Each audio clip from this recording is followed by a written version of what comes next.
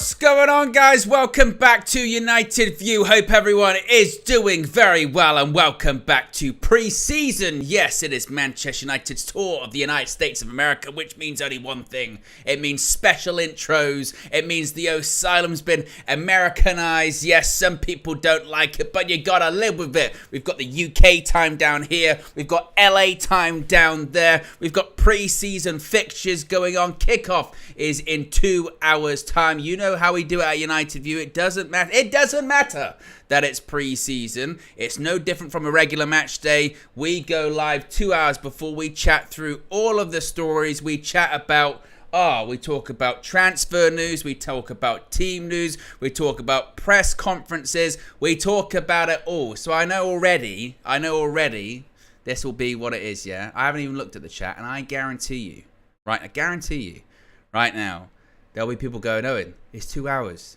Two hours. You're a fool. You're a fool. 2 hours. What are you going to do for 2 hours? Every single match day. Every single match day, this is what we do here at United View. And as you can tell, with a bit of the colour scheme, that's going on at the moment, things have been Americanized here in the asylum for the pre-season tour. So we've got to do it right. Yeah, let's start.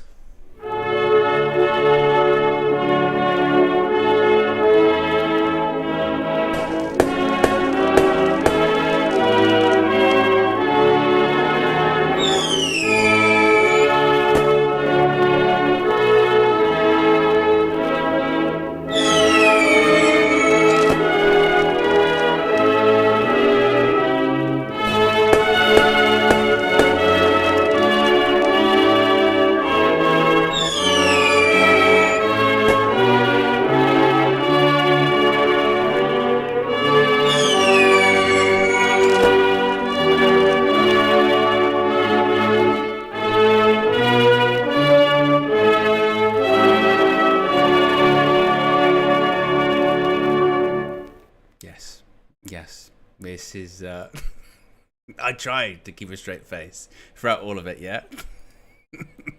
I tried to keep a straight face throughout all of it. But how are we doing? We doing good. There's plenty to get into. I've got a little bit of early team news that's been that's just kind of dropped on social media. It gives you a bit of an indication as to what's going on about who could be starting this evening. Of course, we've got some more senior players back when it comes to the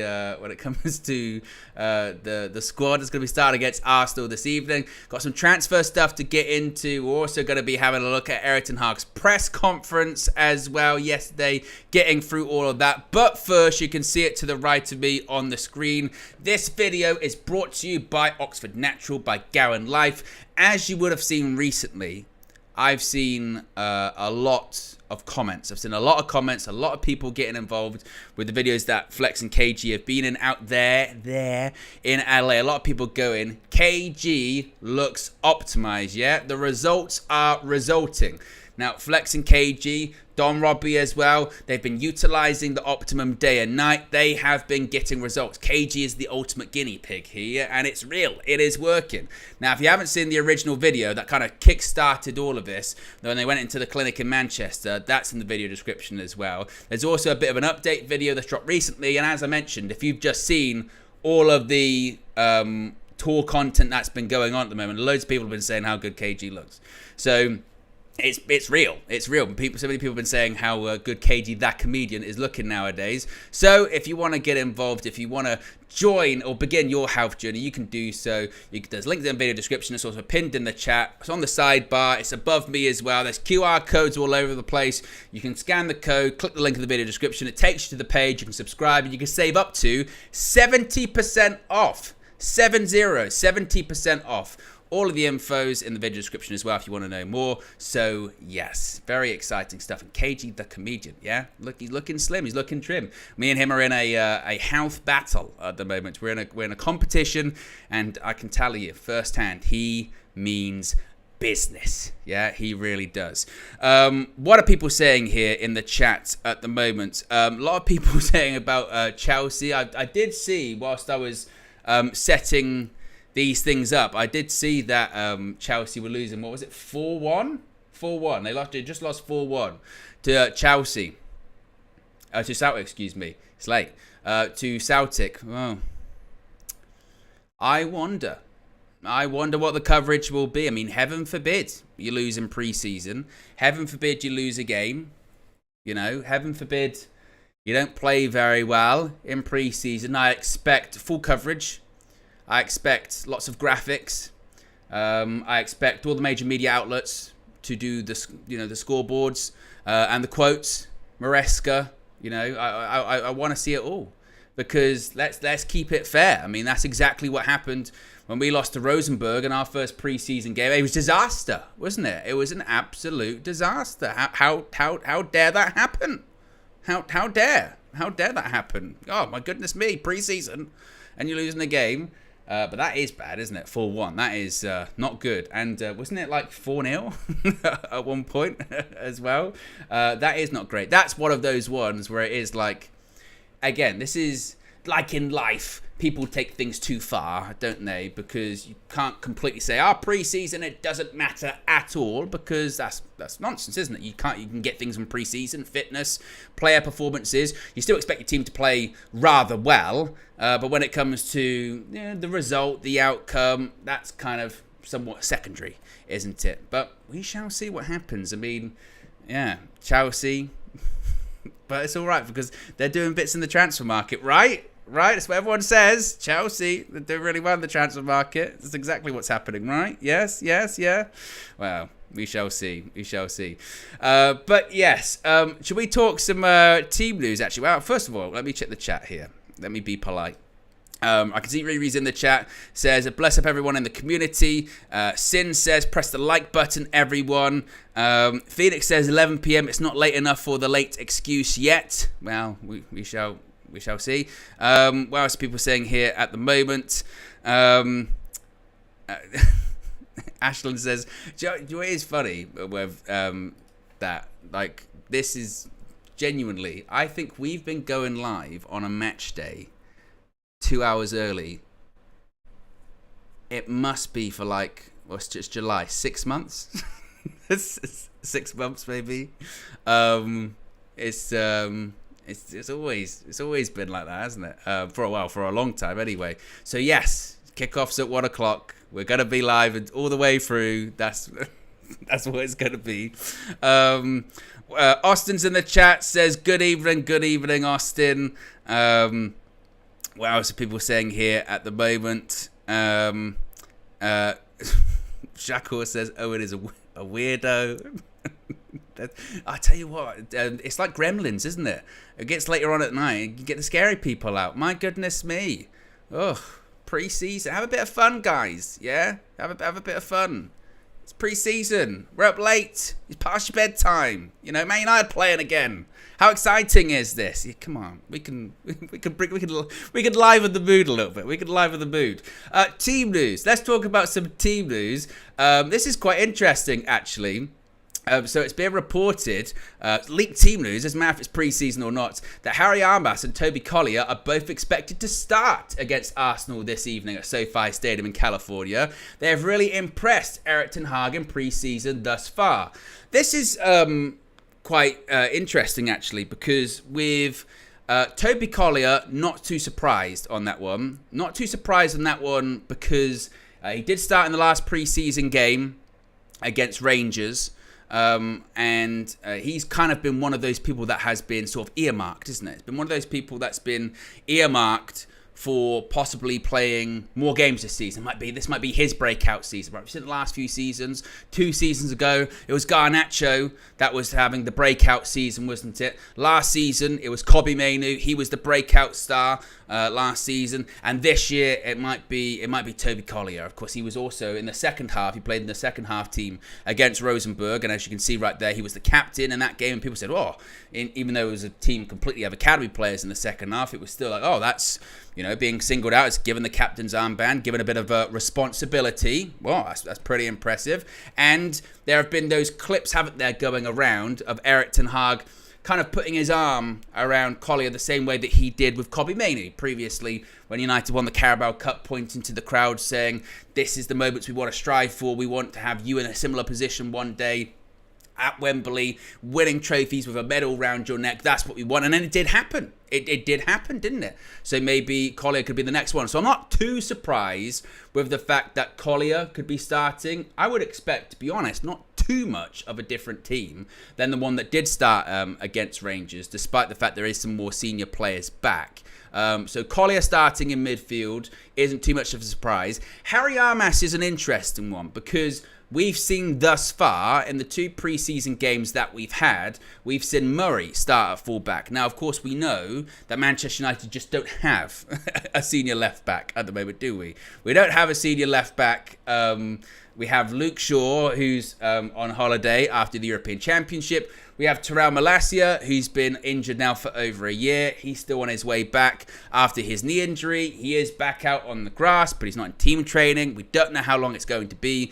When he comes back, and when he does come back, we don't know what version of Terrell Malacia we're going to get. We are firmly in the market, seemingly, hopefully, for a left back, because even so, Luke Shaw can't play 60-odd games a season. And if you're going to be successful as a team, you're going to play 60-plus games in a season. That's just the way it is. But because of Luke Shaw's injury record, because of serious injuries that he has had in his past, he's never going to play those amount of games. So we need a left back. So a lot of people had earmarked Harry Armas as like, well, he's one that's going to be coming through the academy. When you talk about academy players, he's always brought up. We saw him on the periphery last season, training with the first team squad. Was he named on the bench a couple of times? I think he might have been. But I think people had assumed, I had assumed, that in these first 2 games, we were going to see Harry Armas start against Rosenborg and against Rangers. So when he didn't, that was like, wow, that's a bit surprising. And we saw him in the second half team. We were like, oh, okay, we're going to have a look at him.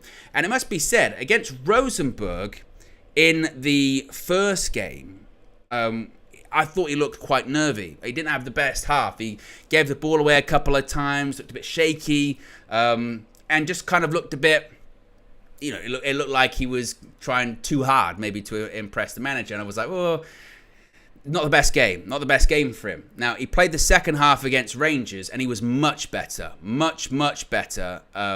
Murrayfield in Edinburgh. And maybe that's more in line with what Erik ten Hag has been looking for. But I must be said that I was kind of surprised to hear that he would be starting tonight. I had just assumed that it would be Murray once again because he had started both of these preseason games thus far. But it's going to be Harry Armas. It's a big opportunity for him. Both teams, it must be said, are still in a similar situation whereby there's lots of senior players missing. I mean, we'll kind of get into this when we play a clip from the match preview with Robbie and the judge. Where is he? There he is. Done okay. Well, actually, I can do them both. Hold on, wait a minute. Yeah, they were both kind of saying it's a similar situation for Arsenal in the sense of, yes, some senior players, but of course some very, very big players missing because they're still on their holidays.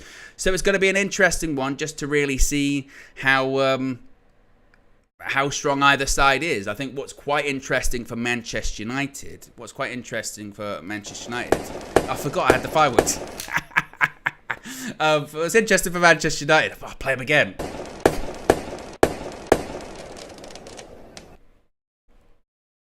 Again.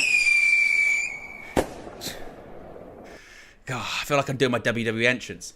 What's interesting for United is we do have quite a few attacking players. We do have quite a few senior attacking players available this evening. We've got Ahmad, we've got Rashford, we've got Højlund, we've got Jadon Sancho, we've got Anthony. So, who starts out of those? And if certain players don't start and they're involved in the team that's in the second half, is that maybe more of an indication when it comes to their future? I'm looking at Jadon Sancho.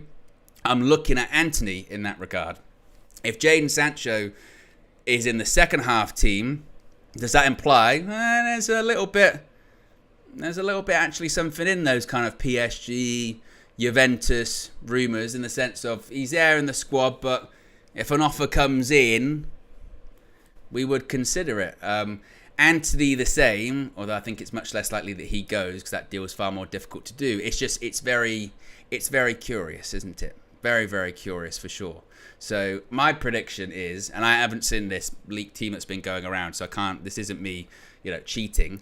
My prediction is that front three would be Ahmad, Rashford, and Højlund, but we shall see. Indeed, what it is going to be. That team news, by the way, is going to be coming out in about 45 minutes time. Once again, team news will be 12 o'clock, midnight, and of course, kickoff is 1 a.m. We've already got close to 800 people watching, which is great, fantastic. Of course, it is late, early. Well, it depends where you are, really, isn't it? It's probably a completely different audience with these kind of pre-season shows, isn't there? So, close to 800 viewers is fantastic. If you haven't already, click the like button. Be sure to subscribe as well. Bottom right-hand corner. As you can see in the top right-hand corner there, we're over 172,000 subscribers, which is amazing. Road to 200k is firmly on. Firmly on. So that's really, really exciting. And who knows? Maybe once we get to 200k, there might be another party, another 200k party. We shall see indeed. Actually, let me know where you're watching from in the chat. It would be quite interesting to see where you're watching from, and what's the time where you're watching from as well. That'd be quite good. Hindu says, "Owen, are you going to do a morning show?" There never usually is a morning show on a Sunday. There will be some stuff tomorrow, but obviously there won't be a morning show. Morning show is Monday to Friday, 9 a.m. as always. Montana says, "Good morning from Fiji."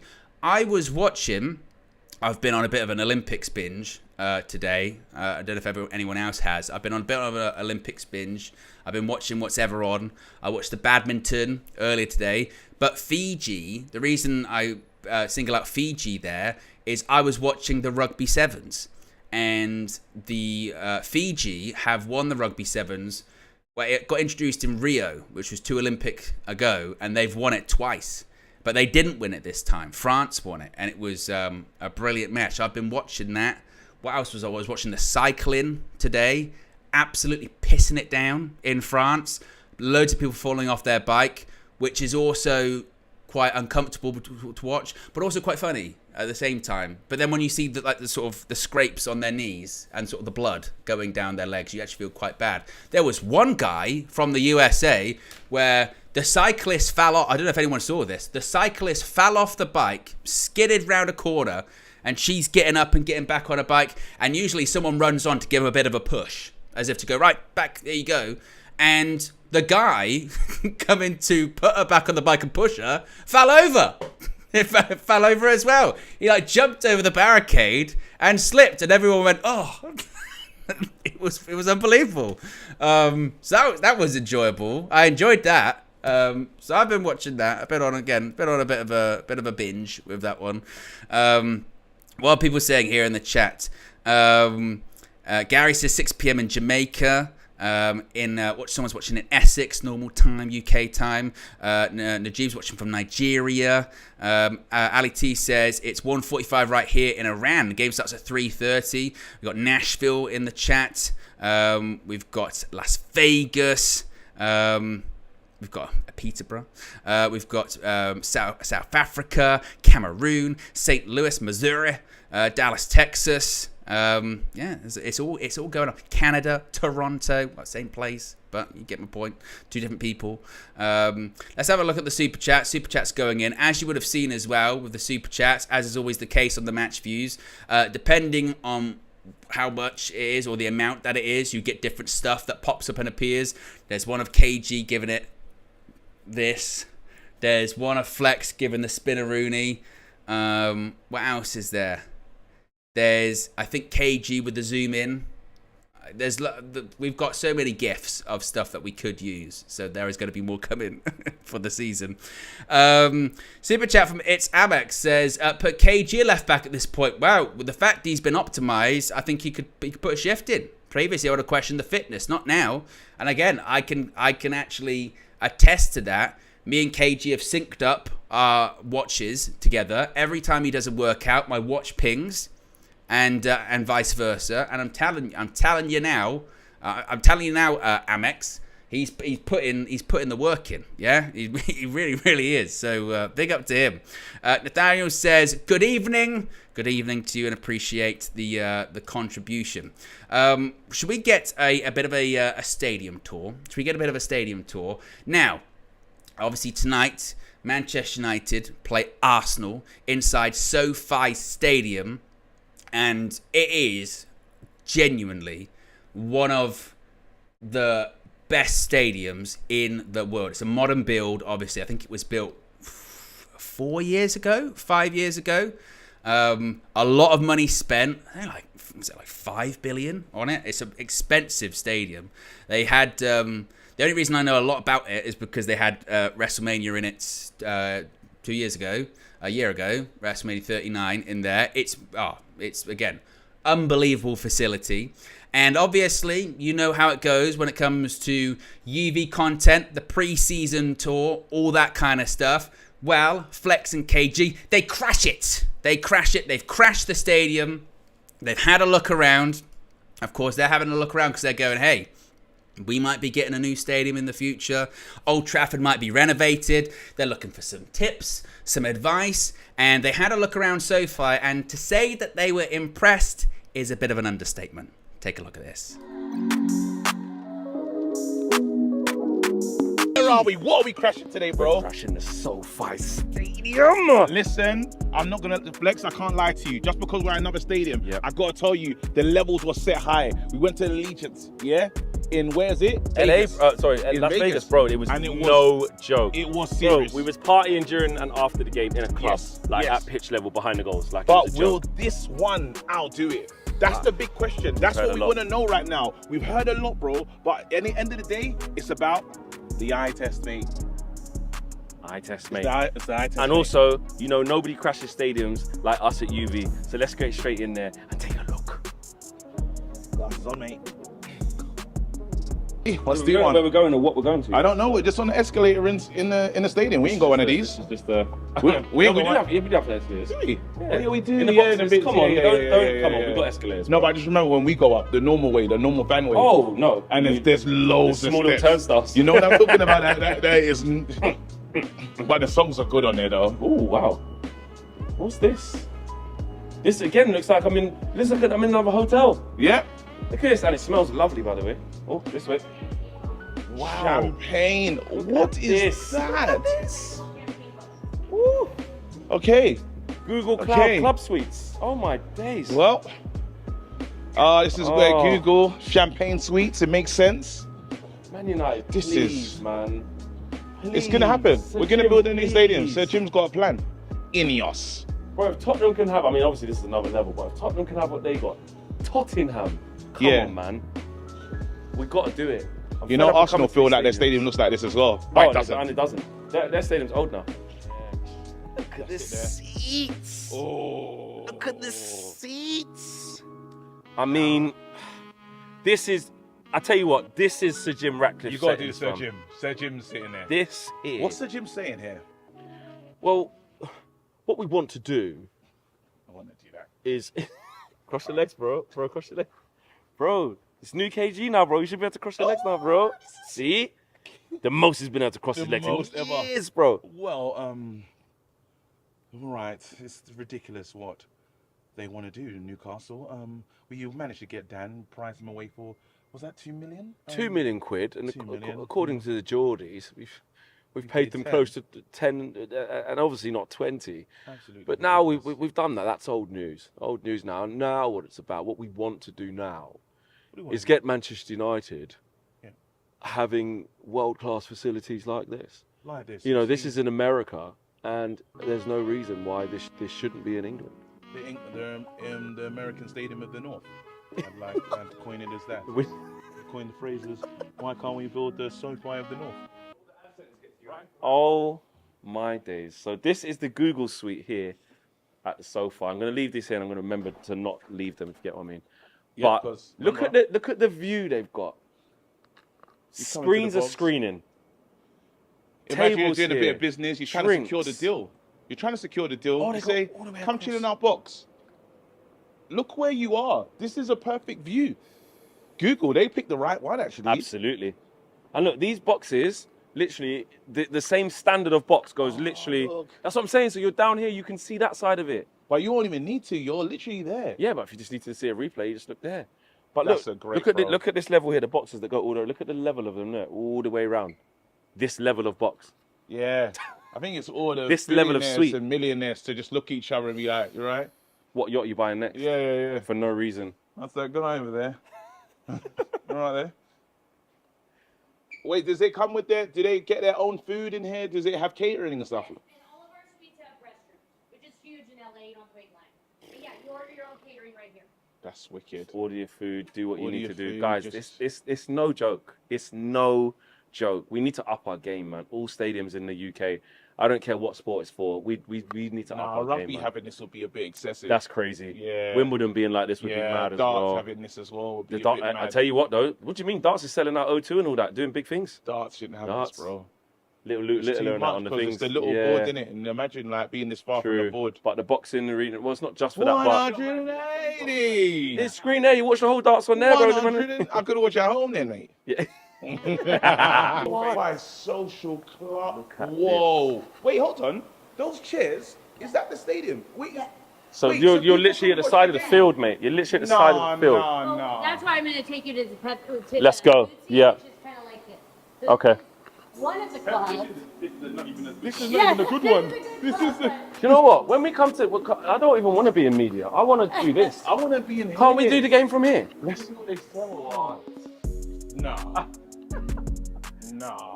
What? No. Wait, I can touch is the this pit. a- is No. Is this in? When This on? is insane. So this is the SoFi Cabana bar, right? No, this is Oh. a Bootsy Belt. Bootsy Bello. This is the Bootsy Bello bar inside the SoFi Stadium, right? I could literally, if I wanted to, lean over Right, Bruno? and touch the pitch, see the players. I mean, I'm not even gonna ask. I will ask actually because I want to know, but I'd love to know how much is a ticket here? Honestly, I don't know. Yeah, but it's gonna be.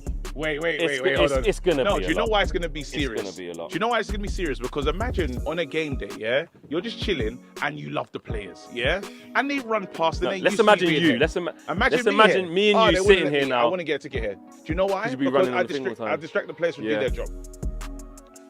Because there's one thing sitting on the sideline at football, like like some stadiums that are close, you're close to the players, Yeah. a tight stadium like Selhurst Park or Yeah. Everton or good as Anfield and stuff like that. I get that, but to be like sitting in luxury, like in a bar like this, Flex, enjoying. I'm on the team. I've become Yeah. a part of the team. I'm in the 11. Enough people getting lit by the ball as well. by the way. Yeah, you definitely. But it's mad. This is insane. You shouldn't really be able to sit here. You shouldn't. No way. You shouldn't. Yes, Hey, Eddie. you're right. Yeah. Yes. But wait a minute though.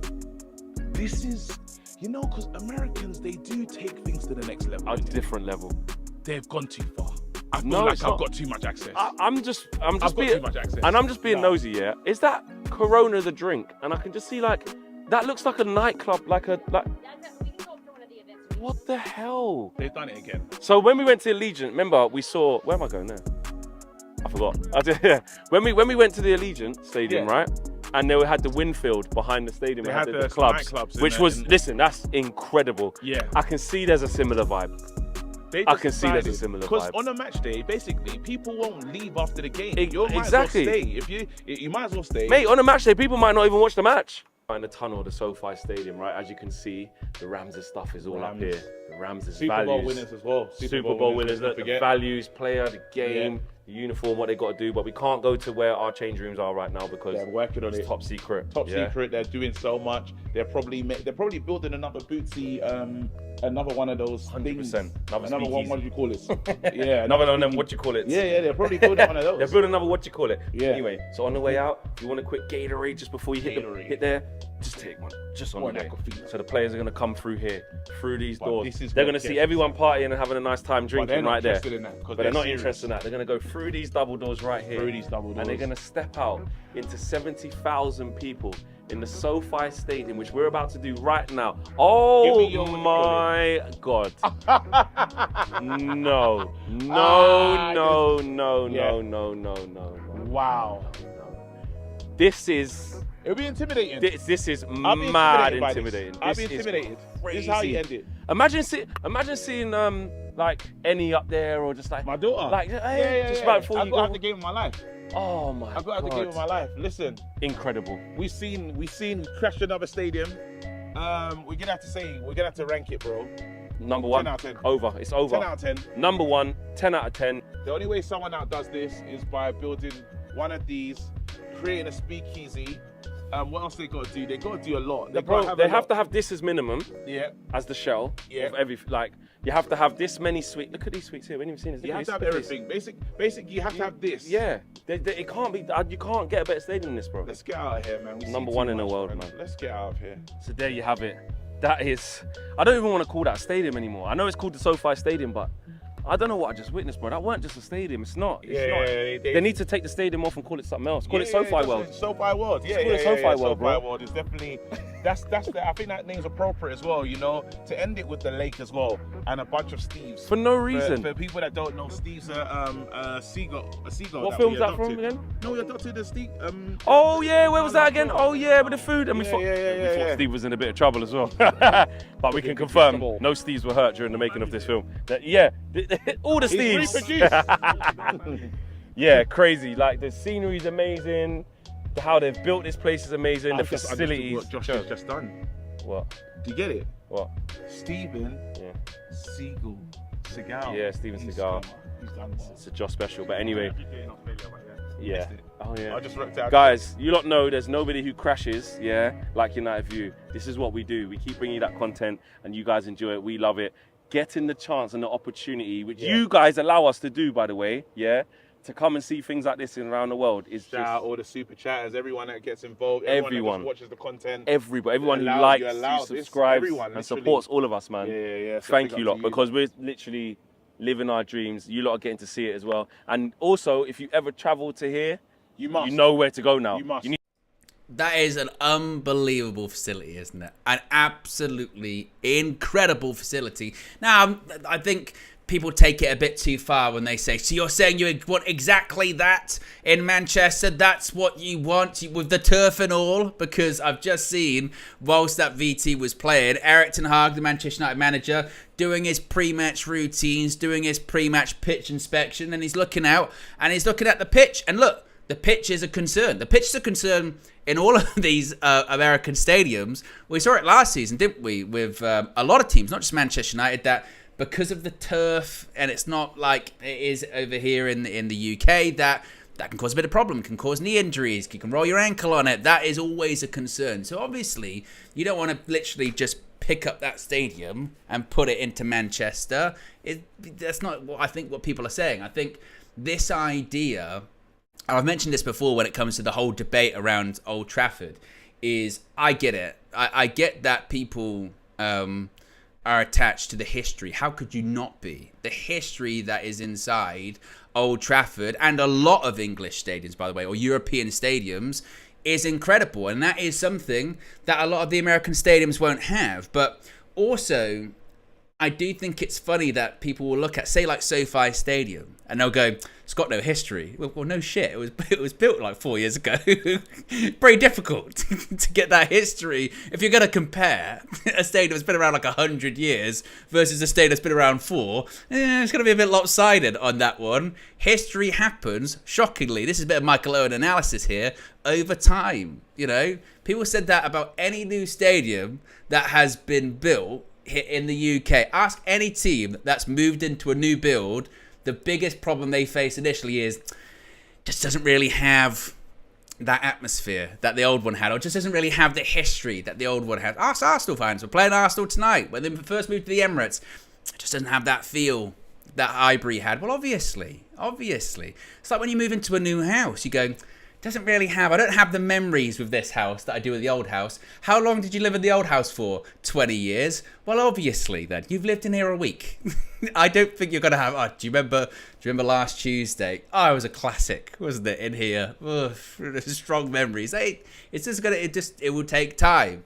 And I think that the biggest problem with Old Trafford is that the expansion potential, the renovation potential is really limited, isn't it? That is the problem. In an ideal world, you would stay at Old Trafford, you'd renovate the whole place, you'd expand it to get it to like 100,000, and you'd turn it into the best in class, Ineos's model, Ineos's like buzzword, the best in class stadium in Wembley of the North. That's what you would turn it into. But it's really difficult to do that because of the location, because we've expanded it as much as we possibly can. We are kind of stuck, and we bemoan that we fall behind teams, but we also are reluctant to try and catch up with them, and we are reluctant to try and do things in order to catch up with them. For me, the ideal situation is a new build, and you still have Old Trafford that you utilise for something else. So you keep the history, and the future is just round the corner. You know, that's for me. I think that's the route that I think Sir Jim Ratcliffe wants to go. He's even hinted as much when it comes to interviews that he's done. But it comes to budget, it comes to finances, and it becomes to how viable that truly is. But when you do go to these new builds, and it must be stressed, it's not just America. I mean, Flex did the Wanda Metropolitano when he went to, when we played Atletico Madrid a couple of years ago in the Champions League. That's a new build as well. That's pretty new. And you walk around that place, you go, this place is unbelievable. It's the same with the Bernabeu at the moment. Now, I know obviously the Bernabeu is a renovation, but they had the possibility, but where they are, their location, the existing build that they're in, to renovate. The new camp's similar. Manchester United don't have that because all of the situations are different. But walking around SoFi, it's just, you know, it's unbelievable, isn't it? I mean, you look at that stadium, it is something else. Now, do you necessarily need the 10 million nightclubs with footballers? Maybe not. But it's a remarkable piece of architecture, isn't it? It's unbelievable, absolutely unbelievable. Amanor with a super chat says, Owen, please text KG to not make any silly bets of AFTV. Well, he says he's a changed man. Whether or not he has done that, I don't know. We'll have some more from the preview coming up in a bit. We got close to 1,000 people watching, which is great. It is close to 11, it's over 11:30. It's 11:37 here in the UK. It's 3:38 p.m. in LA. See, I've got the benefit of having both times on the screen. Kickoff is just under an hour and a half away. Team news should be coming out in around about 20 odd minutes or so. And lots of journalists actually are now filing their way into SoFi and basically saying the same thing that we were just talking about, saying you marvel at it. It is an unbelievable stadium. It is truly one of the best in the world. Now, a couple of things I do want to talk about actually. We spoke about some of the team news. I do want to talk about possible outgoings. Let's start off talking about Victor Lindelof. This is quite interesting. Now, Victor Lindelof, we know that he's got a year left in his contract. We've already triggered the option to extend it for another year. So it means that if we're going to sell him, it's going to have to be in this summer window. He is also seen as the make weight for the Matthijs de Ligt move. And when it comes to Lindelof, possibly he might not be super involved in pre-season, because Manchester United don't want him to get hurt to scupper any deal. According to James Ducker from The Telegraph, he has said Victor Lindelof did not train with the Manchester United squad yesterday afternoon. That's in the open training session, which we'll bring to you in just a second. United may be taking precautions with his fitness amid the prospect of the player being sold this summer. Now, this is when I talked about it earlier with players that are selected in which starting lineups. Are they selected at all? Are they training? Aren't they training? Now, with Lindelof, he has yet to make an appearance at all, if I'm correct, in pre-season. Don't think he travelled to Norway, didn't travel to Edinburgh. Now, I think they said previously, you know, a couple of knocks, a couple of injuries, things of that nature. But also maybe it looks like, you know, United trying their very best to ensure that if he is injured, they don't aggravate the injury because they're trying to sell him.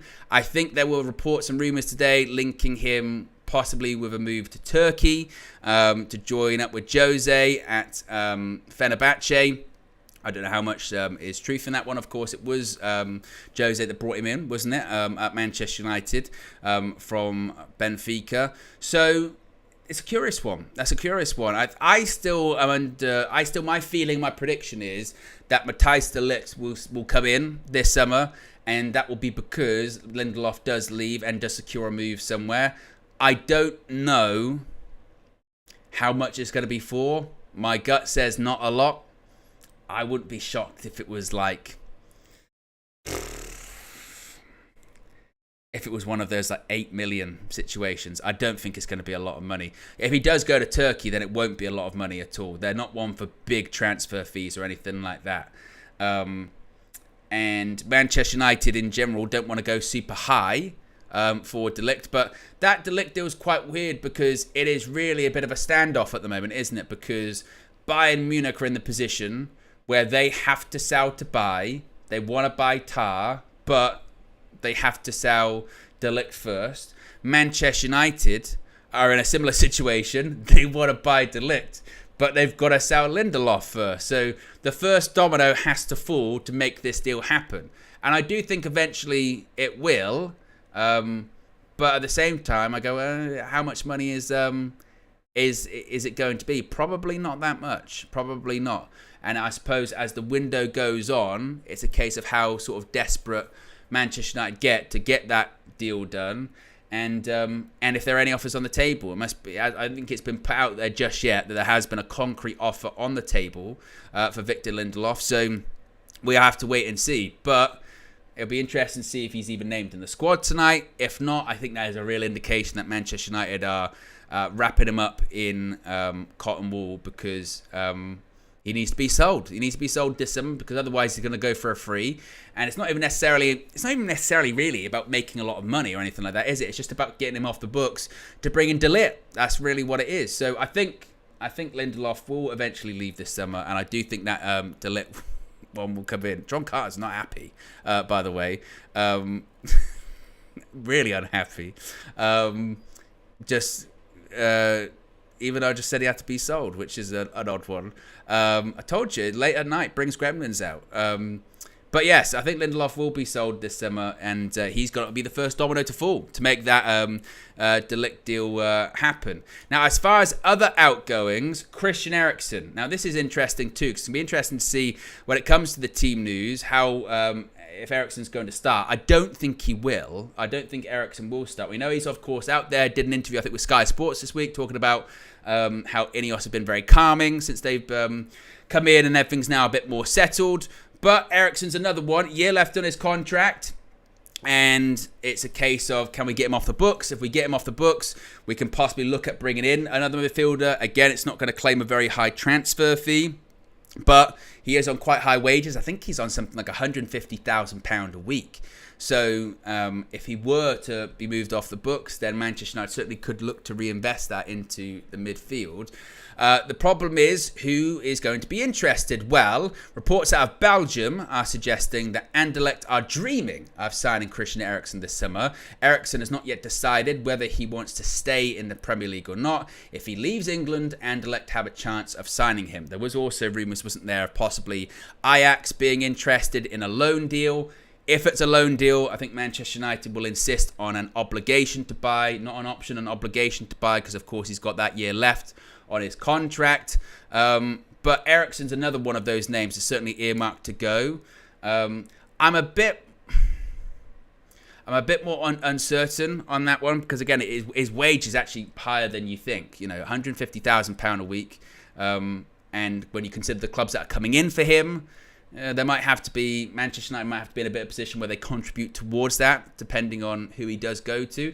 And this is the thing, when you talk about these exits of these players, by the way, because sometimes people get so offended when you talk about some of these players leaving.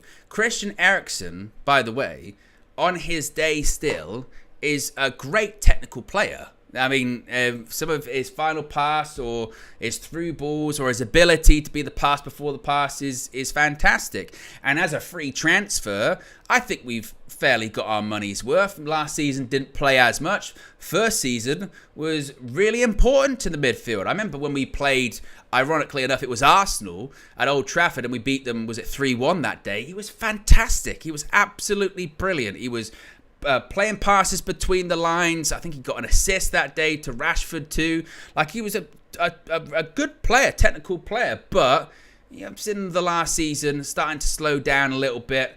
I think as with the midfield problems we had last season too, with the gaps that you have to cover at points. He was always going to struggle there. In terms of being a 10 for Manchester United, well, obviously Bruno Fernandes plays near enough every game, and if Bruno doesn't play, then you have the conversation of, well, who does play in the 10? Is it like a Mason Mount? Is it now going to be like a Joshua Zirkzee? Is it going to be Ahmad in certain games? Because, of course, Ahmad can play across the front three. So he has fallen down. He has fallen down the pecking order a little bit there at United. And again, with a year left on his contract, £150,000 a week, Manchester United certainly feel they can reinvest that into another place, into the squad. And also, it's not a case of wherever he goes, he'll have a lot to offer. If he does go to Ajax, or he did go to Anderlecht, he'd contribute massively to that team. So once again, when it comes to this starting lineup, which should be coming out in about 15 minutes time, it'll be interesting to see if he starts. Don't think he will. I don't think he'll start. I think he'll probably be on the bench and be involved in the second half. Must be said, I am expecting to see a much stronger second half side than we have seen in the first two games, just purely because there's more senior players being available. So yeah, I think that Eriksen will probably leave this summer. I think Tronkart's not happy again. he's got constantly upset, this this strong guy, and he might need to have a little bit of a rest. If some of the mods could sort that one out. I mean, it's late. We don't need to attack each other, guys. It's cool. We can chill. We can calm down a little bit. Yes. Where are we at in terms of likes? Already over 500 likes, which is fantastic. Yeah. Big up to everyone getting involved in the chat.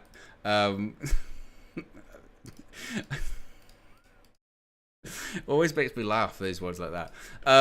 Yes, it's about 13 minutes or so until team news coming out. I do want to talk about the press conference that was yesterday.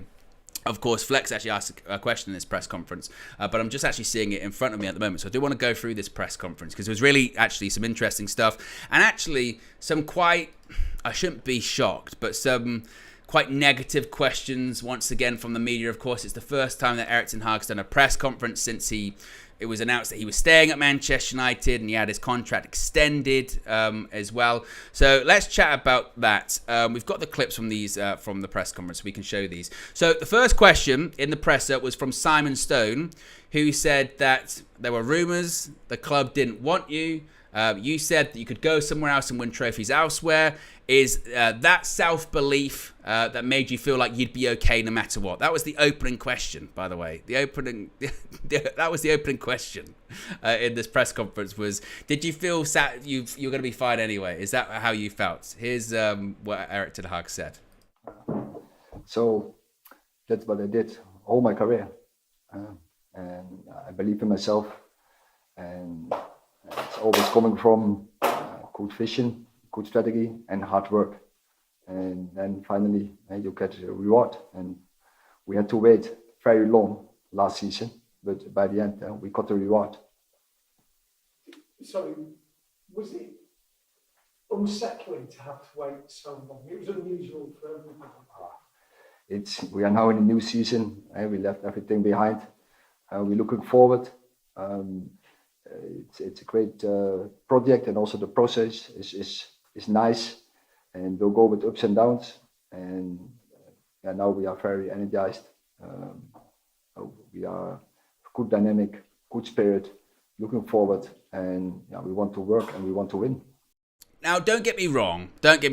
I get it. I get it in the sense of they haven't spoken to Erik ten Hag since it was announced that he was going to be staying. So, of course, there's naturally going to be questions about his feeling on the process and his feelings on Ineos and all that kind of stuff. Like, again, I get it. I understand. It's like, and I'm covering as many press conferences as I have.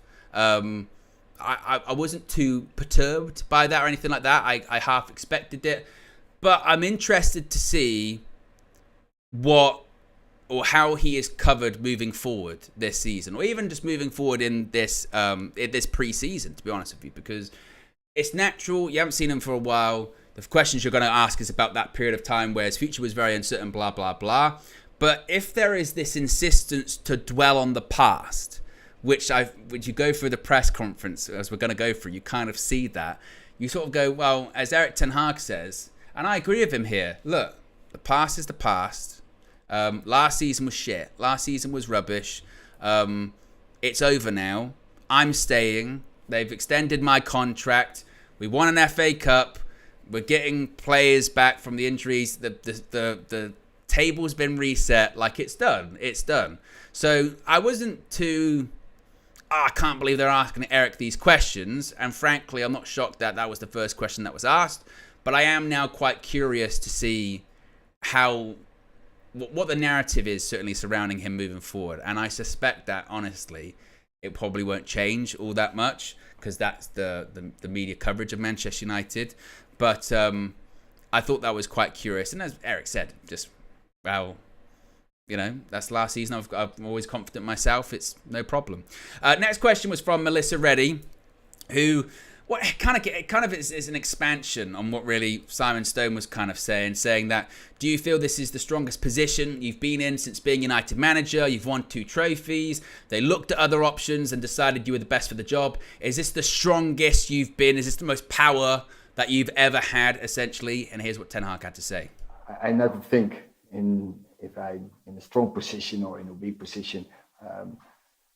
Probably you are right, but it's because you have to prove, and when you have to take over a dressing room who didn't won in 6 years 1 trophy, and then you have to prove yourself. That's clear, but I don't think I'm strong or I'm weak. No, I want to collaborate. I want to work together. I can't do this alone, and we have to collaborate very good with the players, but also with the staff, with the leadership, so with everyone, and then. I'm sure when we have the right vision, and we have, that we will have even more success. Well, it's a bit of a strange question, that one, because of course he's not going to say, I'm untouchable at Manchester United. I'm like a god now. I don't think his strength has really changed all that much, really. Again, it's one of those questions where I suppose, again, I'm not shocked that they're asked, and I get it. He was never going to have this press conference where, you know, they didn't ask him about all that kind of stuff. That wasn't going to be the case. But when you actually really think about it, I don't think his position is any... Well, in the sense of, obviously, right at the end of the last season, it was quite precarious. There were rumours going around suggesting that he was going to get the sack. So in that essence, he is stronger. He's got a year longer on his contract. And his head's not on the chopping block at the moment, like it maybe was at the end of the season. So in that sense, he's stronger. But in terms of a wider sense, I don't think he's untouchable or anything like that. I think he's subject to the same pressures that he was last season, in the sense that if he doesn't get results, there's going to be pressure on him, because he's the Manchester United manager. So I don't think that, again, that he's this now, because he's gone through that, it's completely untouchable. I think in the sense that Ineos aren't looking for alternatives at the moment, maybe like they were previously. So he's a bit stronger. But in all honesty, he's still subject to the same pressures that he had last season. That he'll be judged on results. So that's kind of it, really. As I mentioned, Timu should be coming out quite shortly. There's some people saying the kickoff's delayed. I haven't seen that. If they're saying that's the case. Of course, if I get something through on that, then of course I'll let you know.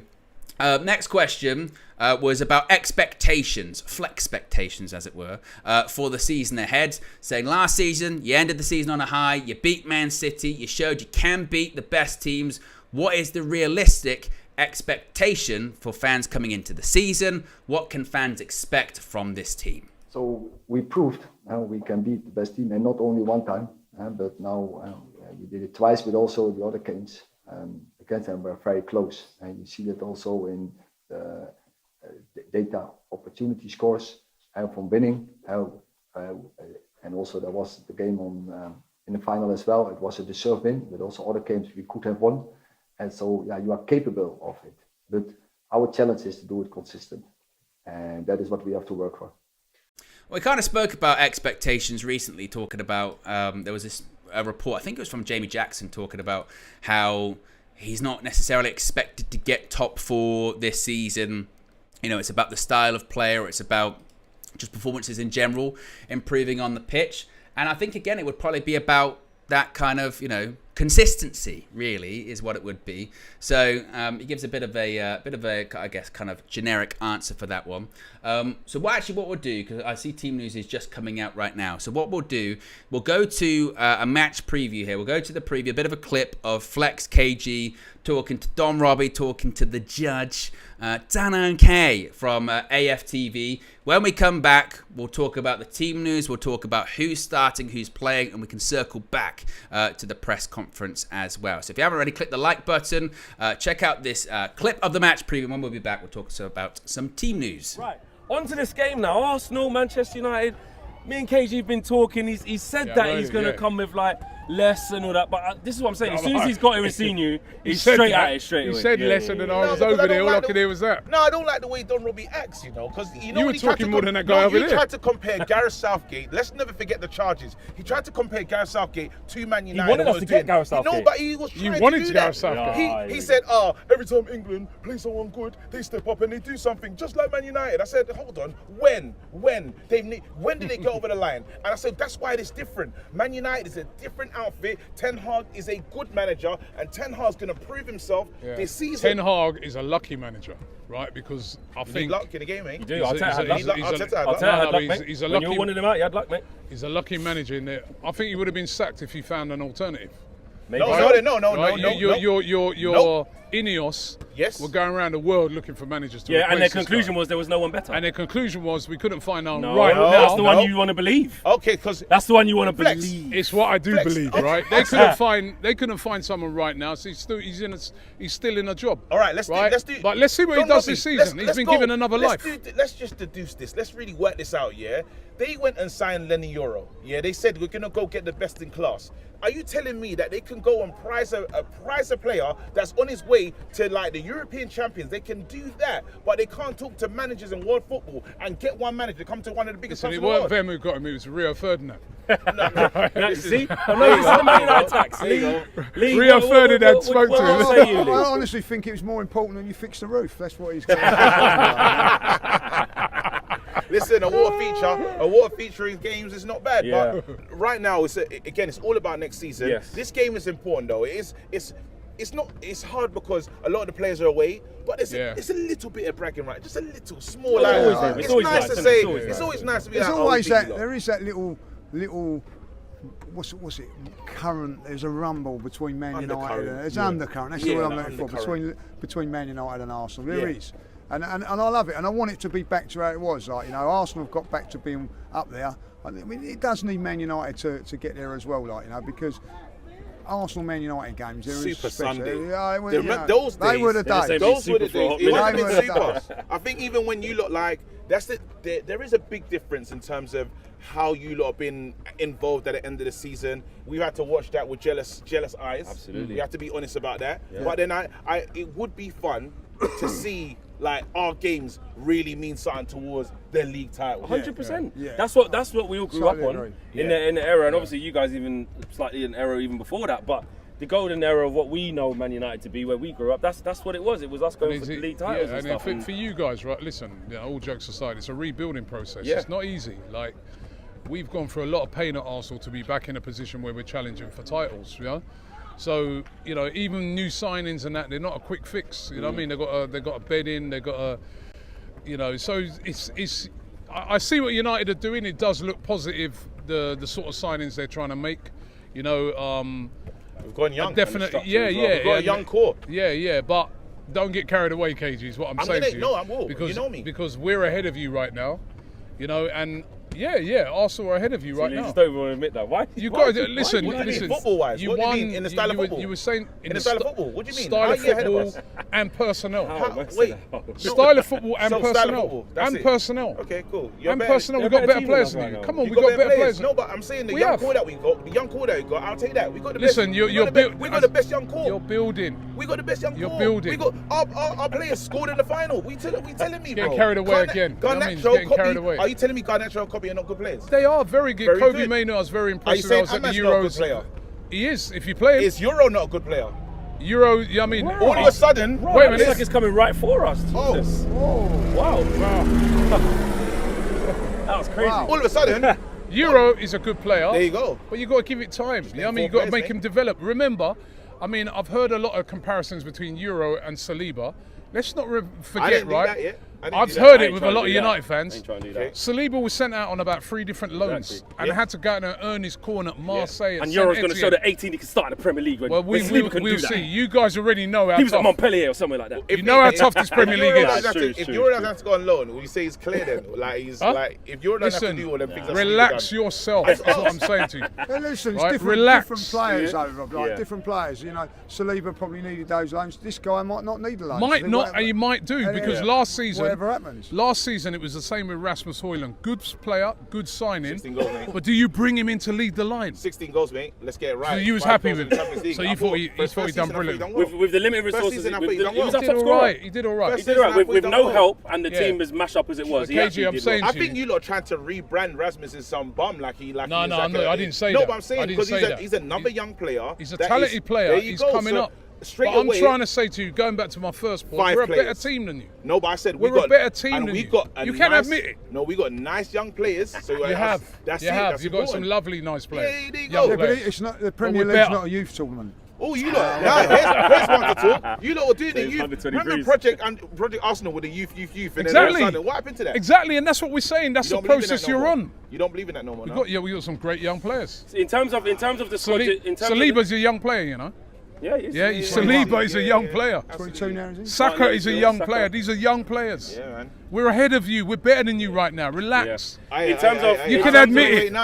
You can admit it. Come on, please. I want you to say it. Why you? Wait, hold on. I want you to So say you're it better because than you us. know it. You're better than us for challenging. That's why you're better than us. We're for better than challenge. you. We've got a better team than you. All right, so then We've I'm got a saying, better side than you. So why have You you had a not horrible- won? So why have you listen. not won a trophy in 5 years? Well if you're done, that good? right? Well done. You Why won have it. you? No, answer Listen, the question. we used to get ripped for the same You're thing. very good. Hold Why on. have you not won a trophy in 5 years? Let me give you a reality I'll check. tell you right? why the reason we haven't won a Can you trophy, answer- because, can you answer the question, because someone? of Manchester City, and that is why they're the best team in Manchester. So you should know a lot about that. Oh, You is know Chelsea what the I best team in London? mean? No. Then Man United is still the best team in Manchester. No, they're not. Well, Is no, Chelsea, but Manchester why is City Chelsea are not- winning leagues. Why is Chelsea not bigger than Manchester you? City are winning the judge. leagues. Let Why me is tell you Chelsea not something, bigger than you? KG. Because they're KG. not winning leagues. KG. Let me tell you something. Yeah. You don't win a league. You ain't won a league in No, 20 years. we're talking about You won a league in 20 years. we're talking about Man United at this moment in time. Here we go. I'm just Okay. making sure. I'm just making sure.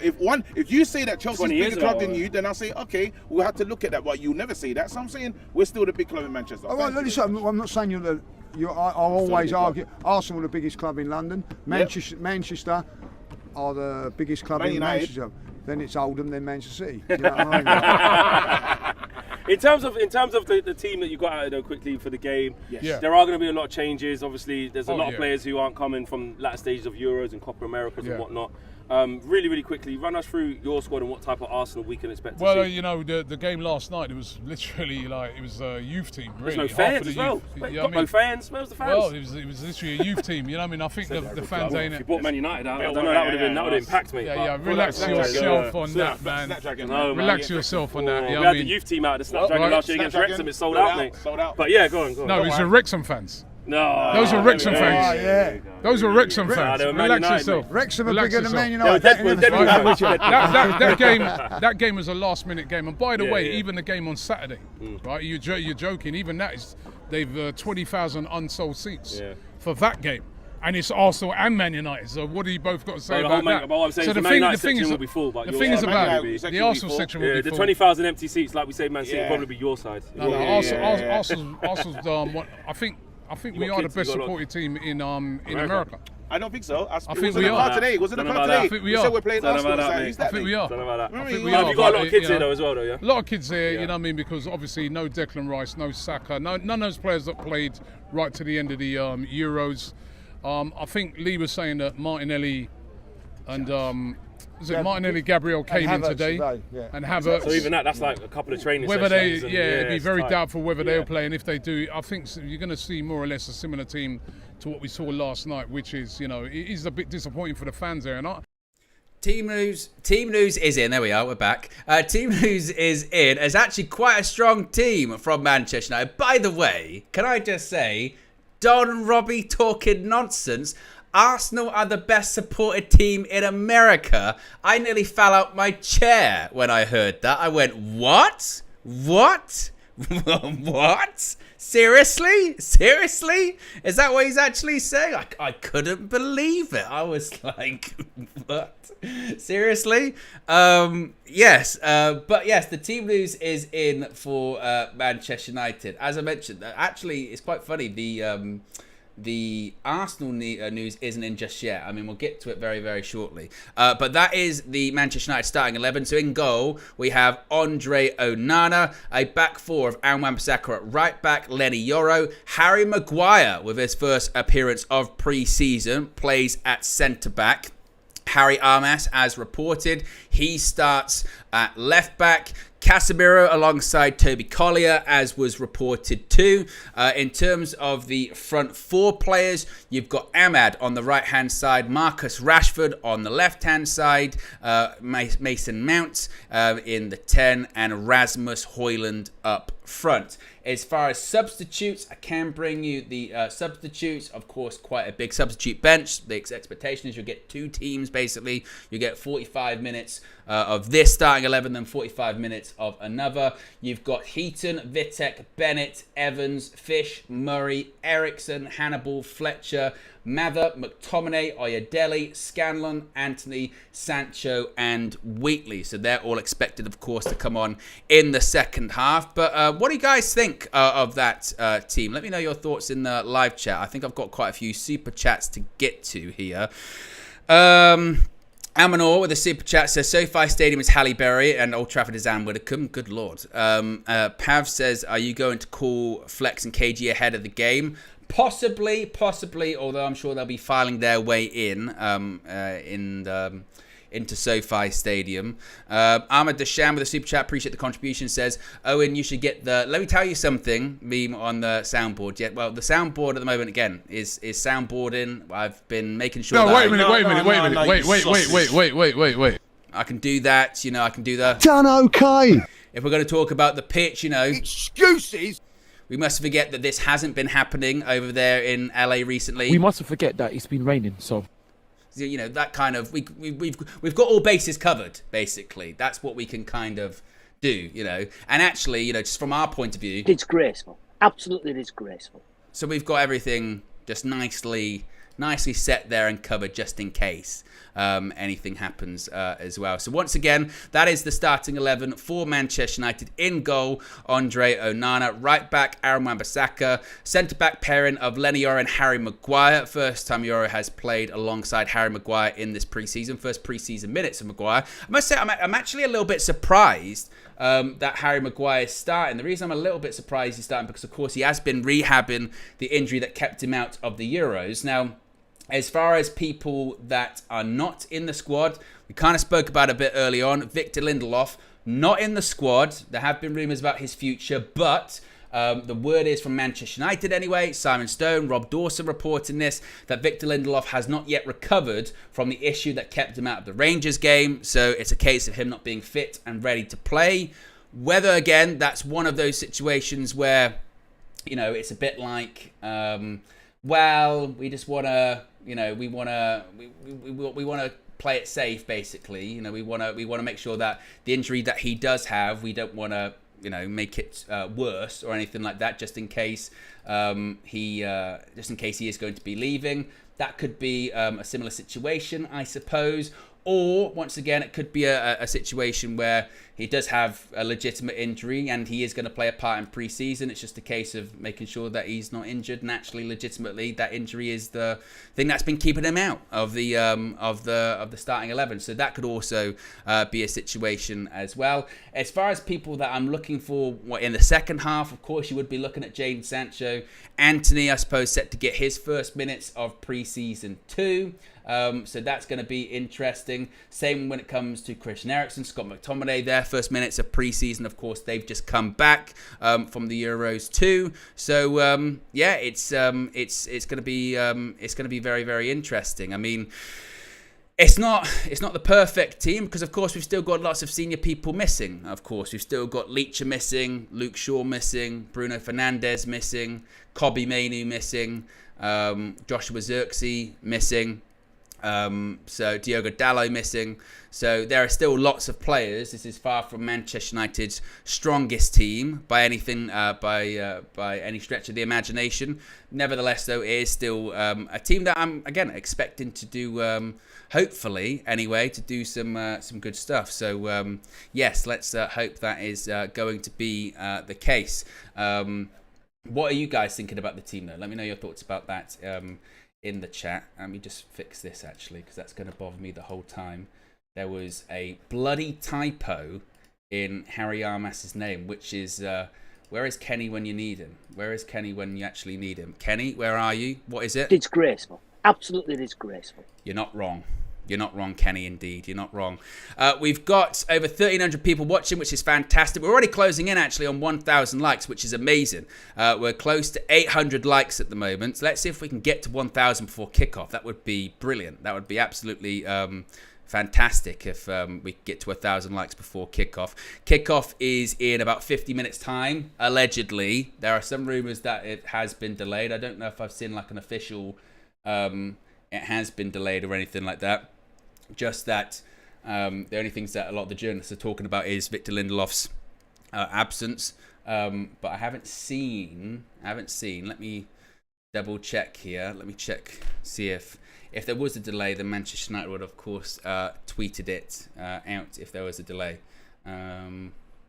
Which I can't see at the moment. I can't see. Samuel Lucas is also tweeting saying Sam Murray wasn't involved in the afternoon session yesterday. Harry Armas was and looked sharp, is what Samuel Lucas is saying. So it does look like, again, it's a case of Lindelof's little, what they're describing as a little niggle, is keeping him out of action. And we shall see. Actually, speaking of that open training session, we can get some clips of that. We can get some clips of a lot went down actually in that open training session. We saw Flex and KG meet Ruud van Nistelrooy, even though it's disputed whether or not KG actually shook his hand. We saw KG that comedian. It's an online viral sensation at the moment with his selfie with the Manchester United manager Erik ten Hag. And we also saw players looking pretty sharp actually in the pre-season training. Take a look.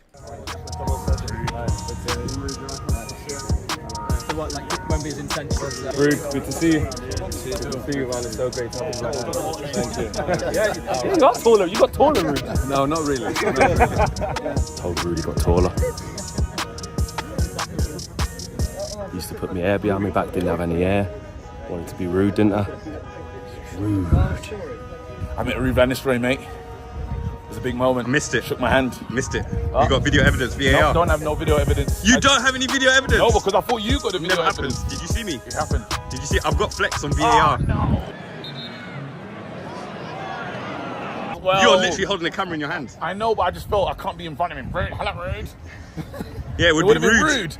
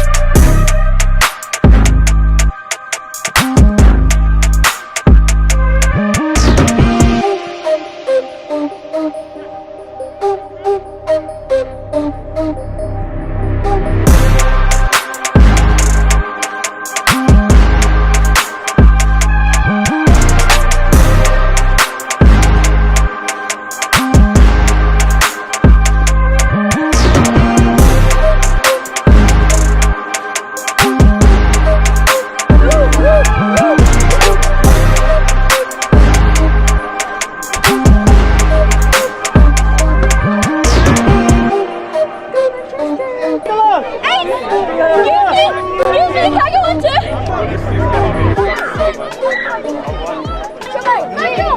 Central, please. Please.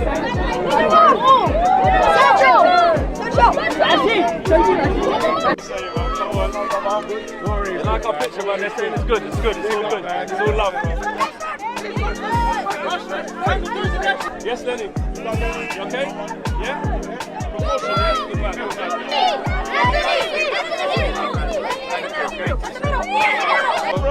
Oh my God.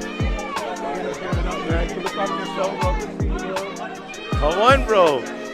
Can't take you by the intro, bro. Recognition room and see me. You're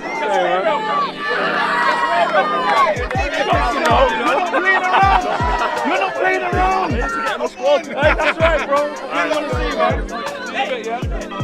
Big up,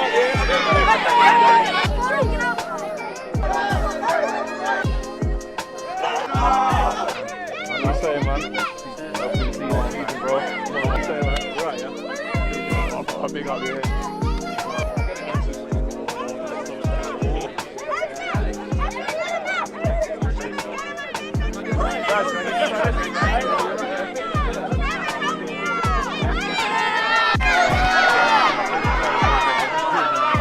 There we go. Oh yeah. I got the little man. They put the pressure on me. The kids are putting the pressure on us. They're making us pressure. shirts for them. Oh, nuns. Not even our shirts. Yeah.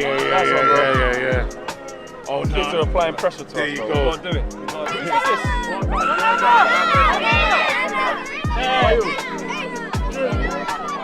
The girl as well with the hat on.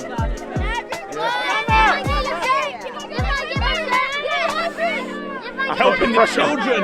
I felt the pressure of the kids, bro. Crying, man. He's crying. Look what it means.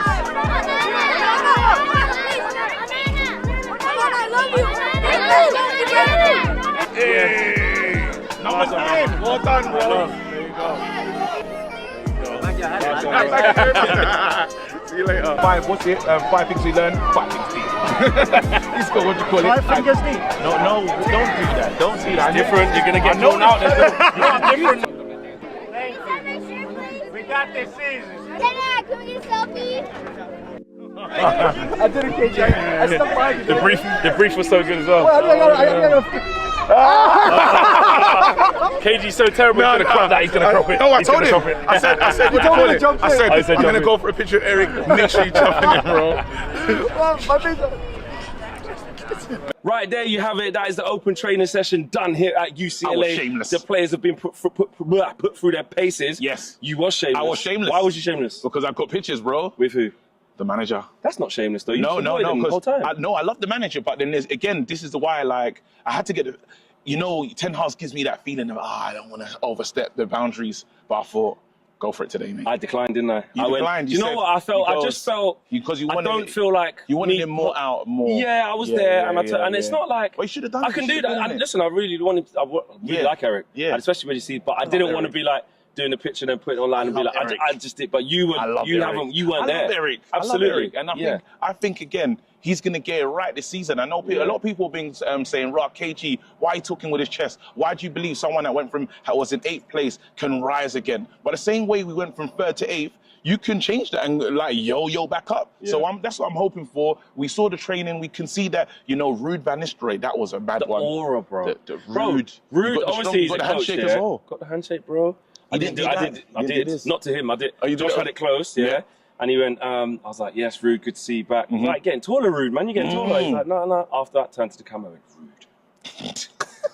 But he's just got the aura. Like, I've never seen a coach, obviously, because he's, who he is. Yeah. Just signing better. I was getting more attention than, like, half the players. So we now have the Arsenal team. The Arsenal team has been released, and they've got a pretty strong team too, of course. Similar to Manchester United, it's not the totally strongest team possible, but they've got Heine in goal, a back four of Ben White, Jurrien Timber. Of course, he had a massive injury hit last season, didn't he? Missed pretty much all the season after suffering his knee injury on the first day of it. Heaven is at centre-back as well.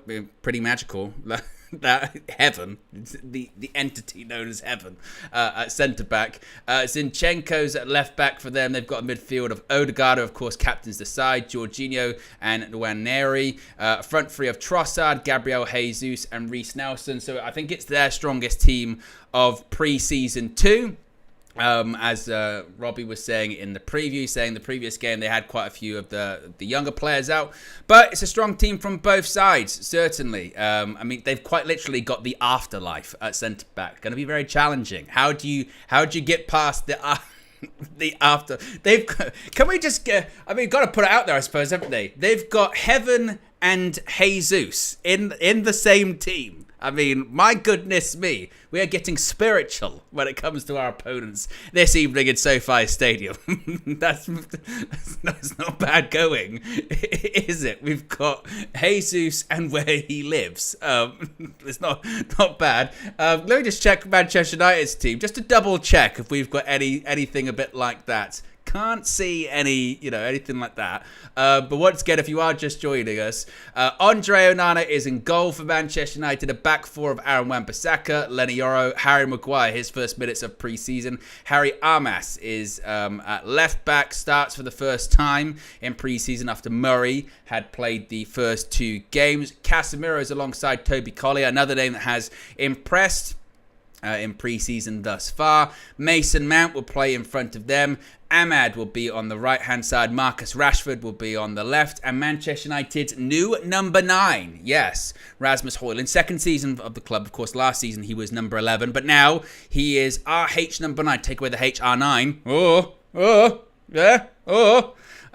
He is R9, technically, up front. As far as players on the bench, once again, for Manchester United, you've got the likes of Heaton, Vitek, Bennett, Evans, Fish, Murray, Eriksen, Hannibal Mejbri, Fletcher, Mava, McTominay, Oyedele, Scanlon, Anthony, Sancho, and Wheatley. The expectation is that they would all obviously get on in the second half. As far as Arsenal substitutes in terms of their senior players that will be brought on at some point, you've got names such as Gabriel, Kirill, Thomas Partey. Who else have they got? Fabio Vieira, Martinelli, Kai Havertz, and Nketiah all on the bench. So they've got strong players to bring on too. So it's not going to be like we've seen in the previous games for Manchester United in pre-season thus far, where when you have sort of the 45 minutes, the sort of 45 minutes are the thing that you really sort of talk about. You talk about the 45, you go, it's a good 45, and then the second half starts, and you go, this is a bit crap now because it's not really, any of the senior players. That won't be the case now.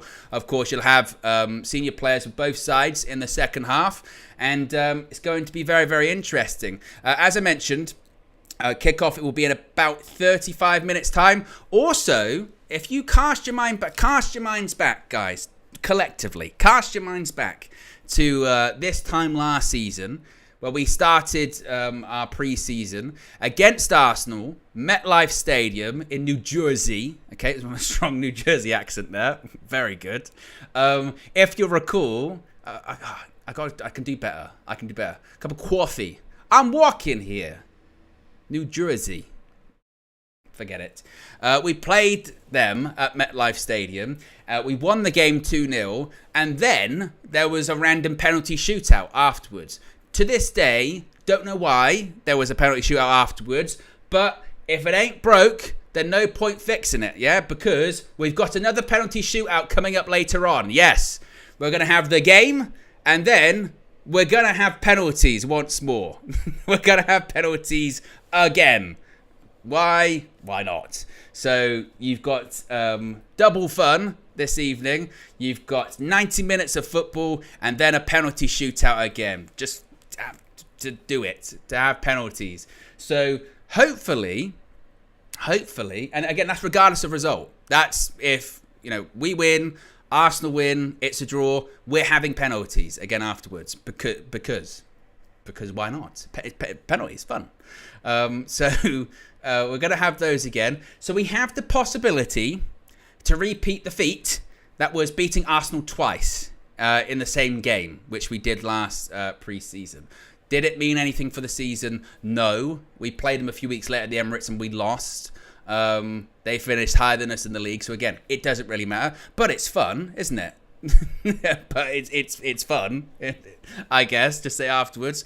So that is happening regardless after the game. Once again, regardless of the result, we're getting penalties. Yeah,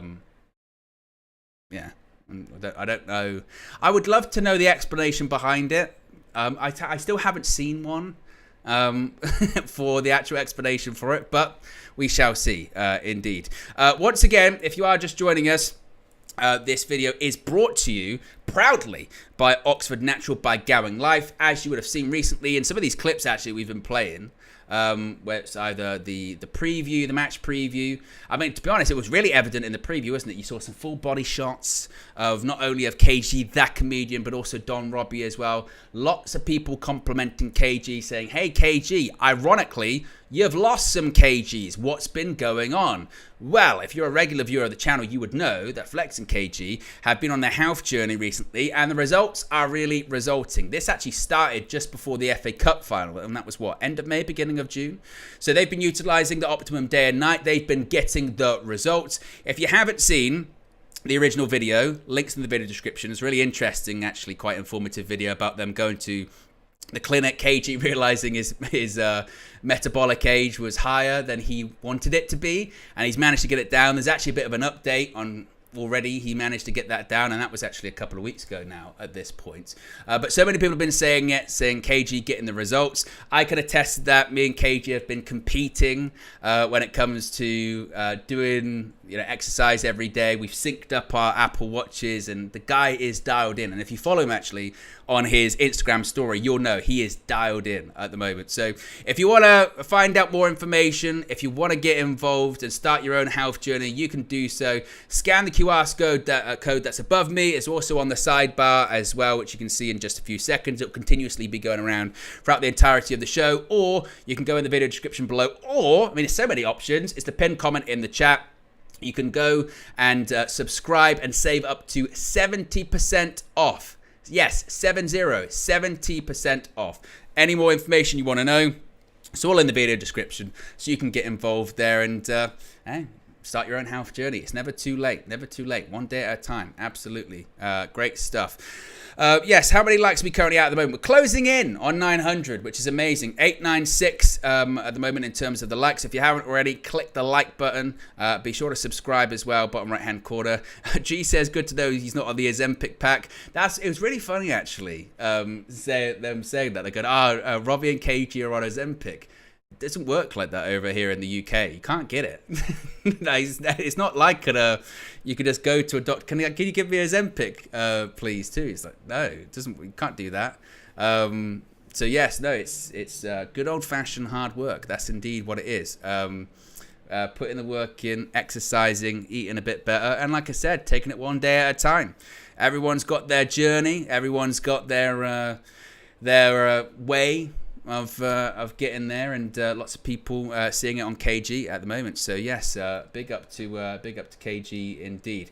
Right, we're just under 30 minutes away. I was talking, of course, about press conference, wasn't I? I was doing press conference, and then all the team news and stuff came out, didn't it? So where were we at when it came to the press conference? I think we were talking about expectations, weren't we? And then we were going to talk about Samuel Luckhurst. Yes, Samuel Luckhurst asked Erik ten Hag about squad signings and saying that you strengthened the squad with 2 signings. Is there a specific number of signings you want over the next couple of weeks? Here's what the Manchester United manager had to say.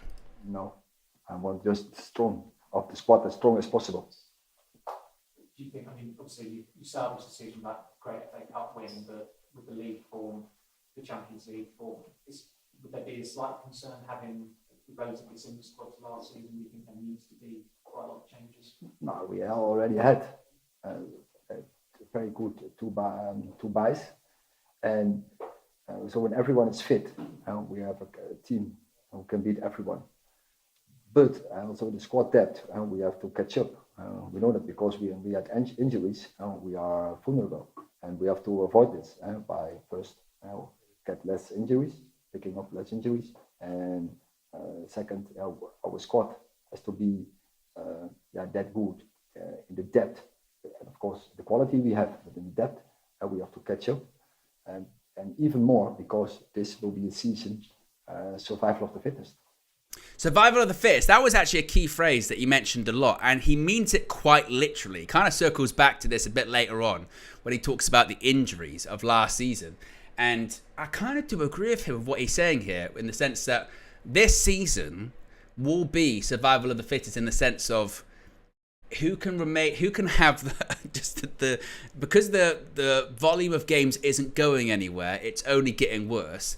Teams are going to be decimated by injuries again, and it's going to be really difficult to keep players fit. So, whoever figures out the formula to keep these players fit for longer. I mean, to be fair, Arsenal managed it with their defence last season, didn't they? In the sense of Gabriel and Saliba were fit most of the time, and that helped them. Whoever manages to, get the little injuries, they'll probably do the best. Survival of the fittest. And that's why now I think we're getting to a point where squads, I think they're just, again, having to be expanded so much, aren't they? Because the volume of games is just so high, it's so ridiculous, it's only going to get worse. And I think that to overcome it, I think they're going to change the rules. Previously, it's not, was it a 25-man squad or anything like that? Obviously, youth players or whatever, or players under a certain age don't count. But I think they're going to loosen those rules, because it doesn't look like they're going to change the games anytime soon, is it? But circling back to the original question there, because I'm kind of getting a bit sideways on my point. It's one of those, again, weird questions. How many signings do you want? Is there a specific number of signings you want? Yes, thank you for asking, Samuel Luckhurst. I want 8 signings this summer. That's exactly what I want. I want 8 signings through the door, and I'll tell you the positions, and I'll tell you the names of who they're going to be in this press conference, of course. Of course, he's not going to say that. I think it's quite obvious at the positions, isn't it? I mean, wants another centre-back, wants a left back. If Wan-Bissaka goes, which I think he probably will want a right back. That's already 3. Could possibly do with another striker, perhaps. I think that might be. That's what, 3 or 4 extra signings in an ideal world, I think. So yeah. Rock says they shouldn't change it, just use your squad. Manchester United used their squad more than most last season, didn't they? Because most of them were injured at one point or the other. Yeah, it's not as if, I mean, I'd get it if we didn't have injuries and Eriksen used the same 13 players. But that really wasn't the case last summer, was it? There were certain players that should have maybe got opportunities that didn't. Obviously, towards the end of the season, you would talk about Ahmad in that place. Yeah, I mean, the biggest thing for United, again, and this kind of will circle back to this in this press conference, is trying to overcome those injuries, isn't it? I mean, it's just, it's the load of games is mad. Next question was about Marcus Rashford. Now, polarising figure, of course. Marcus Rashford, the question was put to Ten Hag, had a disappointing season last year. What gives you confidence that will be a one-off? Is Ruud van Nistelrooy's addition to the coaching staff, will that help the strikers? Here's what Erik Ten Hag had to say in response to that. Last point is clear, and that is the reason why he's here, but not only for the strikers. He's much more than this.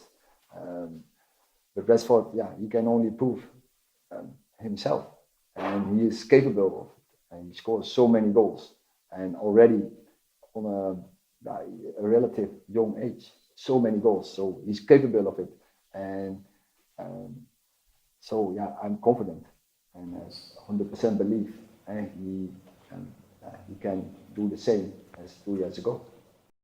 This is an interesting one, isn't it? Because there'll be a lot of doubters with this, and I think they're right to. I think they're right to doubt whether or not Marcus Rashford can repeat 2 seasons ago. And I think the evidence would probably suggest that he can't. I mean, the evidence more is that that season was a one-off. That it was a purple patch. I think this is the thing with Rashford, isn't it? Is even if he had a fantastic season this season, which I really hope he does, that in itself, because he's had this big up and down periods, that itself almost wouldn't be enough, would it? Our fans immediately would be looking at all right, what can you do next season? Can you do 2 back-to-back where you go, right, now we see it? That's the consistency we're looking for. Because that's the one thing that you would be able, that you can sort of throw at Rashford, isn't it? Is a sheer lack of consistency. And it wasn't, I think it would be one thing for him if last season, the prior season, what was it in terms of goals and assists? It was over 30 or something ridiculous, wasn't it? If, let's say, last season it was just it wasn't as high, but it was a little bit of a drop, you go, well, he was on unbelievable form. It's one of the best seasons he's ever had, but he's kind of come down a little bit, but he's still, well, where's Lee Judges again? He's still, done okay. But it was just the sheer drop-off, and it was also then, obviously, the stuff happening outside of the pitch as well. That was the problem. Now, Ten Hag has always backed Marcus Rashford. He will always back Marcus Rashford. Publicly, anyway, we don't know what he thinks about certain players privately because, again, publicly, any player he's asked about in press conferences, he will always back them. As far as the expectations for Rashford this season, I couldn't tell you. To be completely honest, I have no idea what to expect from Marcus Rashford this season. I had really hoped that not being included in the England squad and the disappointment of last season served as a big wake-up call for him of just how quickly things can slip through your fingers and how quickly things can change in football and how quickly it can start to pass you by. You can have one of the best seasons of your career and 18 months later you can not even be going to European Championship because you haven't been good enough. That's how quickly football can pass you by. So that's how important it is that you don't allow it to pass you by and you keep your standards high and you keep your performance levels high. So I hope that he can deliver this season. I don't suspect that he goes anywhere this summer, even though I know that some people would want that. I don't think that's going to happen. If he was to leave Manchester United, possibly, maybe we'll see what would happen at the end of this season. But it's a massive season for him. Massive season for him. Because if it's a repeat of last season for him, then you're like at an international level and club level, you're going, man, what happens next? What happens next with Marcus Rashford? If he just has a better season, then he can get back to more of an established level that he was at before. But it's for me, I mean, I look at for this way, the FA Cup final for him at Wembley wasn't a perfect performance, but it was something that you could get behind for him. He did have energy off the ball.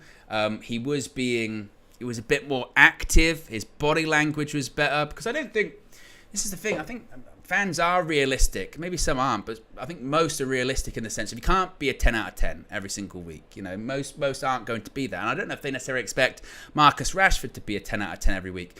I think it's just when he's not playing well and then his body language isn't great and his shoulders start to shrug and he's doing sort of the fake jog and that, and he just doesn't look interested, then I think that's what gets people's backs up.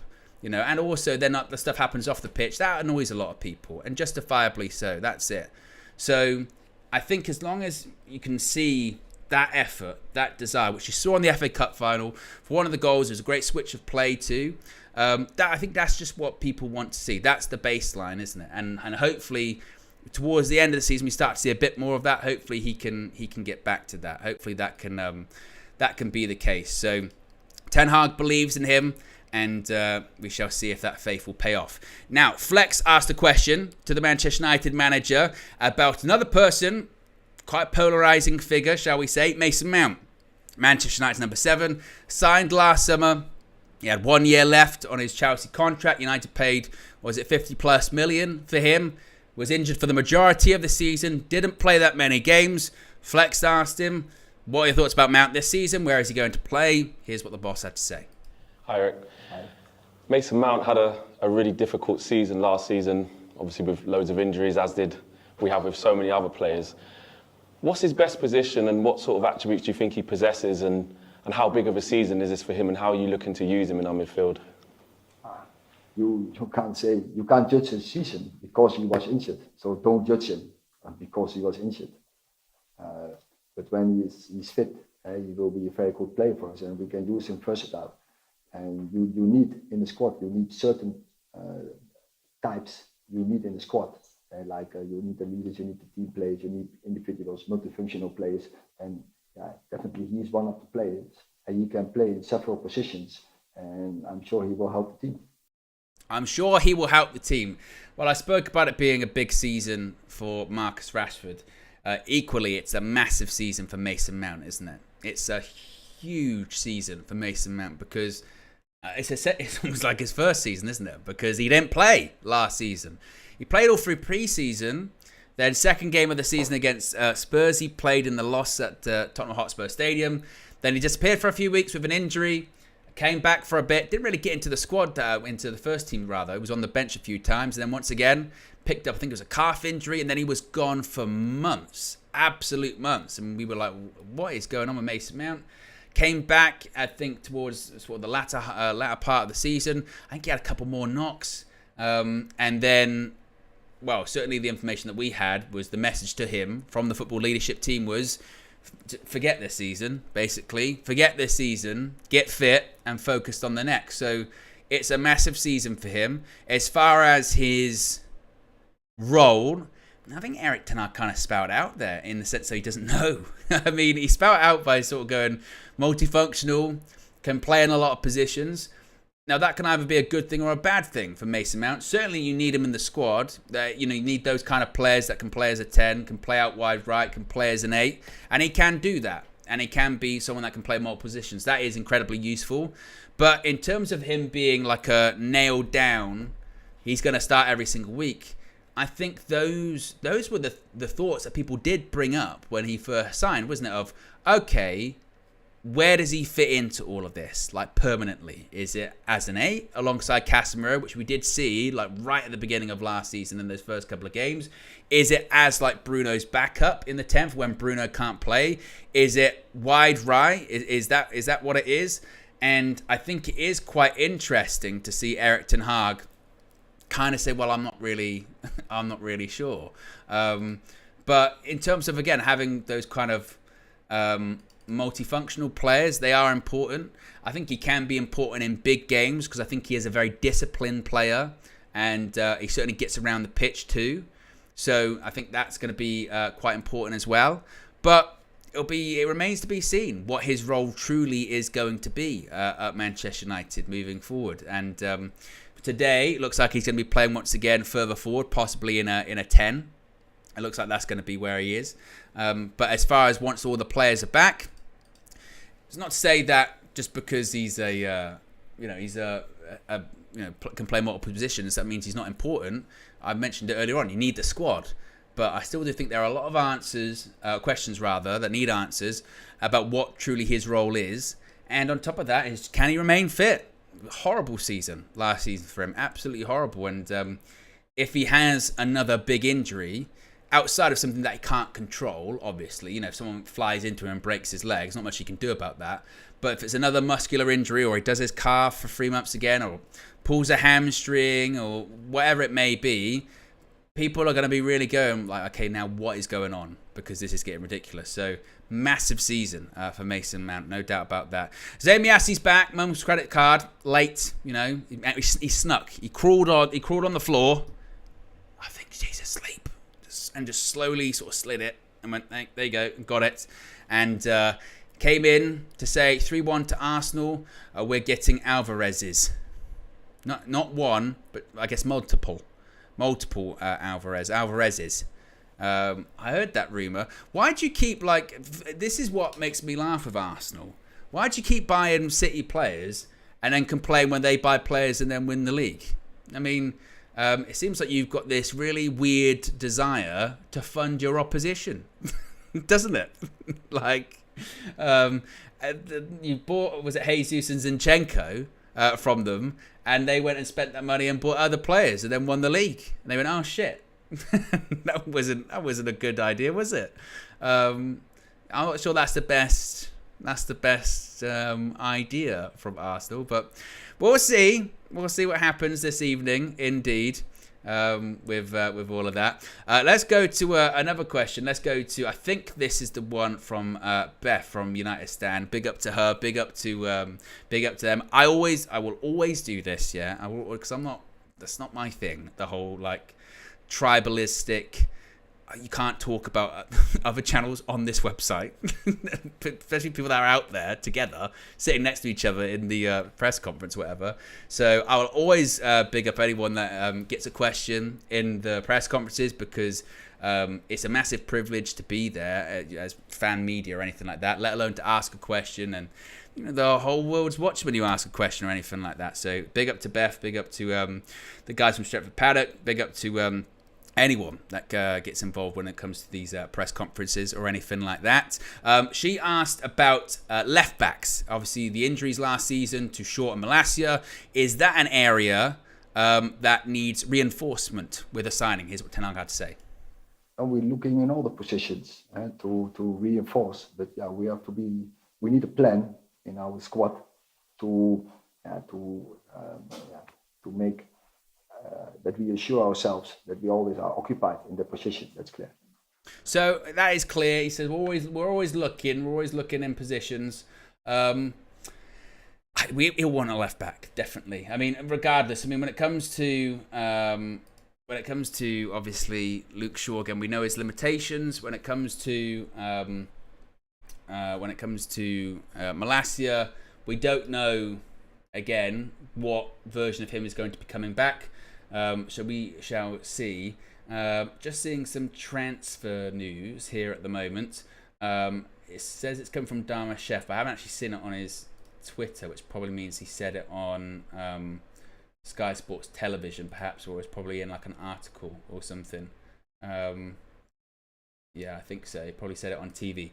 But he is saying that West Ham are in talks with Manchester United over the signing of Aaron Wan-Bissaka. The London club are keen to negotiate on United's valuation, which is in excess of £15 million. An interesting one with that, because obviously Wan-Bissaka had been reported by Ornstein had turned down West Ham, but then obviously the Mazraoui deal fell through. So possibly they might come back in.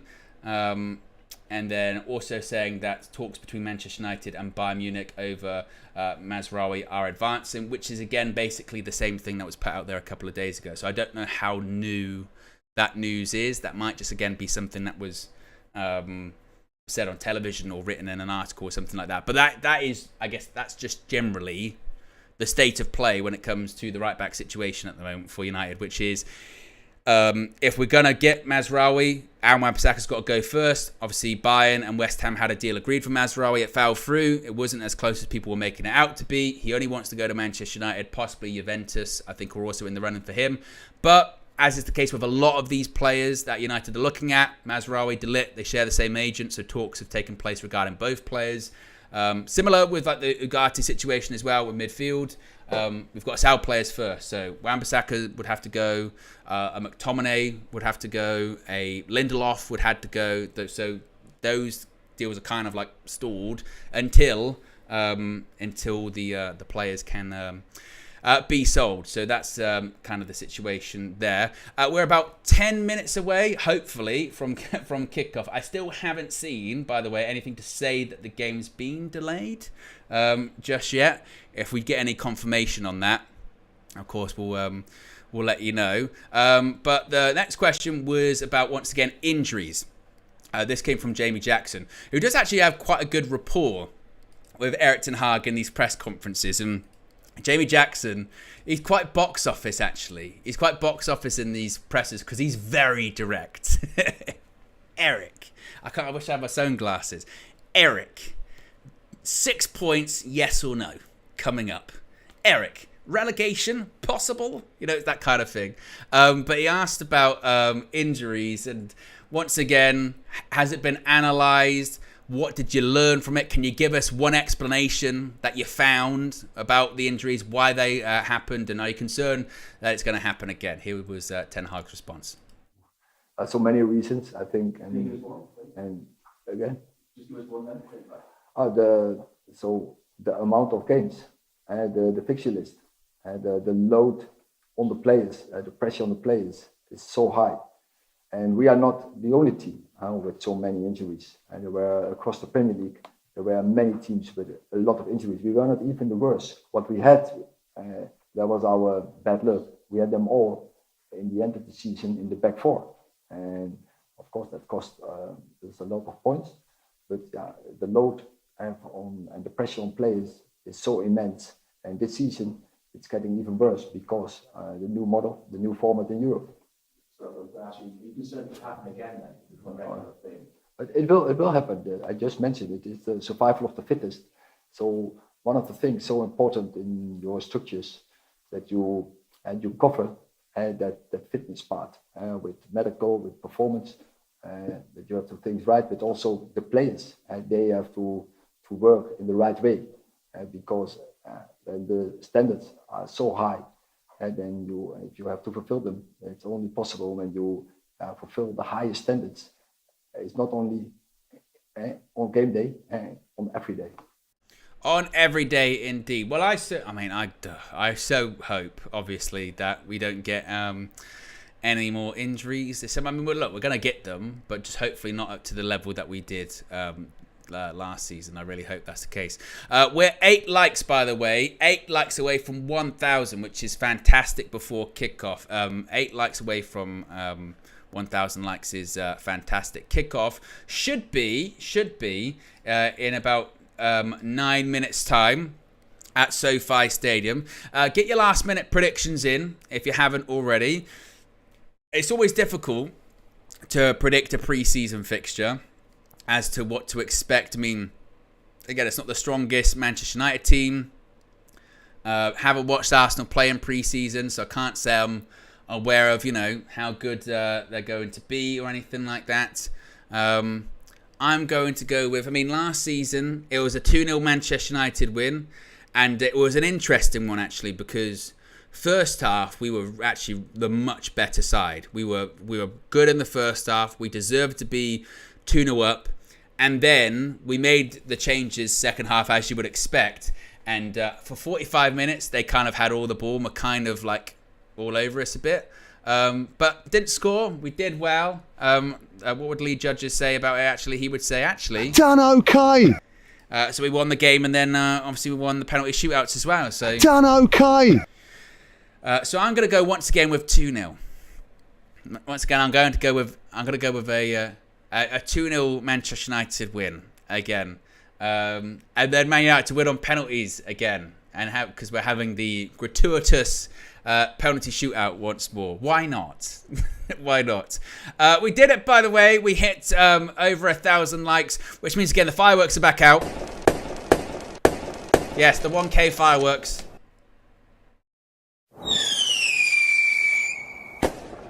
Yeah, the 1K fireworks. Take a while to get going, don't they? Take a while to get to get going. The 1K fireworks, but we got there. As we're just seeing some of the players warming up there on the pitch. Once again, it doesn't look like there's going to be any delay. I don't think. Manchester Evening News just said there's 10 minutes to go until kick-off at SoFi Stadium, so it would appear, anyway, that we're good for any delay to kick-off or anything like that.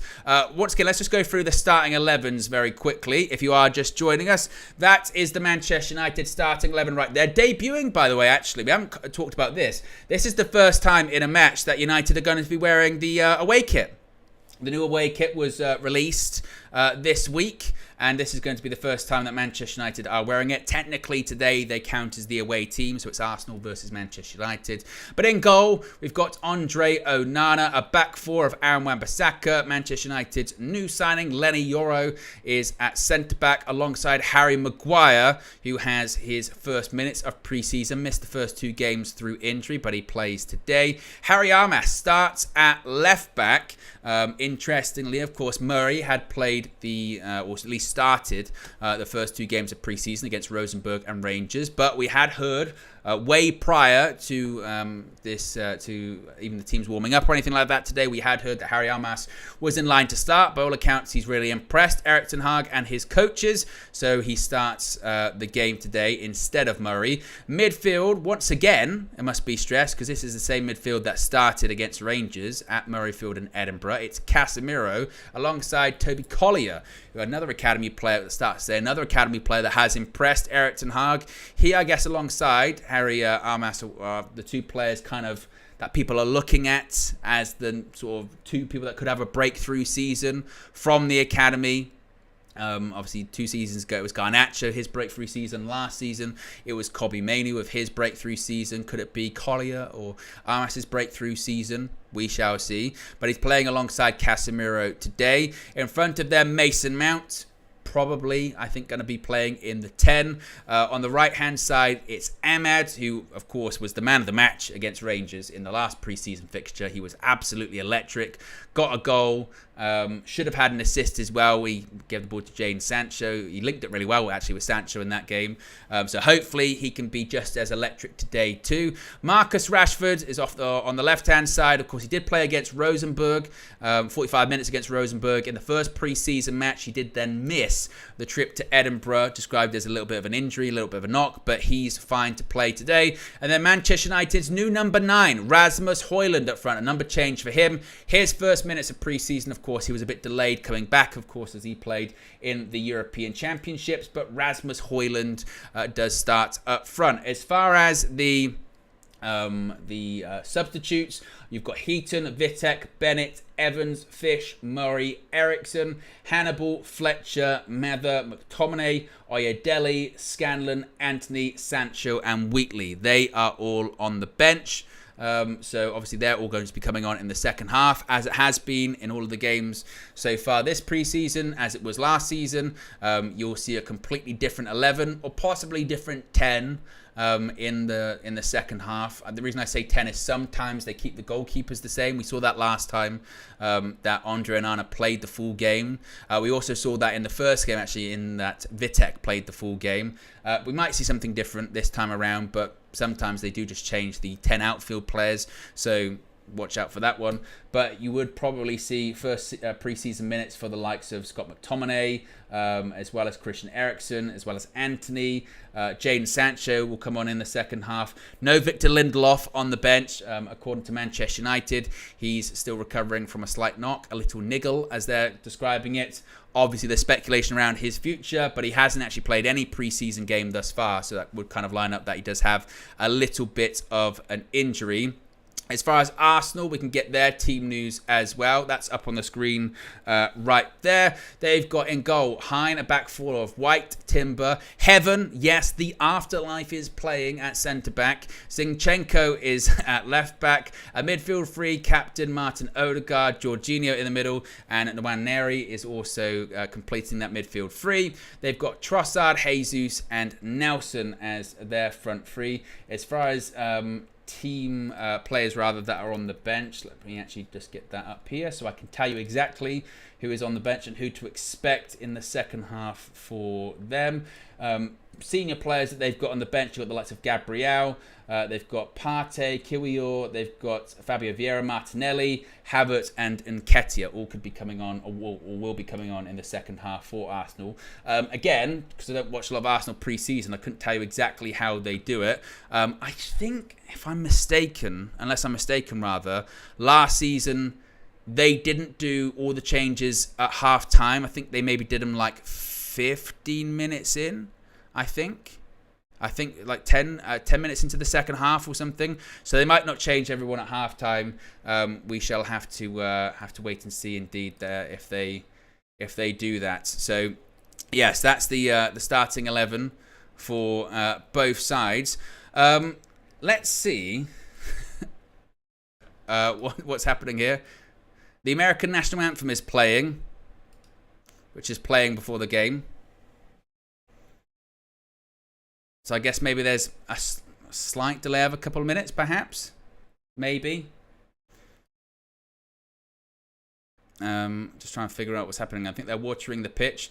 There is quite a few... this was mentioned on the preview, by the way. There does look to be a few empty seats there inside SoFi Stadium, doesn't there? As we can just switch to that. And then we get my scoreboard up there ready. So all ready to go indeed when the match does kick off. And turn my sound up too so I can hear everything. Lovely.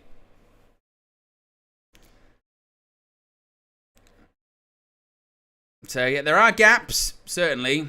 There are gaps in the stadium. Quite a lot of gaps, actually, yeah. It is quite empty. it is empty. As they just going through the team news once again. If you haven't already, click the like button. Be sure to subscribe as well, bottom right-hand corner. We're on the road to 200k. Turn that down a little bit as they're just going through the team news at the moment. So it does look like maybe there's going to be like, what, 5-minute delay, perhaps, something like that? Or 10 minutes? Did they just never mention it?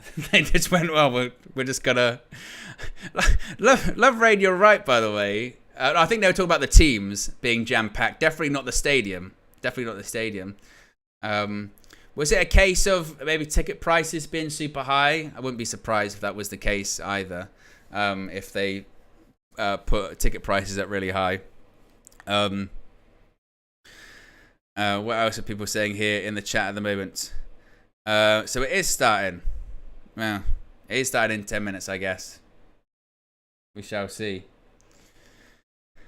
We're over 1,000 likes though, by the way, guys, which is fantastic. Big up to everyone for staying up late. Or I suppose it might not be too late, actually, where you are at the moment.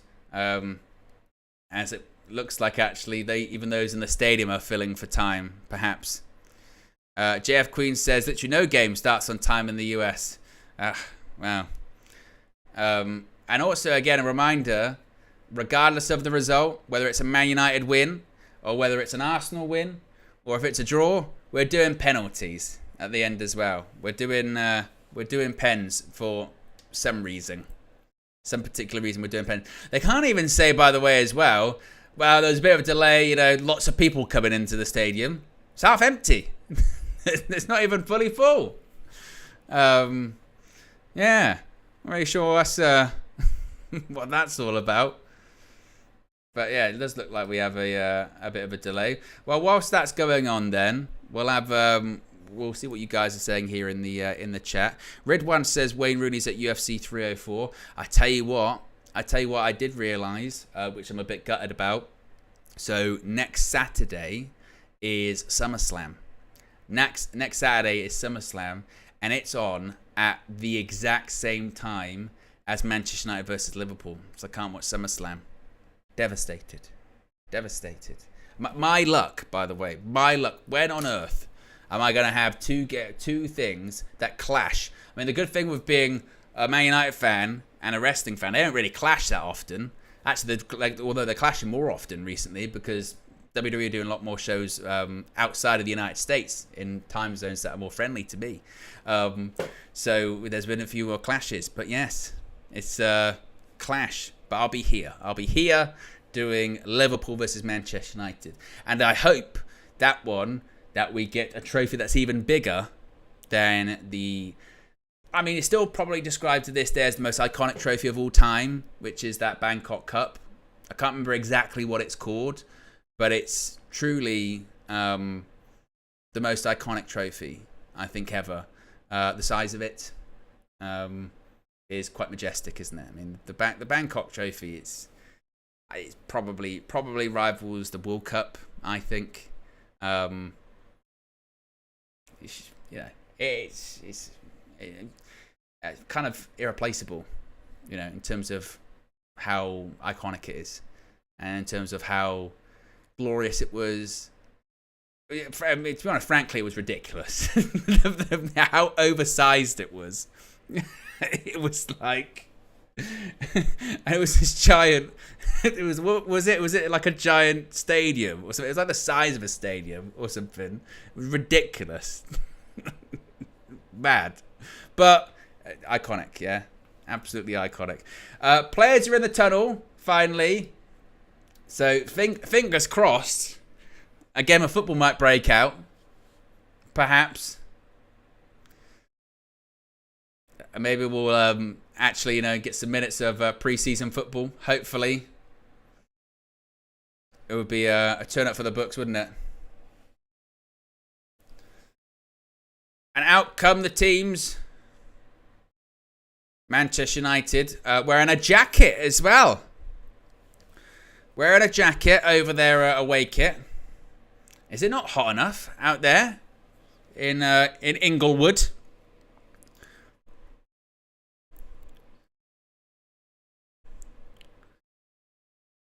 But Arsenal in their new home kit. Manchester United in their new away kit. Casemiro once again is captaining the side.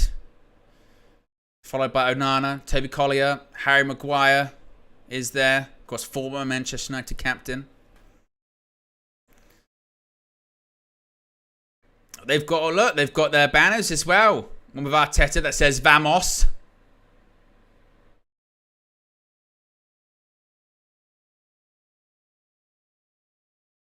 Joe Blackman says, Owen, can't someone do the watch along on your channel for you till you're ready?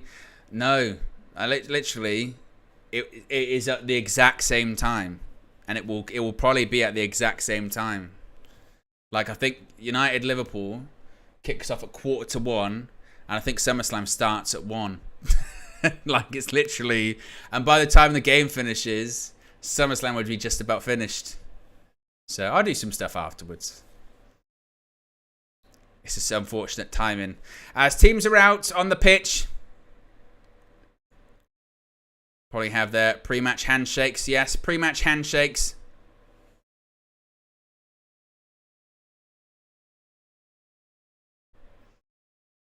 Those American pitches do concern me. But I don't want to go full Lee Dixon and be like, wow, the pitch. Commentator's just gone. We're not a million miles away from this game getting underway. I bloody hope so. It's been long enough. We're 7 minutes past the time that I thought the game was going to kick off.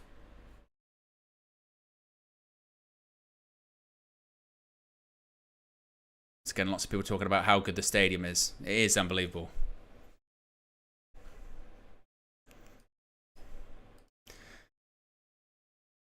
Now talking about The Hobbit as well, which is fun. We're over 1,000 likes, by the way, which is fantastic. Get your predictions into.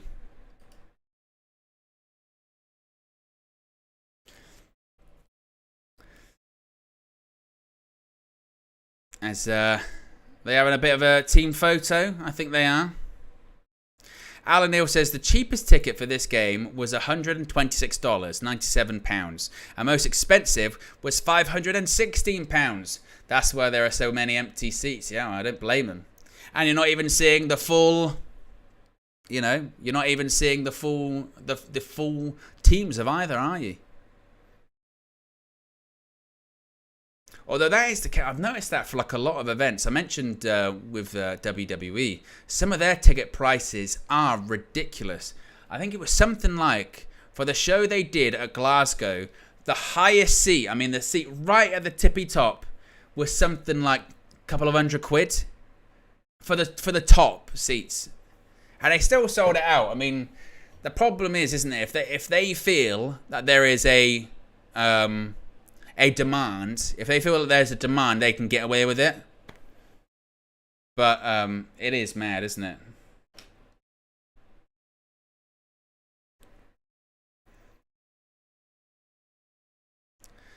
As Arsenal now having their little huddle before the game. I mean, I don't think anyone does a better huddle or a better motivational team talk than Harry Kane. Do you remember that? When it was, let's go fucking win! That was hilarious. And that was an All or Nothing documentary on Amazon. Harry, do you want to do the team talk? We're going to go fucking win! Alright. Cool. And I think it was Jose that gave him that responsibility. And they went, oh, I thought I was going to see something a bit more inspirational than that.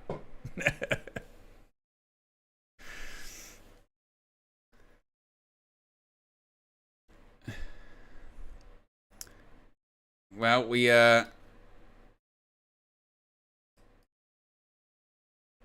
hopefully now, I believe, guys, we are. He said it again. The commentator, we're not a million miles away from this game getting underway again. Hopefully, one day, we're not a million miles away. Apparently, we are, because it's not started yet.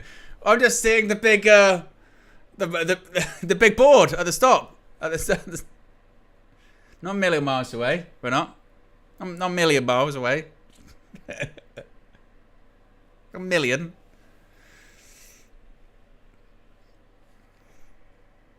Oh, it says get ready. I'm ready.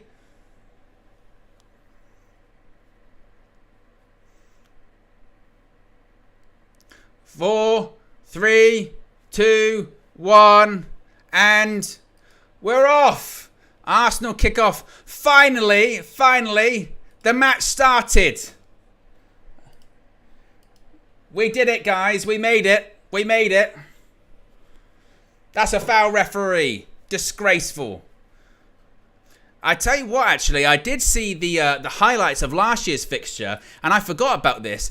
Erik ten Hag at certain points was furious with the physicality of Arsenal. They were really laying in some tackles, and he, again, was furious about them. So we shall see if they bring that level of intensity. Here's Andre Onana. Of course, didn't play against Arsenal in the fixture last season at MetLife Stadium. Hadn't been signed by that point. He played against Real Madrid the next game. Yoro. Oh, it's a mistake by Lenny Yoro. It's a mistake. And he's through. And Andre Onana is going to sweep that one up. Good Lord. Lenny.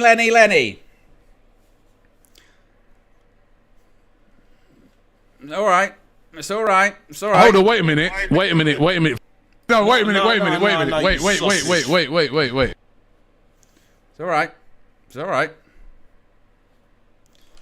Just need to settle. Harry Armas. As United look to play out from the back. Casemiro, that goes up for a throw. Yeah, Lenny Yoro just took his eye off the ball, lost the flight of it. And it's actually Lenny Yoro who manages to actually recover. But he just... ball sort of slid under his foot, but he does manage to recover. Didn't lead to anything in the end, so that's all right. It's all right.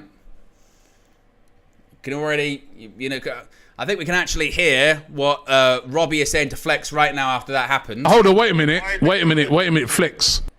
It's probably what he said afterwards.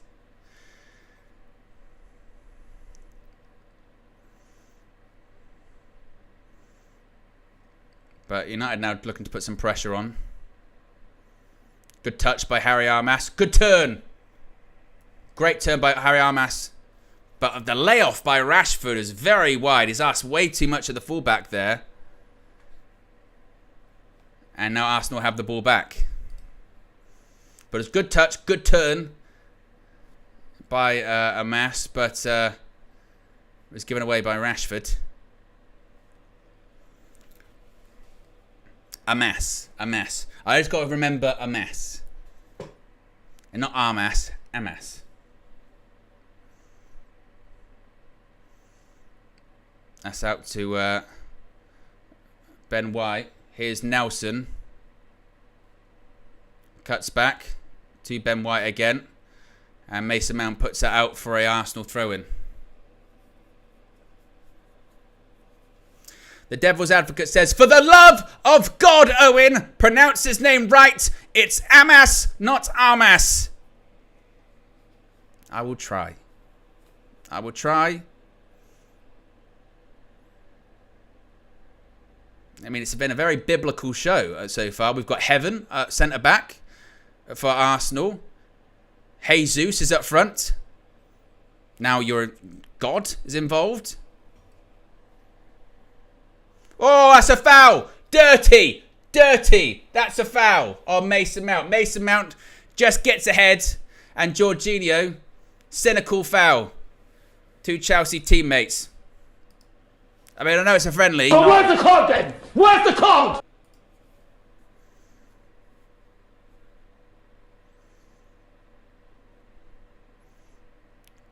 Because it was a short pass. Mason Mount gets there. That is nasty. That is nasty. But where's the card then? Where's the card?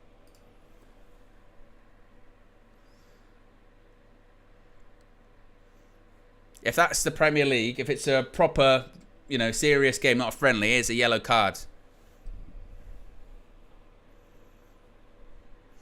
Mount with the free kick. Maguire heads it across goal. That was cleared away.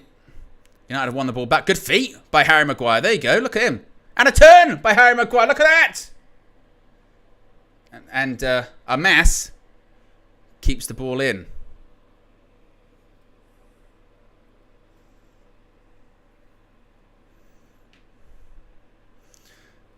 Ben White with the throw.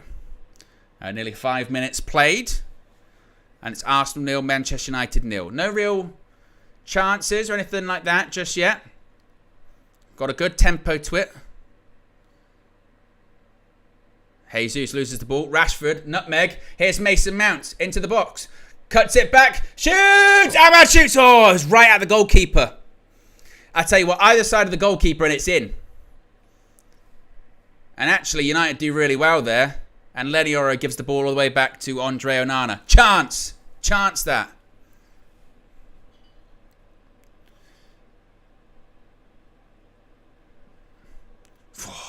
Casemiro. Chance. I tell you what, I think Ahmad might be a little bit frustrated with that. Maybe he's thinking that either side of him it's a goal. But it's a good bit of play that from United off the left. Rashford with the nutmeg. I think it was Mason Mount that pulled it back. Ahmad arrives in a good place. Good bit of play. It's what you're looking for. Here's Harry Maguire, who's playing left centre-back, by the way. And he's just won a Manchester United throw.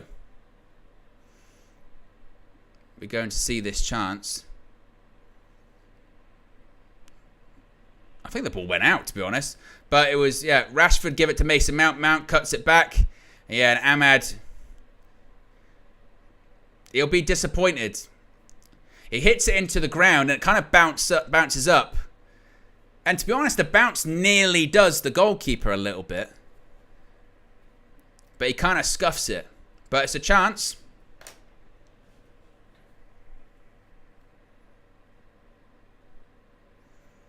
But first big chance to Manchester United. Ahmad tests the goalkeeper. Is Urian Timber. Of course, former Ajax player. At one point, he was linked to a move to Manchester United. But we don't need Leacher.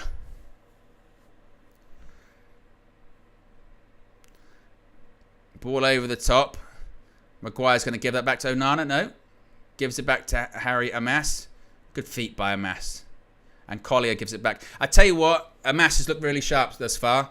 I mentioned in the first game against Rosenborg, looked a little bit edgy, but looks really composed here. Been put in some difficult situations on the ball. Looks really calm and composed. Has done very well. Shown very good feet. Here's Casemiro. Pass. It was intercepted. He was going towards Højlund. Good press by Manchester United there in the midfield. Good press, good energy. It's an Arsenal throw. Long throw that by Arsenal. And obviously they've just cut away so we can't see. I'm just seeing Mikel Arteta on the touchline. Well, I'd love to tell you what happened, guys, but we just stared at Mikel Arteta for 10 seconds for no reason. Who knows what happened? Let's not watch the game. Let's do Arteta cam. I mean, honestly. Kerry, what do you think of the camera work there? It's graceful. Absolutely disgraceful. It's like a United View in-studio not switching thing.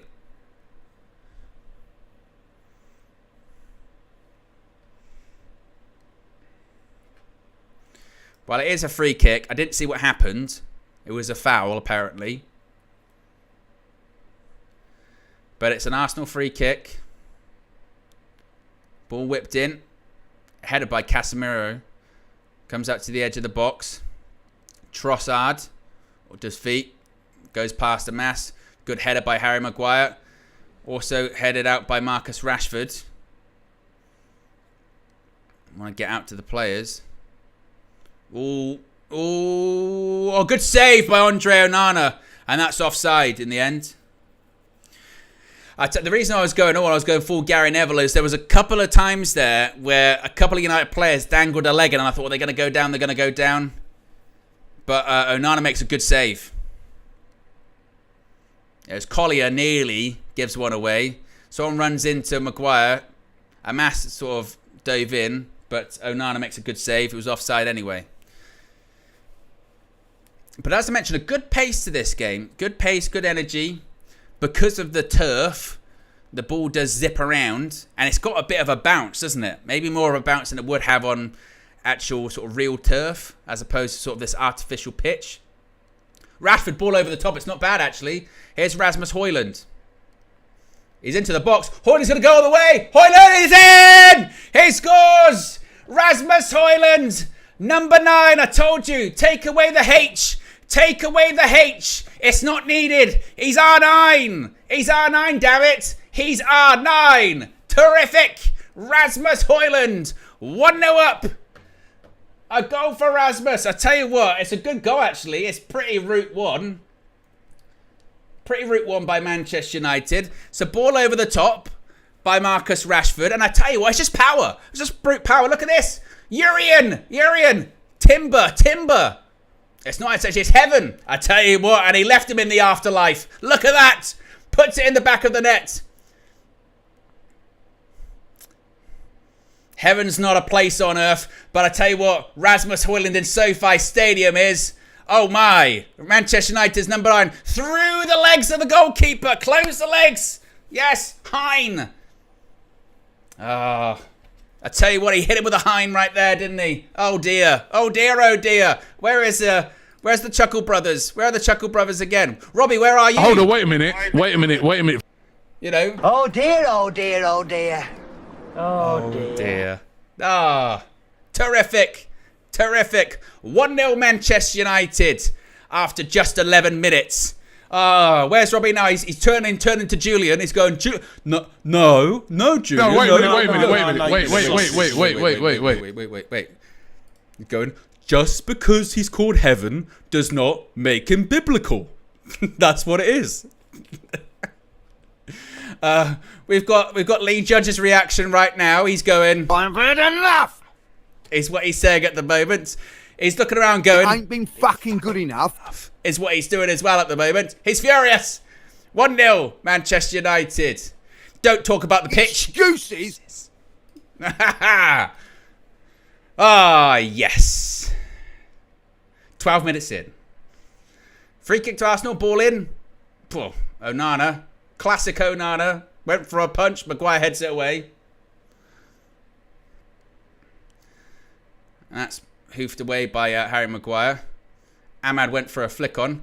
That's Mason Mount. I tell you what, Mount's been kicked a couple of times. Opportunity. Down the right-hand side. Wan-Bissaka. Wamby. Keep running. Ball into the box. Højlund again. Oh, just over the bar. Oh, it could have been 2. And I tell you what, it's dynamic counter-attacking football by Manchester United. It's a ball by Mason Mount. Puts it through to Ahmad. It was actually Ahmad with the pass to Wan-Bissaka. Wan-Bissaka puts it across goal. It's a good cross, actually, by Aaron Wan-Bissaka. It's exactly where it needs to be. It's a difficult one. It's a difficult one for Rasmus Højlund. He's tried something a bit difficult. I think the technique's a bit awkward, in all honesty. He goes with his left foot for some reason. Puts it over the bar, but it's dynamic counter-attacking football. And I tell you what I do like as well. I like that Mason Mount's being a bastard in midfield, yeah? Oh, no.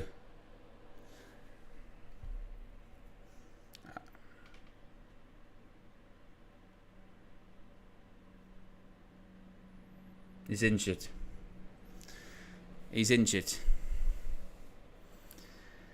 This pissing pitch. I told you, this pissing pitch. Disgraceful. Absolutely disgraceful. It's already claimed one. It's already claimed one. I knew it. I didn't want to go all Lee Dixon.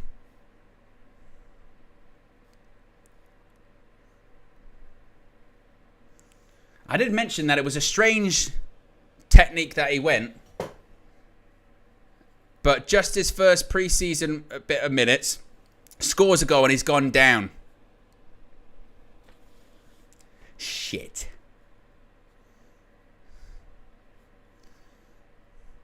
Well, Hannibal Medjbury looks like he's going to be coming on. So what does that mean?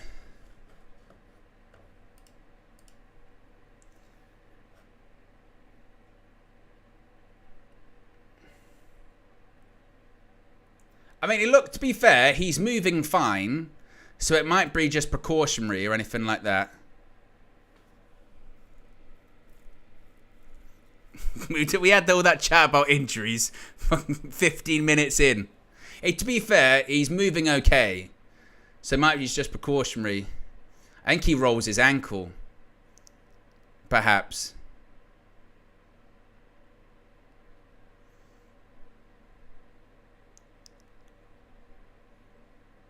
I mean, again, to be fair... What did he say? My hamstring? You saw him go, oh, fuck. And I think you saw him say, my hamstring. Well, watching him walk down the tunnel. It looks to be walking okay. I think he said hamstring. I think he said my hamstring. There's Rude. Gives the nod to Hannibal Medjbury. But well, if it is his hammy, if you feel any kind of tightness in your hamstring, go off. Then go off. It's not worth it. It's pre-season. That is what it is, you know. So hopefully it's just precautionary. Hopefully it's just precautionary. But what an eventful 15 minutes for Rasmus. Gets a goal and gets a bit of a knock. But that's the right call. If it's a bit of a twinge hamstring, not worth it. So 1-0, already a sub. Rasmus Højlund's off. It's all going off in this game, isn't it? It really is. It's all going off. Oh, Onana comes flying out. Good feet again by Harry Hamas. Look at that. Good turn. Oh, bro. Brilliant. Look at that. Great 1-2, Marcus Rashford. Oh, good play by Manchester United. Mason Mount. It's out to Ahmad. He's into the box. Ahmad cuts inside. Shoots. Oh, blocked. I tell you what. Harry bloody Hamas. Terrific. Absolutely terrific. Harry Hamas. Difficult situation. Great feet. Great link-up play. Gets spread out to the right-hand side. Ah. I mentioned he was shaky in the first game. He's been brilliant. He might have been our best player on the pitch so far. His feet, absolutely sensational. That's a really good bit of play by Manchester United as well. Whew.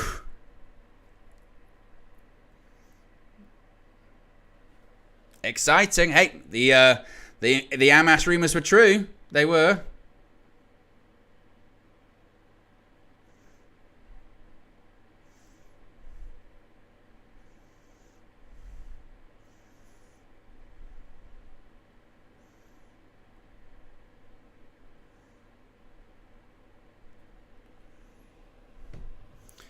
But it's a throw into Arsenal. But Manchester United, when we've been going forward, we've looked really bright, by the way. Really, really bright. Left-hand side, Hamas linking up with Rashford's looked good. I think Mason Mount's actually done quite well, linking up the play together. Ahmad looks really, really sharp. Exciting. Hannibal. Is that a foul? I don't know about that. They say Hannibal with a foul on Ben White. Is Hannibal playing up front, by the way? I think he is. It looks like he is. Hannibal's got up front. Yeah. False 9. Hannibal Mejbri.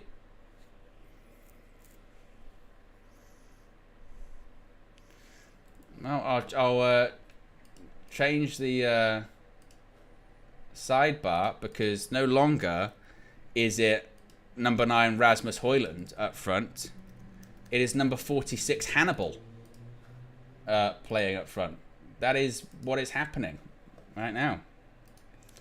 So Ten Hag has just gone like for like, seemingly.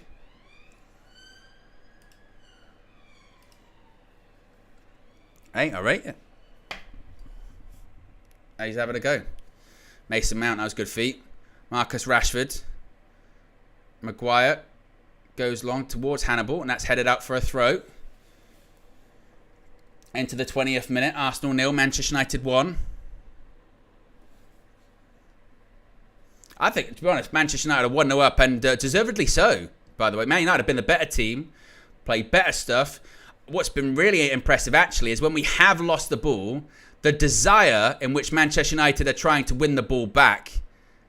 That was a high boot towards Lenny Yoro as well. Wasn't happy with that. Odegaard's down at the moment. Was it sirens in the chat? I can't hear nothing. I got the cans on. But of course, that means sirens in the chat. Sirens in the chat. Fill them up. But Odegaard's down holding his shoulder.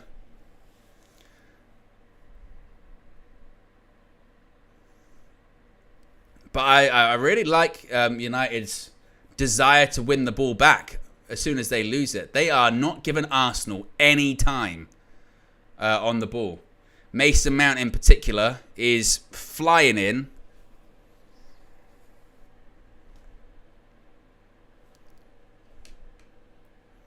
Oh, I tell you what, that is a nasty landing for Odegaard. Look at this. Oh, shit. Look at his elbow. Look at his elbow. Oh. Good. His elbow literally points out. Oh. I think he might be alright, luckily. But shit, that looked horrible. He puts his elbow down, his elbow went thing like that. Oh. I think he's alright. Wow. That looked rough. I think he's alright. Triple R says, so impressed with our style of play going forward. Appreciate the contribution. Thank you for the super chat, Triple R. But that is a nasty landing. Maybe he's double jointed. Certainly looked like it.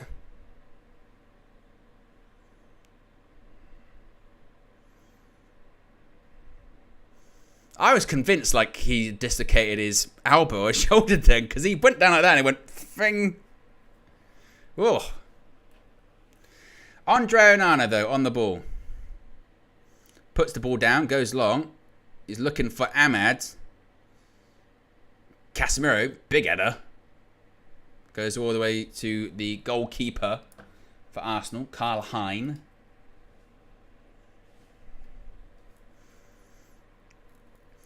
A reminder, we are going to have penalties after the game, regardless. Because, why not, basically. Here's Ben White. Gives it to Nelson. Urian Timber. Urian.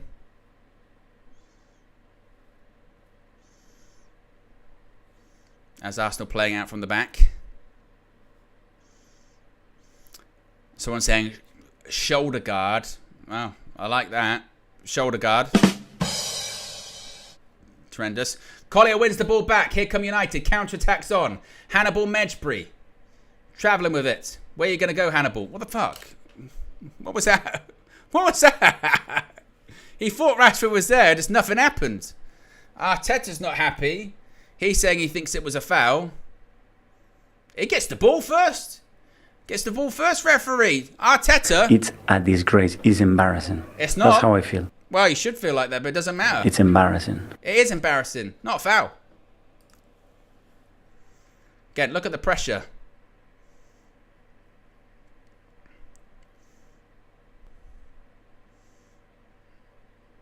It's just United's, again, aggression to win the ball back. I like it. They want a high boot. I did forget about this, by the way.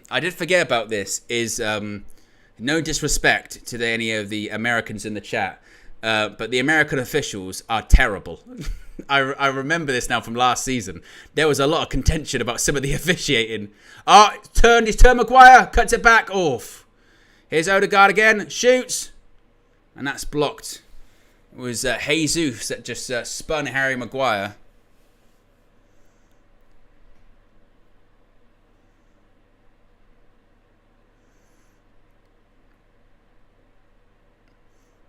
Yeah, like he just turns him, just completely does him. Tries to cut it back, and it's Wan-Bissaka in the end, able to block it. But we're into the 25th minute. Still Arsenal 0, Manchester United 1. The goal from Rasmus Højlund. The difference. Højlund subsequently went off with an injury.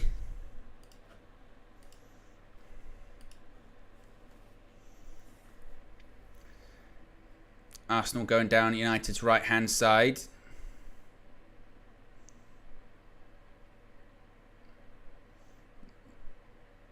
It's Trossard. Zinchenko. Trossard again.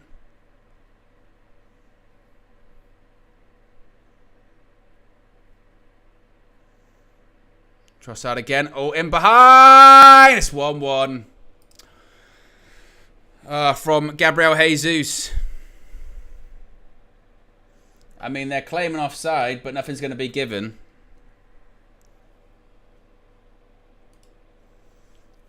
The Manchester United defenders are saying they want an offside. I want to see this again, because they're all convinced that this is offside. Let's have a look.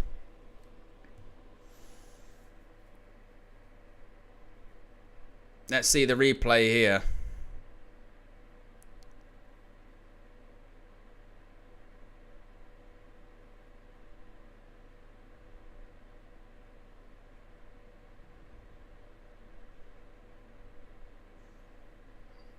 I think he's on. I think he's on.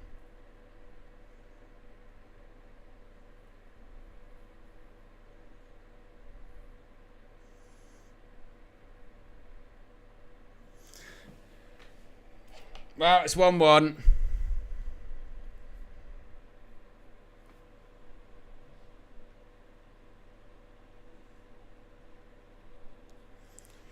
I mean, it would have been tight. I only saw it once. I want to see it again.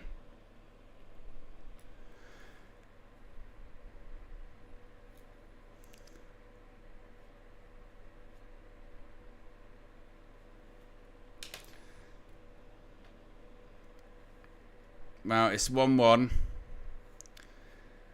So all people saying in the chat is he's off. I didn't really. They didn't show the replay that long. I think he's onside. I think it's Harry Armas. Is it? Let's have a look again.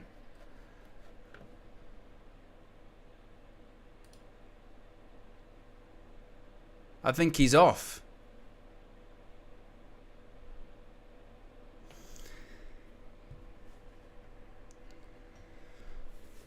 I think actually he gets him offside. Mason Mount shoots, saved.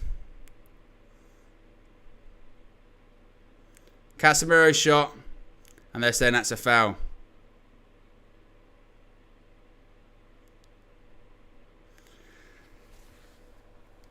I think he was off.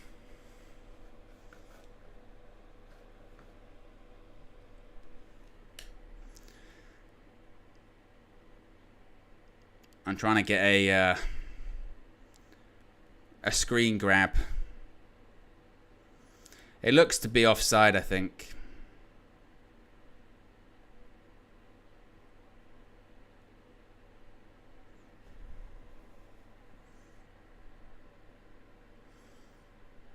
No, he's off.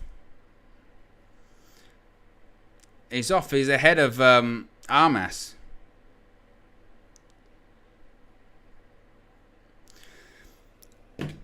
Should be 1-0 still. Bullshit. What did I say like 2 minutes ago? What did I say 2 minutes ago? I said that these officials are shit. I was looking at the wrong thing. That's why I was looking at the wrong thing. I was looking at the initial reverse pass, not the cutback.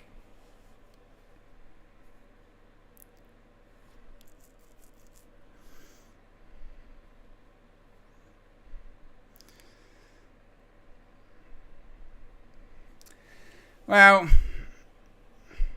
at least that won't happen in the Premier League. Semi-automated offsides can't come fast enough.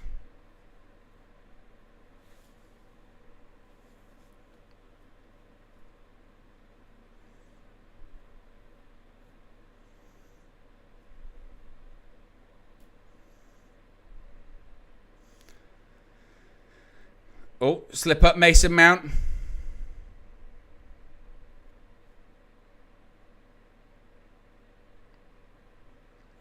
Rashford's lost the ball there. Do you know what it is as well now? Because I'm so used to the technology, whenever you see stuff like that, you don't almost believe your eyes. You know, you go like, well, is that? I don't know. It's almost like you don't know what it is. Oh, shut up, Arteta. Honestly, look at him. He's constantly having a piss and moan at the officials. Honestly. I feel sick. That's how I feel. I feel sick. It was all right when Arsenal were doing it in the first 5 minutes. Oh, Gabriel Jesus is now going, oh, it's fine that they start to kick now as well. Piss off, man. Piss off, man. Honestly. I can't believe they're fouling us. But when we were doing it earlier on, what about when? What about that time? Yeah. What about that time? What about that time when Jorginho fouled Mason Mount after 4 minutes, went straight through him? I see Arteta go mental then, did he? No, actually, got a good tactical foul. Good tactical foul, that one. Honestly.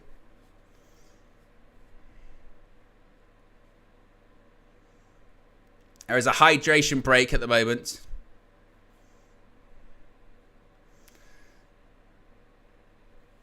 But Mikel Arteta having a whinge.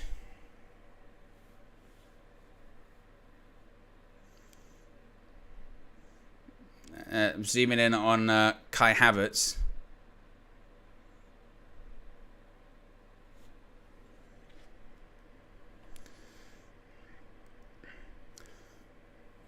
But of course, it's a goal from Rasmus Højlund. Ruled out from an offside goal.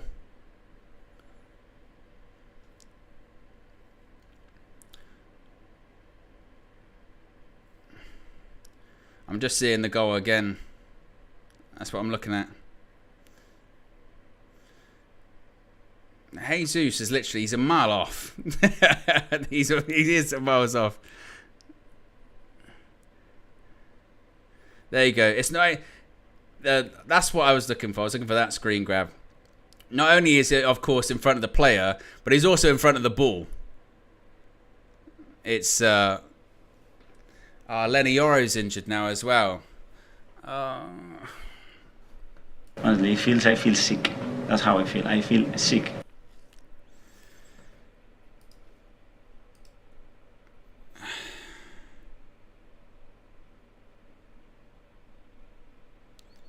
Fucking hell. We've lost 2 players of injury after 32 minutes. Højlund's hurt his hamstring.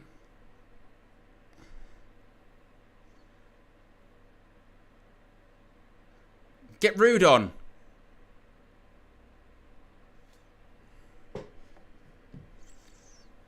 Like, to be honest, Yoro looks in greater discomfort than Rasmus did at the moment.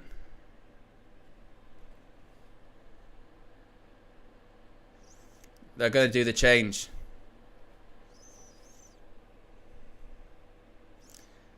Oh, God. C1 Chaos says, praying you never do that tie impression again. The 2 players come off injured. And to be honest, he looks way less comfortable than Højlund did.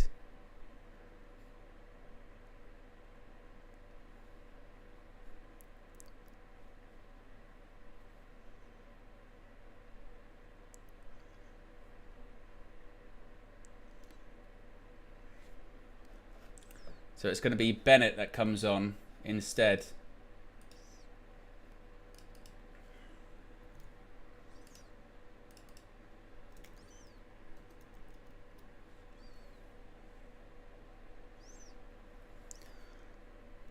So it's going to be Reece Bennett that's on, number 51.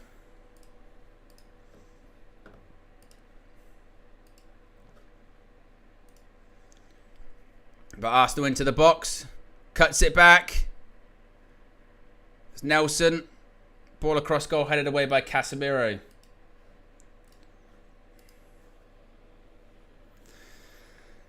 Oh. Well, it'll be interesting to see actually what happened with Lenny Yoro. Again, whether it was an impact injury, whether it was a muscular injury, whether it was anything to do with the pitch. Here's Wan-Bissaka.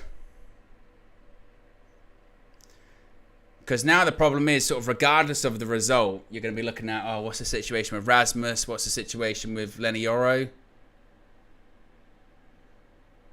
And this injury bug has completely followed us into pre-season. Oh, you're kidding me. Ahmad's going down, he's holding his ankle. Can we just give up? Can we just not play this game? I'd rather not play it.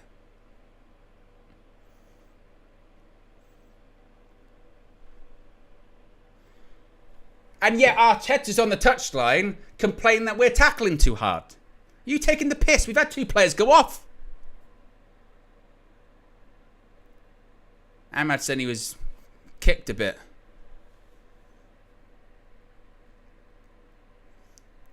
Didn't really see, it's quite far away. There we go. It's just a bit of a coming together. Oh. Well, it's put a downer on everything, hasn't it? I mean, talk about stuff not going our way. They've scored a goal that's offside. We scored our goal and our goal scorer went off. And now our new centre-back's gone off as well.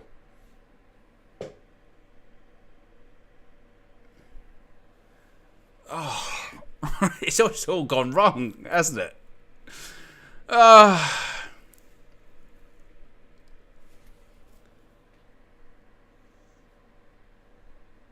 Long ball. Onana sweeps up.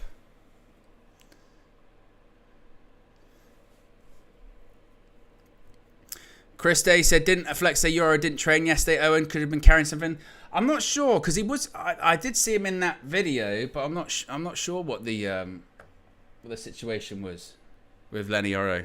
I mean, we won't have to wait long. We'll find out after the game. Obviously, they go for a switch, goes out for a United throw, and obviously the injuries and the subs and obviously the hydration breaks kind of just broken up the flow of the game a lot. But hopefully they say something about these injuries.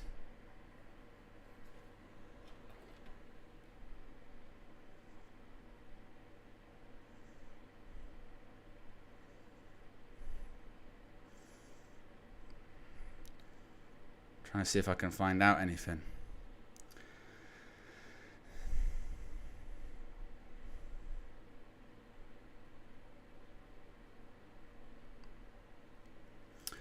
Well, that's an Arsenal throw now. Red Devils 99 said, I think they think he did not train. They said he wanted to manage Euro training separately. I told Flex, don't touch any of these players. Look at it. Look at it.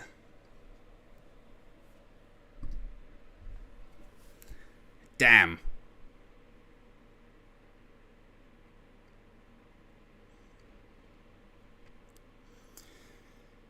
Well, Red Devils 99 says, is that KG's Euro song? Ugh. These guys, honestly. KG makes songs. Flex gives them handshakes. Damn. Ball over the top. Onana. Takes on his chest. And Onana puts it out wide. That's a good pass towards Ahmad. Switches over. Wasn't the best pass. Goes out for an Arsenal throw.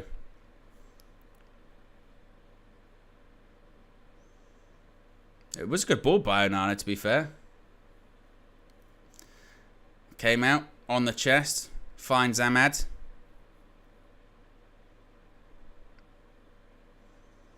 But it has soured our first half, hasn't it? Definitely. Especially when, you know, you have those questions about, we're going to fix the injuries. Yeah, we'll fix them. Arsenal playing out from the back.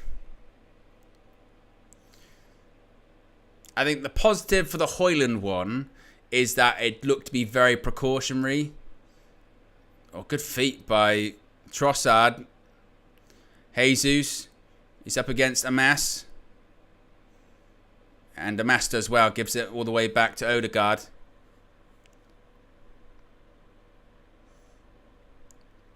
Is Heaven.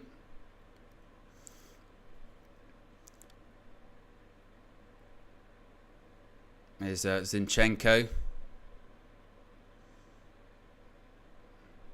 I just need to get that. Well, it's also as well kind of affected United's sort of intensity a little bit, hasn't it? Because they were really intense, closing people down, and it's almost looked like because of those injuries, they've sort of gone, oh, I don't want to get hurt, so I'm going to kind of slow it down. Kim said, Eric did say survival of the fittest. Quite, yeah, literally. We're not surviving. Damn. Goal kick to United. Nearly 41 minutes played.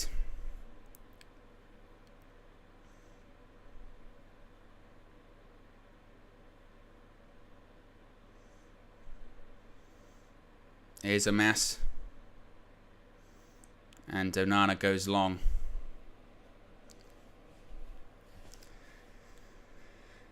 And Urian Timber on the ball. Just feels like a little bit of the momentum's now shifted. Arsenal having a lot of the ball. United chasing a bit. Good interception by Collier. Tried the reverse pass towards Mason Mount. And it's a United throw.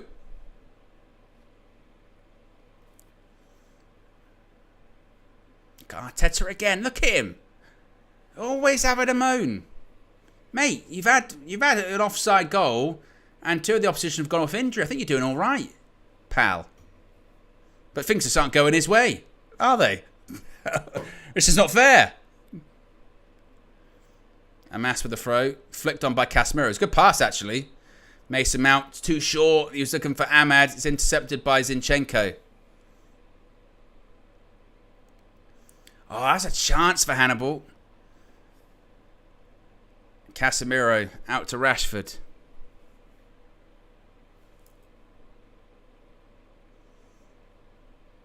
Now a bit of possession for Manchester United needed.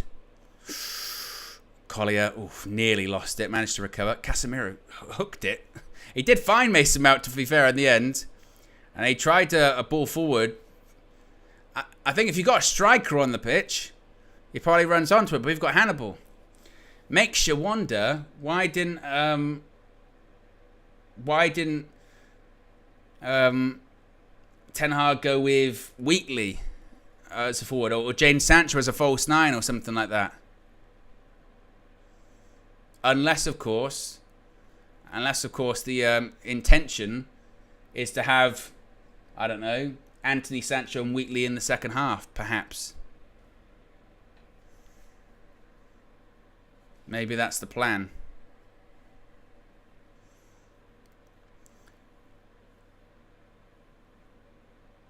But about 90 seconds to go to half time. What are they blowing up for there?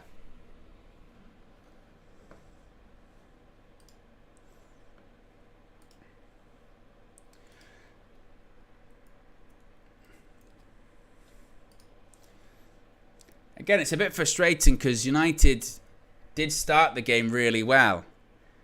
had a couple of opportunities, got a goal that was deserved, was moving the ball around really well, get unlucky with the goal conceded, and then even more unlucky with some injuries.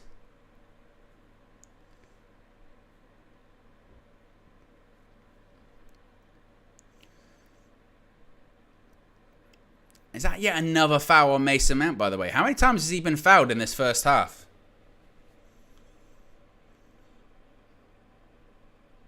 Wasn't much contact. But to be fair, Mason Mount, like, he is properly putting a shift in. Puts a shift in, gets in and about it.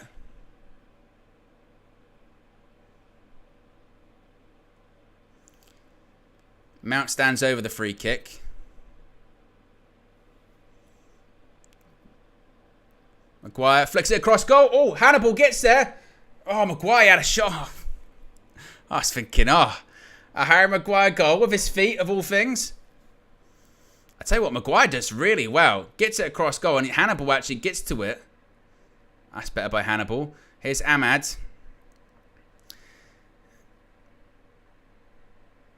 Reece Bennett. Wan-Bissaka. Wan-Bissaka again. Hannibal does well. Excuse me, Mason Mount does well. Is Casemiro.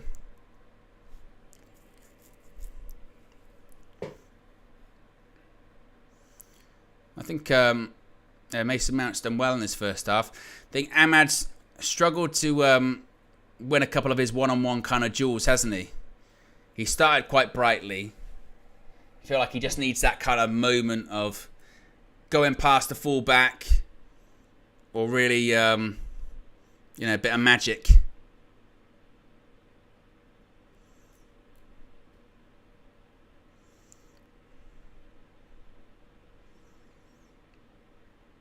Is Nelson.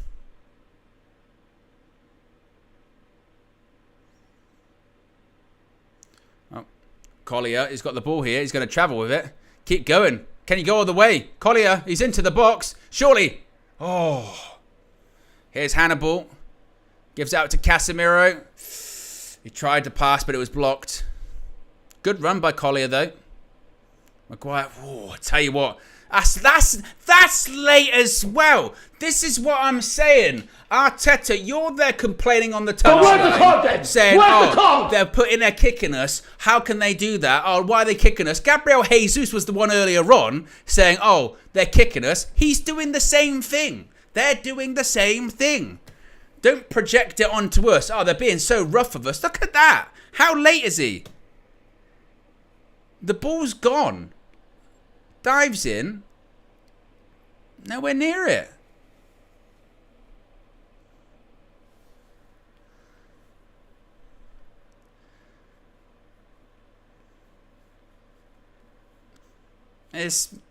Again, my problem isn't necessarily with like the aggression or anything like that. My problem is with Arteta's complaining. I can't believe they're doing this.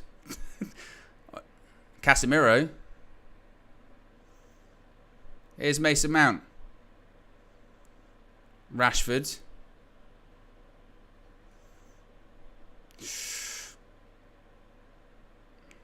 Pass was intercepted from Collier. Long ball. Maguire wins the header. Amas. Good feet, gives it to Rashford.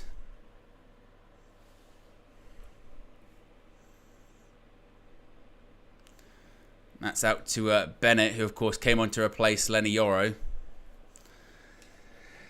And that's half time. 45 minutes. And it's Arsenal 1, Manchester United 1. Manchester United took the lead through Rasmus Højlund. Just mere minutes later, he was forced to come off. Looks to be like maybe a bit of a strained hamstring or something like that. Arsenal then get a goal back, which on further inspection is clearly offside. If it was in the Premier League, looks like it would have probably been ruled out. But of course, we've got no VAR, we've got no semi-automated offside or anything like that, unfortunately, today, which is a big pain. There you go. which is annoying. And then after that, Lenny Yoro comes off. Don't know once again if that's precautionary or if it's not or anything. We'll have to wait and see if we get an update on that. And it was a bit of a weird first half, actually. For the first, 20 minutes? For the first 20 minutes, Man United played really well. Deservedly 1-0 up. Just before Rasmus got his goal, Ahmad probably should have scored. It was a ball that was cut back, kind of edge of the box. Didn't really fully connect with it. Was straight at the goalkeeper. He actually kind of mishit it and nearly bounced actually over the keeper. But United looked bright. They were closing people down. There was intensity in the press too. And it looked pretty good. And then because of obviously the injuries to Højlund, of course, you then lose your focal point. Hannibal was brought on instead of him, which I know people would say that's a bit of a weird substitution for Ten Hag, but I think that's probably because Ten Hag's got this team he probably wants to play second half, because we'll kind of probably now see like 10 changes at half time, and he probably wanted to save Wheatley or someone like that to play up front in the second half, so that's what I kind of expect to happen. And then the Euro one, there's kind of mixed reports, aren't there, about he might have had a knock yesterday, or he might have been in training away from the squad or something like that. So I guess the hope is, because again, it's pre-season, the results somewhat secondary. The hope is that they're just not seriously injured. It's not too bad or anything like that. Euro looked to be in a bit more discomfort than Højlund did. But in terms of positives in that half, Harry Amas did really, really well. Looked really neat and tidy with his feet. I think Mason Mount did really well. Very aggressive in midfield in the press. It wasn't consistent. Definitely knocked our rhythm off losing those two players, and then obviously with the offside goal as well. So it wasn't perfect. It wasn't perfect. But I think United didn't do too bad. 1-1's probably a fair scoreline at half-time, even though Arsenal's goal was offside. They did have a lot of possession towards the second half of it. But the biggest thing really is just, again, is hopefully those injuries aren't that serious. Hopefully they weren't that serious. Hopefully they were just precautionary. The Højlund one definitely looked like that. Definitely looked like it was just, I feel a bit tight in my hamstring, so I think I should go off. Absolutely the right call. And if Lenny Yoro did have a bit of a knock, and he went, I'm feeling the knock, then he should come off. So hopefully that's the case. Lots of people giving Rashford shit in the chat, but we weren't awful in the first half. I thought him and Amas actually linked up pretty well on the left hand side. Actually, it wasn't overly great or whatever, but wasn't overly bad or anything like that. I don't know if that was. I don't know if it's the reason to go. Marcus Rashford is just awful, terrible. He linked up all right in the first half. I think he done okay. He was part of the chance for Ahmad. Again, him linking up with Harry Amas. He actually put it through someone's leg, and was it Mason Mount cut it back to Ahmad for that chance where maybe he should have scored. So I wouldn't, go crazy on Marcus Rashford. He was terrible or anything like that. Was he fantastic? No, but I don't know if he's worth singling out or anything. I think we're just seeing the replay for the goal, the Højlund goal. First of all, I tell you what, he absolutely does. The centre back goes past him. It's really bad goalkeeping, by the way, but Højlund does really, really well. Look at that, goes past the centre back, strength, pace, through the legs, 1-0. And United deserved it at that point. They should have scored just before with Ahmad. And they look lively and they look up for it. And I do really think those two injuries took a lot of momentum out of the game, plus Arsenal's offside goal as well. As a first off, I think there were some bright points and obviously some negatives as well. It looks like the concern that people had before the game too, there was a lot of talk, wasn't there, about the pitch. Eriksen was inspecting the pitch as he always does. It was the same last season with these American stadiums. There was lots of complaints about the turf, and seemingly again the turf or the pitch is kind of dominating the story a little bit, which is a concern. Let me just see if there's any updates on anything about the injuries or whatever The stadium director has explained that Manchester United vs Arsenal is being played on real turf, not artificial grass, is what they're saying. Interesting. Yeah, I think when it comes to it, I wouldn't be overly upset with that first half performance. I thought there were some bright points. I think Collier as well settled into the game quite nicely, played some good passes. I think it's, to be honest with you, I mean, it is only pre-season, can't get too carried away. It's one of the best halves I've actually seen Mason Mount have. I think he looks really bright and really lively. He's really in the thick of it as well. He's been fouled like 3 or 4 times, but he looks aggressive in the press, winning the ball back. He's been involved in build-up as well. A couple of times he's put it out to the right-hand side to Ahmad. As I mentioned, did the cutback for Ahmad's chance too. So I think he's looked really lively. And I do want to talk about Harry Amass because there was a couple of turns and nice touches and passes into him in pretty tight areas where it could have been pretty difficult. And actually, he looked really calm and composed. So I think he's done certainly his best game that he's had thus far in pre-season. Obviously, he played the second half in the games against Rosenborg and Rangers. And this game was a bit of a, not an eyebrow raising in the sense of he's no good, but eyebrow raising in the sense of Murray had been playing fullback all the way through pre-season. But he's looked really, really reassured.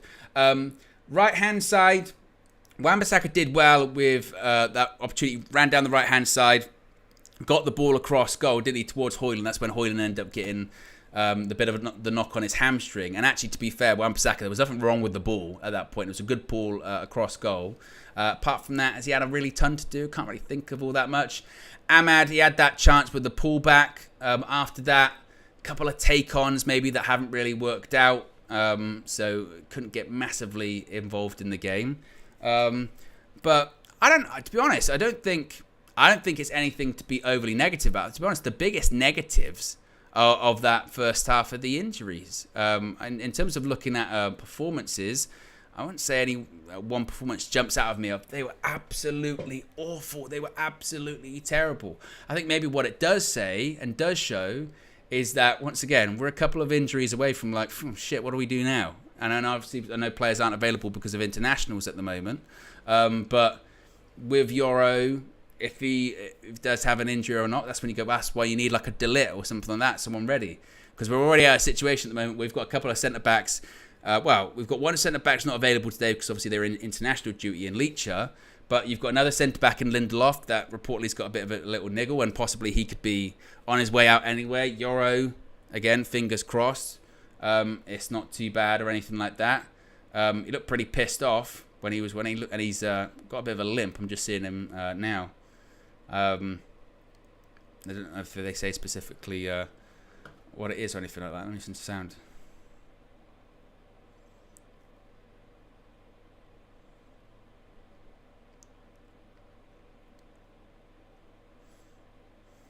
They're just saying they don't know if he's had any pre-existing issues.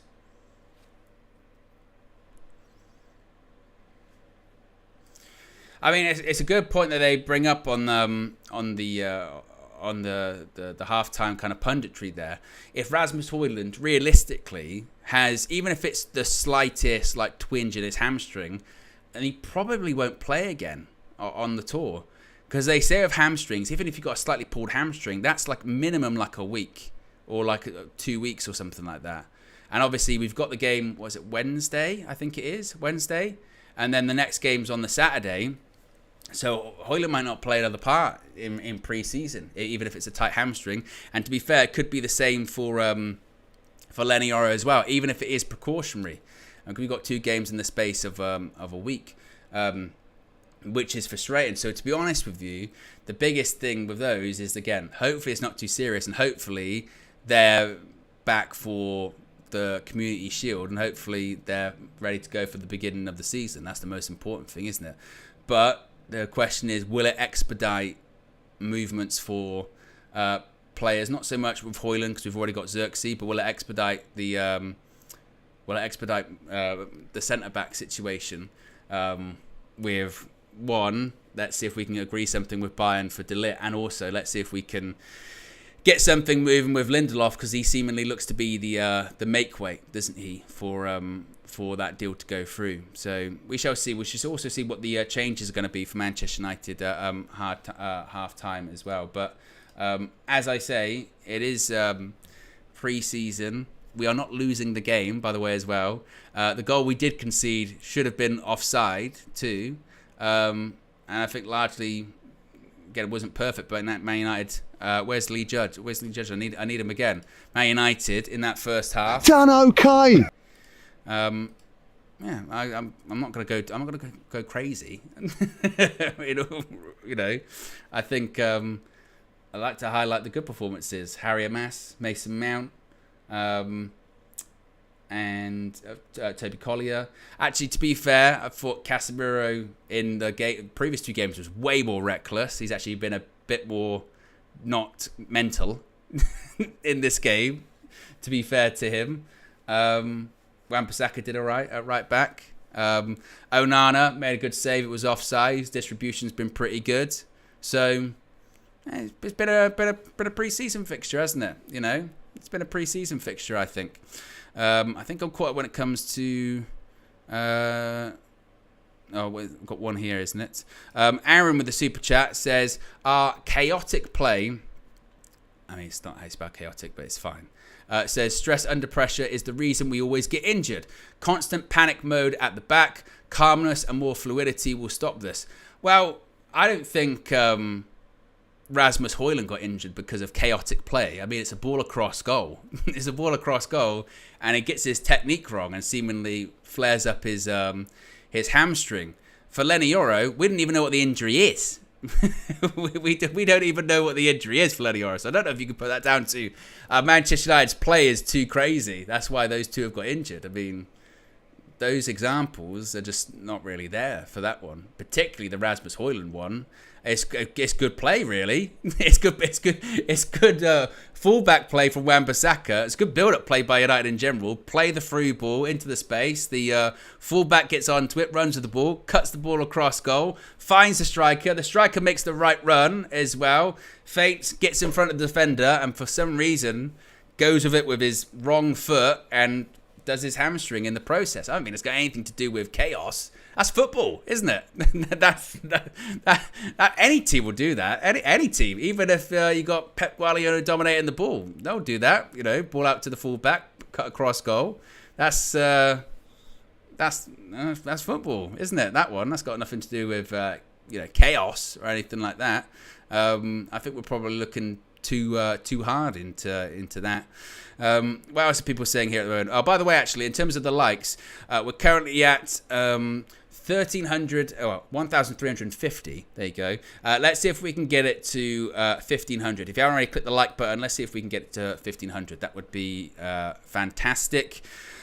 What else are people saying here at the moment? Red Devil says play the flex. This one. What the fuck are you talking about?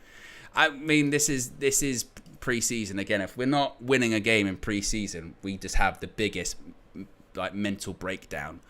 Bear in mind, we're playing Arsenal. We've had 2 players go off. We were 1-0 up, and the goal we conceded, by the way, shouldn't have counted. I think we're all right. I think we're in a pretty good position actually, and we've had 2 players go off with injury.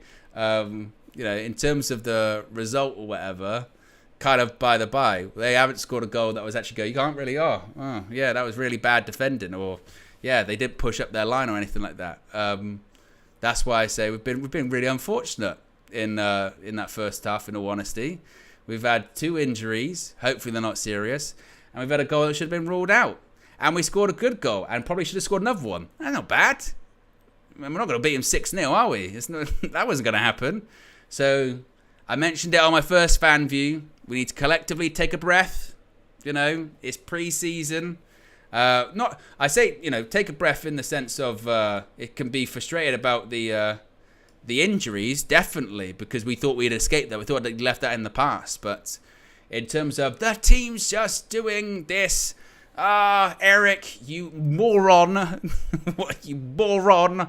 What are you doing? It's just... It's cool. And we do this every year, by the way. Every year. where we discover it for the first time, don't we? What's this pre-season thing? What are we doing? It's half time we haven't won the league. What the fuck? What? That's not fair. Ethan Johnson's been a member for a year. Appreciate a year of support, Ethan. Says, seeing a watch along in my time zone is strange. Cheers from the States. Well, thank you very much for 12 months of support. A year of support. Big up to you. And big up to all of the American viewers there as well, stuck on the screen. They're the injuries. It's the injuries, isn't it? I just so hope that the injuries aren't that serious. They are precautionary. Samuel Lucas is saying Evans, Eriksen, McTominay, Wheatley, Oyedele, and Anthony all coming on. Be interesting to see again if it's 5. How many is that? 1, 2, 3, 4, 5, 6. If it's 6 changes or if it's going to be the full 10. Big up K Flow as gifted 5. The Booker T 5 UV memberships. Big up to you. And the beneficiaries are Gono, Linton, Herb, Rico, and R are the beneficiaries. So big up to you. Appreciate the gift. And a reminder, actually, this is a good point. If or just seeing the players that are on the pitch, I'll change the starting lineup bit on the side once to figure out who's on. But reminder, if you do want to be the beneficiary of the gifted memberships, you have to make sure you've got gifts turned on. How do you do that? Click on that little green bit where K-Flow's gifted them and make sure you've got gifts turned on. So that's how you become eligible. Sometimes I think the default is that it's turned off. I only found that out fairly recently too. But big up K-Flow. Andre Onana thinks wearing the captain's armband, as he did in the... and we're off. Second half is underway. From SoFi.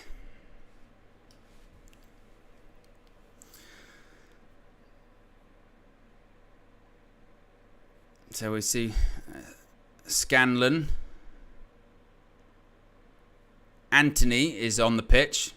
He's on the right.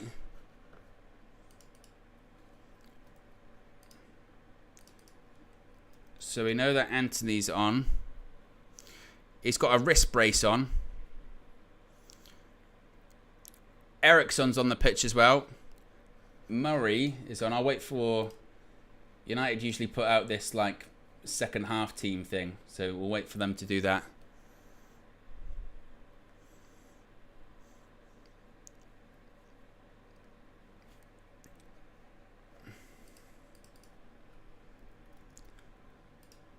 So we got Fish, we've got Evans, we've got Murray.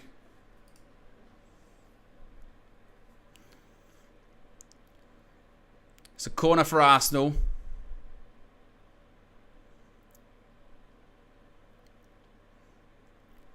Ball in. Onana with a punch. Herb Green says, anyone else see the report of Malacia going to hospital after one of Rashford's cars got in a collision? Yeah, but it was very much overblown. He was fine. He was in training the next day. It was from the sun, and Rashford wasn't driving. Unfortunately, it was a drunk driver hit one of Rashford's cars. There was a private driver, and the driver and Malacia were advised to go to hospital to get checked out. They were told they were fine. Malacia was in training the next day, as was Rashford. So they're both fine. Bit of bad luck, obviously, on Malacia, but he's okay.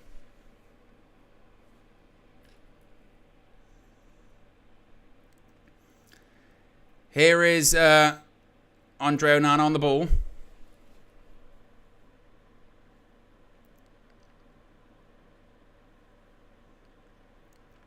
Is that Jay? Is that Jay? Oh, is that? Oh, look at Onana! Woohoo! Look at that turn. Composure. My word. That's why he's the captain. As Francis says, Onans. Onan's in the chat. Onan's in the chat. Oof. He doesn't give a shit. Well, Eriksen, that didn't work out. Eriksen just tried a dummy. Didn't work at all. Doesn't look like... I mentioned before that Arsenal don't do all their changes at halftime like United do. I think they do it after like 60 minutes or something. So, yeah, they've got their same team out. Well, let's get this team correct. So it's Wheatley. Oof. Clear, that's cut out. I think it's offside. Yeah. Sancho. So Jadon Sancho's on the left. Anthony's on the right.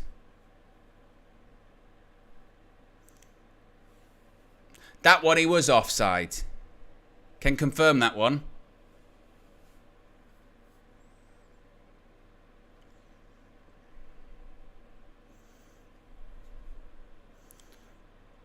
Goes short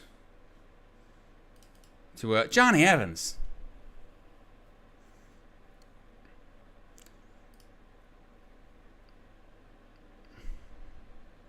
Anthony, short pass.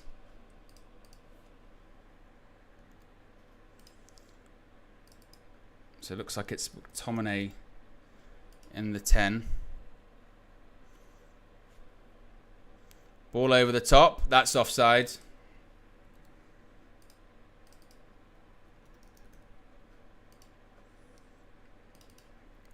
$59.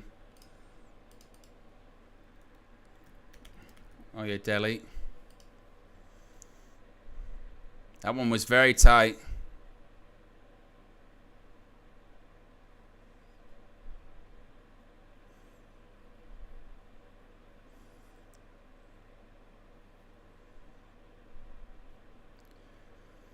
Ethan Wheatley closing the goalkeeper down. He's massive, isn't he? He is unbelievably tall.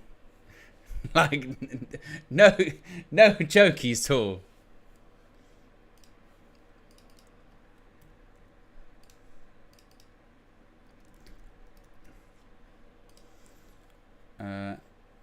So I think that is the team.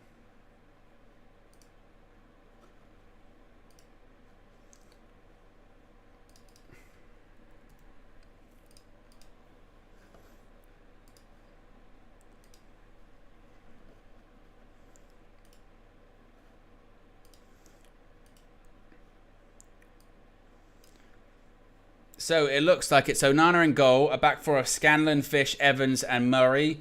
Midfield of Oyedele and Eriksen. McTominay probably in the 10. Anthony on the right, Sancho on the left, and Wheatley is up front. I think we've got that.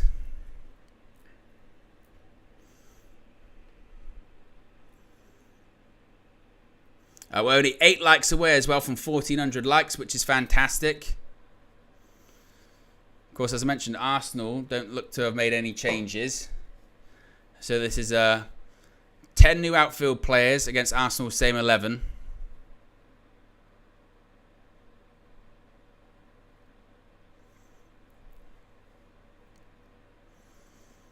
But this is what happens in these pre-season friendlies. Like I said, sometimes the second half can kind of lose a bit of momentum, you know. That can happen a bit.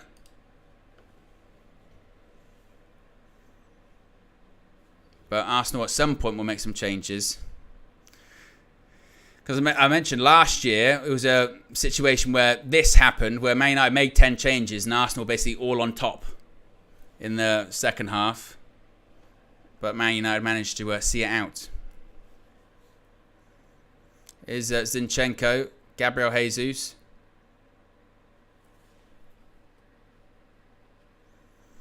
Jesus tries the ball over the top. Trossard, this time he is onside. Odegaard.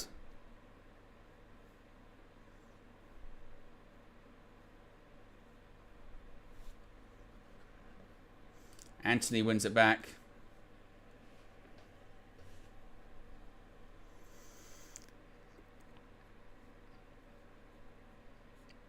have a look at this. If it was a foul. Yeah, it is. It was a foul. Look at that. But Arteta, this is what I mean. This is what I was saying by Arteta's mental. Because that's what he was whinging in the first half, by the way. He was whinging in the first half, saying we were being too aggressive. You taking the piss? Yeah, they're being too aggressive. I'm not happy with it. Way too aggressive. They're kicking our players. How dare they? How dare they kick our players? Bear in mind, they're doing the same thing.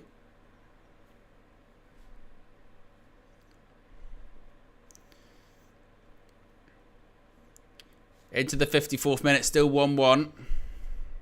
Arsenal with a lot of ball in the second half. Thought he was offside, to be honest. Yeah, I was going to say. Trossard once again was offside.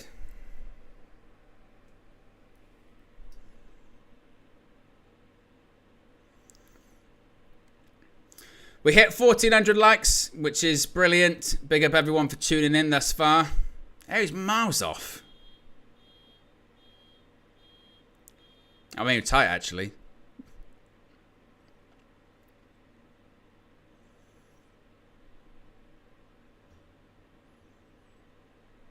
Long ball over the top. Goes out for an Arsenal throw.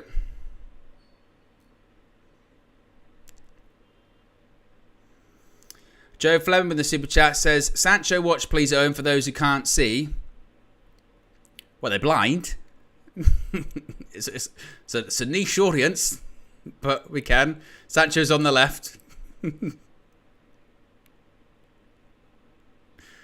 Ball over the top for Arsenal. Zinchenko tries to control, goes out for a throw-in.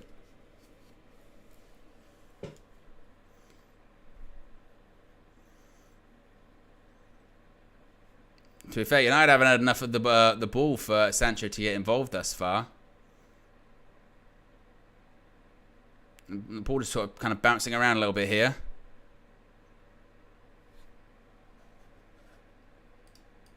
And Scanlon kind of loses the ball. Heatley tried to play it up to Anthony, but didn't work out. That's a bit better. Wheatley puts it out for a throw-in.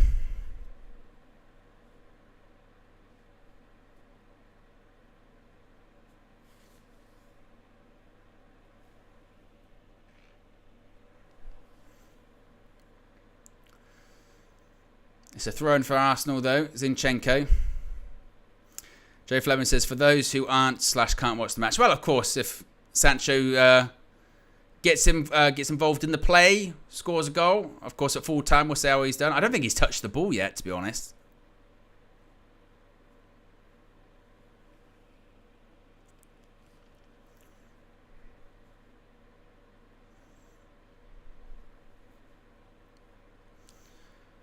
Ball forward by Arsenal. And that goes all the way back to United. Eric Ten Hag says, ankle injury keeps you out for 2 months. And both of them seem like the same. Cancel the season already. Well, definitely Højlund was saying my hamstring. So that one's not an ankle injury. As far as Euro, we don't know. I again seen some social media scuttlebutt, as it were.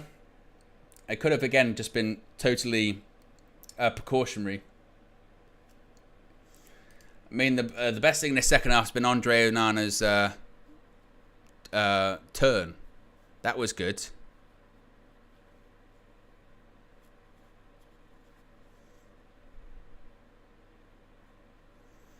Long ball over the top. Onana, sweeper keeper. Does very well. Pass it backwards as well. And also, yeah, as Johnny says, I don't think as a blanket term, I've done my ankle. 2 months. 2 months. Wow. Well, maybe not. Ankle's a bit swollen. 2 months. 2 months. You're done. It's like when you get tonsillitis, they go, that's 2 weeks off school. Yes. Get in. Jay Fleming says, sorry, boss, it was a light request. Yes. Well, we will see again. I don't think he's touched the ball at the moment. Ball switched out to Trossard. Oh, Trossard just skips past Scanlon. United lose the ball. Odegaard, edge of the box. Good 1-2. Shoots. Good save. I tell you what, that is a brilliant save by Andre Onana. That is a proper save. That is fizzed athleticism, tips it over the bar. Take a look at this. It's good play by Arsenal. Smashes it. Good save by Onana.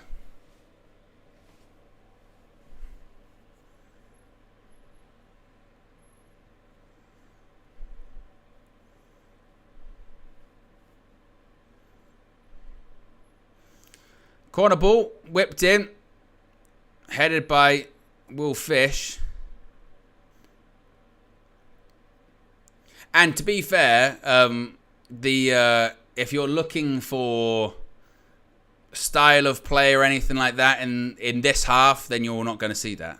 I mean, we have, out of actual starters, I mean, if you, or into the box, in terms of players that would be, if you pick Manchester United's best team, they probably, apart from Onana, now I suppose you could make an argument about maybe like Sancho could get into a strong Man United team, perhaps, but there's not many, you know. Plus, it's not Arsenal's strongest team, but they haven't made any changes from one of their best teams that's available anyway. This is what I mean with pre-season again, isn't it?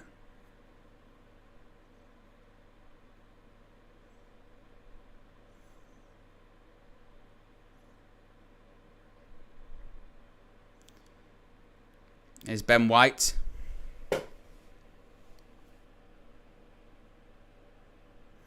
Flay G says, Onana is laser focused, plays like we're in AFCON.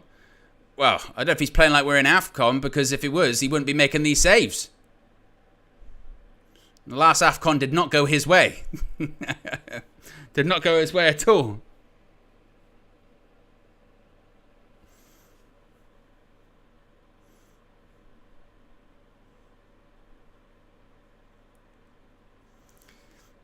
Max TC says, it doesn't matter. Starters or backups should be trying to create the same patterns of play of being coached. I don't necessarily disagree with that, but we can't sit here and be naive and say that this team should be dominating possession against Arsenal. It's not going to happen. Here is Sancho down the right-hand side. Looks lively.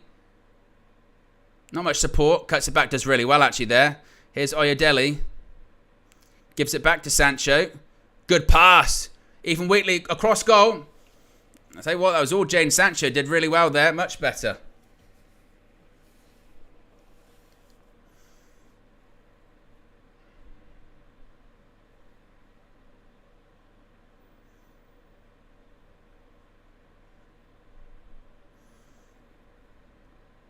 But 50 minutes in, it's 61 minutes gone. 1-1. Of course, Arsenal have had all the ball. But again, it must be stressed. Bar maybe a couple of players that are on the bench. With their absences, this is the strongest Arsenal team that they can put out. We have changed our whole team. we need to. We do this. We do this again.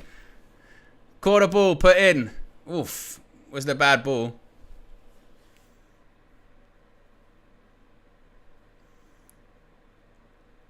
Here's Sancho.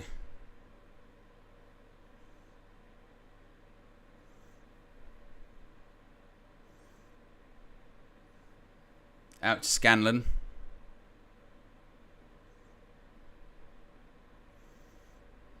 Scanlon travels with the ball. Passes out to Anthony. Is he going to cut inside? Anthony's into the box. Where are you going to go? Tries it over the bar. Oh, you knew what he was going to try and do. Knew what he was going to try and do. I think Ten Hag applauds Scanlon. No, I don't think the clap was for Anthony. It wasn't. All right, here are some subs from Arsenal. Some senior players coming on. Looks like Partey, Gabriel is coming on.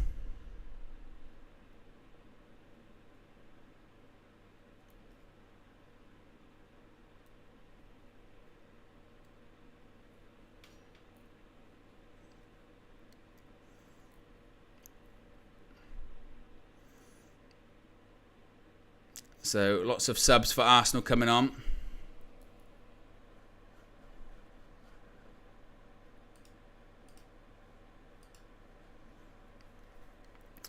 Gono says, what's Anthony doing? Ten Hag clapping for Anthony. I don't think he was clapping, to be fair, for Anthony. I think he was clapping for Scanlon, who created that chance. But, of course, that clip will now go round on social media, and Ten Hag was clapping for Anthony, confirmed. It's exactly what happened. Here come Arsenal on the attack. Johnny Evans does well. And Onana will pick that one up.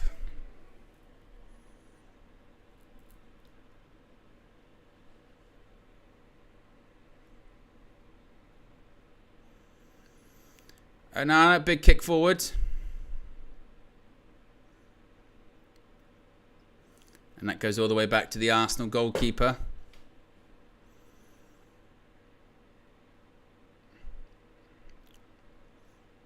Eriksen heads it back to Evans. A reminder, we are going to have penalties after this. Not because we're drawing, we're just going to have them because we're going to have them. For no reason. That's what's going to happen. Anthony. They're going to go for United throw, and I think it is.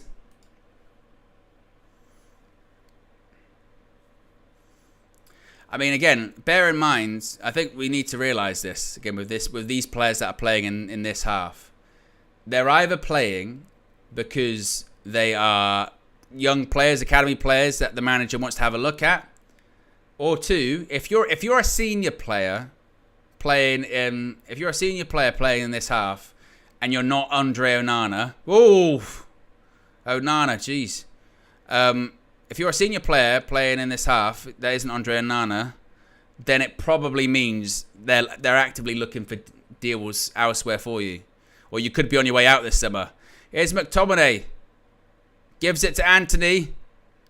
Good pass. McTominay across goal. Oh, deflected. Nearly. But, yeah, I mean, it kind of does confirm, isn't it, that United are open to offers for Eriksen, Sancho, McTominay, even Anthony, you know, is what it really says.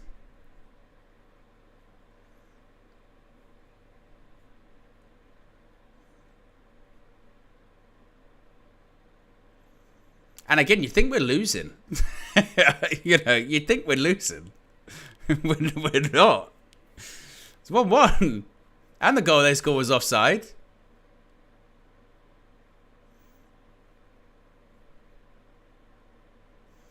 You'd think we're losing the Champions League final.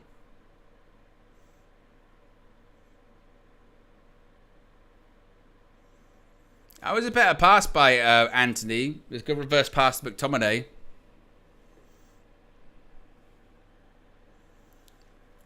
Here's Anthony. Pass to McTominay again. McTominay travels. I tell you what, that's a foul. He's pushing the back. That was a foul. Oh, this I'm telling you, these US officials are they're rubbish. They are so bad.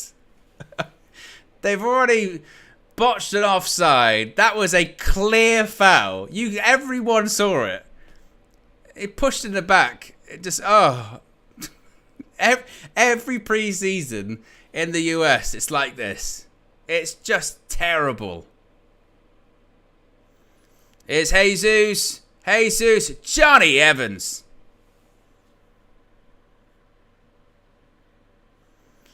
Class. Oh, Anthony, good God. Oh.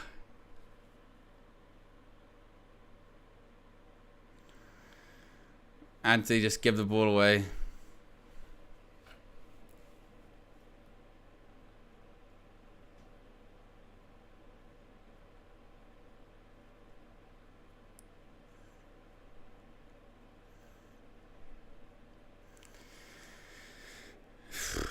We're into the 68th minute, 1-1.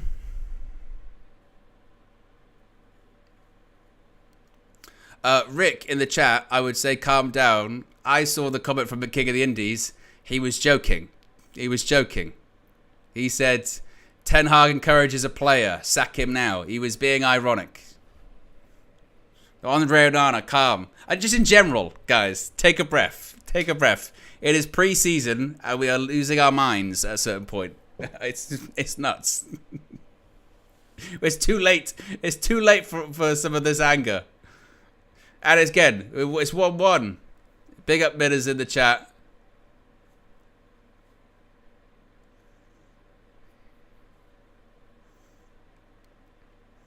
It's a free kick to United. It was clearly a foul of McTominay, wasn't it? Clearly.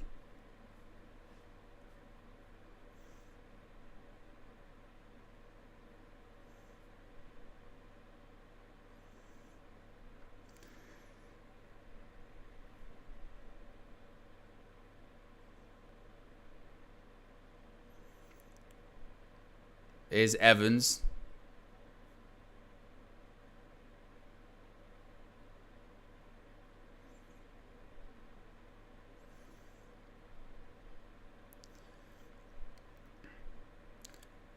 Is he onside? Oof. Here's Anthony.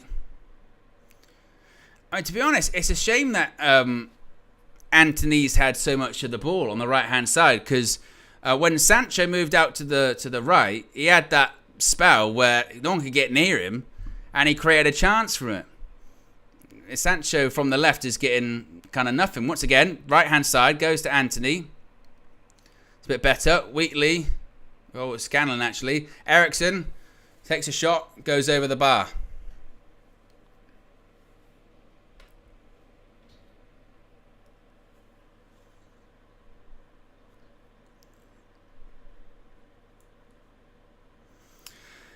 That dude, 1983 with a super chat, says, Premier League, our refs are worse. MLS, hold our beer.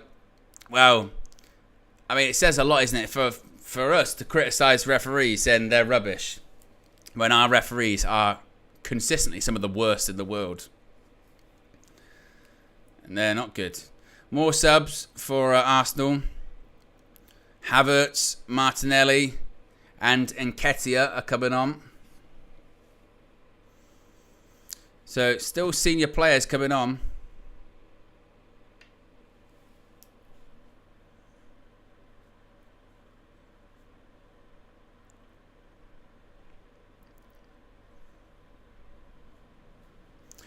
Joe Flem with the super chat says, what Euro injured in this game? Bad one. We don't know about the injuries with Euro or Højlund. Højlund said his hamstring, it looked like. Could be precaution. Could both be precaution. We don't know. Eriksen, corner. Oh, flashed across goal. Oh. I think Wheatley can't believe he didn't score. Sancho tried to take on Martinelli. Or it might have been Vieira, actually. That's better by Sancho. Oh, great feet. Oh, unlucky. He played a really nice 1-2 there.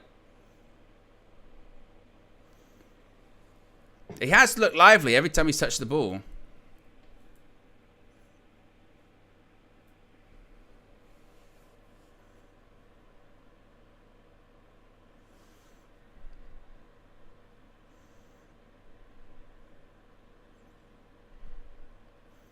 Here's Partey. And, you know, it's funny, isn't it? Despite this terrible chaos, we're being dominated and we're awful. We've created some chances in this half, haven't we, as well? We were unlucky not to score then.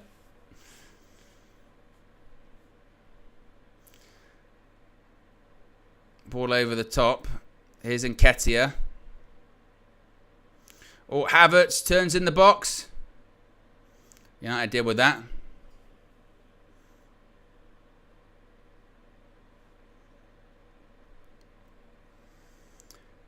I mean, I think with Højlund, with his hamstring, even if it's the slightest of a twinge, it means he probably won't play on tour again.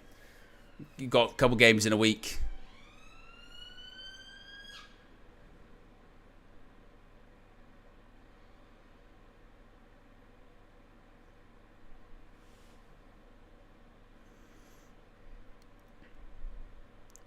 Here's Martinelli. Oh, skips past Scanlon. Into the box.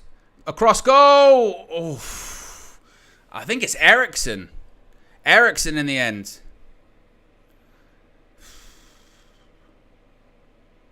Sirens in the chat, of course.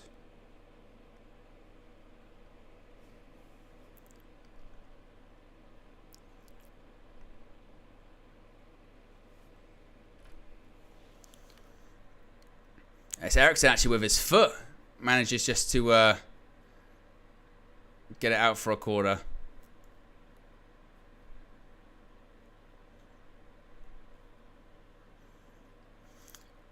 Less than 70 likes to 1,500, by the way, guys.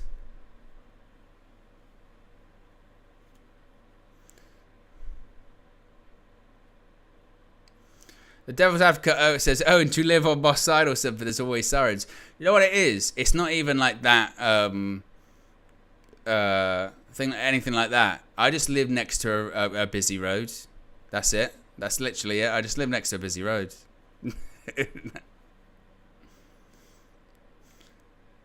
Quarter ball to Arsenal.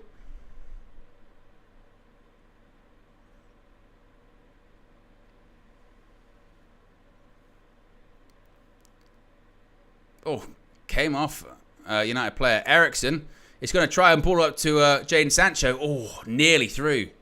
Nearly.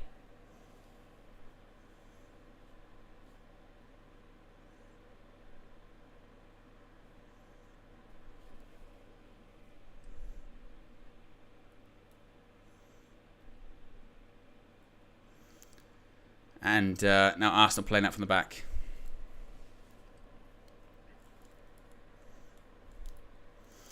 But, what's that, about 15 minutes to go. Still 1-1. And to be fair, the game's still on a knife edge. You know, Arsenal have a lot of the ball.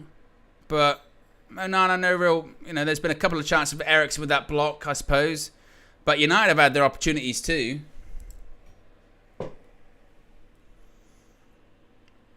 So the game's still pretty tight.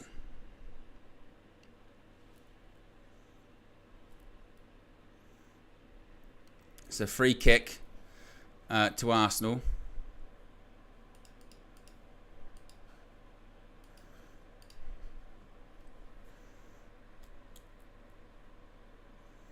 Ball over the top. Is that going to be offside again? I tell you what, in fairness, Man United, both sets of players, the first half team and the second half team, have held a brilliant line. Because even that goal in the first half, again, would have been offside. Was that offside? I think that's onside. I think that one is onside. Fucking hell. These officials are shit. I thought I was going to say, oh, I'll tell you what, really good line. It was miles onside.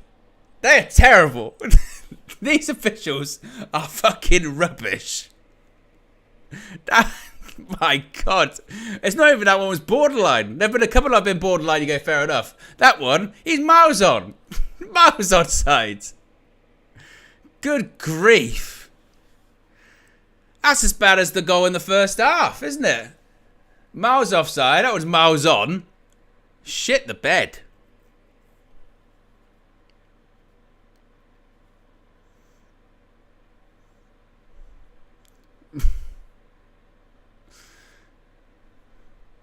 Is it offside?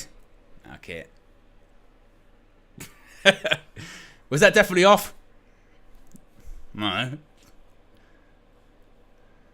But I know every time I do, I make a tenner. So, offside. Is that another... We got another player down. Oh... Not another centre-back as well. And if it's Johnny Evans... And look at Ten Hag. Look at... Like, now, this is the thing. Now's Erik Ten Hag having a go. Saying you're complaining about hard-hitting. Oh, you bastard. That is nasty. Nasty, nasty, nasty. Look at that. Right on the top of the foot as well. Arteta, where are you now? Where are you now? You were complaining in the first half going, they're kicking us too much. They're kicking us. Now they're kicking us at the moment. And then suddenly you're doing that. I mean, this is what I was saying in the first half. He had the nerve to complain and say, oh, they're being too physical with us. in a final run in a game. Andy! Oh, what about that? Send him off! Send the dirty gate off! Get him off the field! That was diabolical! Get him off the field!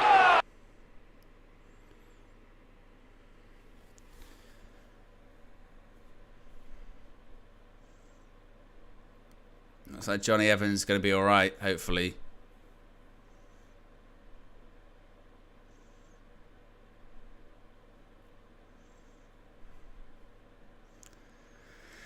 Oh.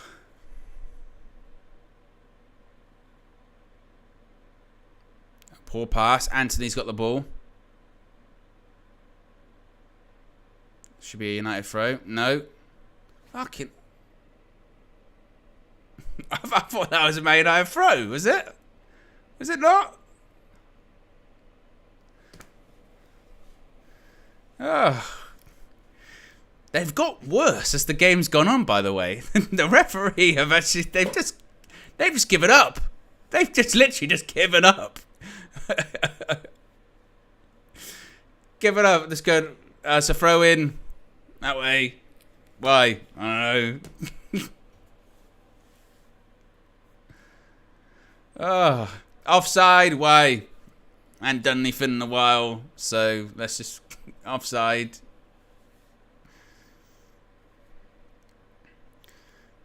Is that a foul?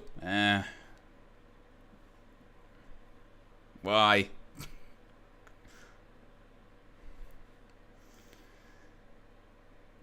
Arsenal played out from the back though.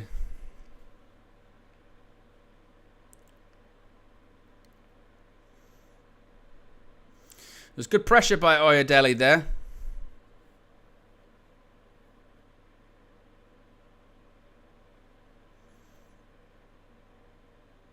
Pass that wide to Martinelli.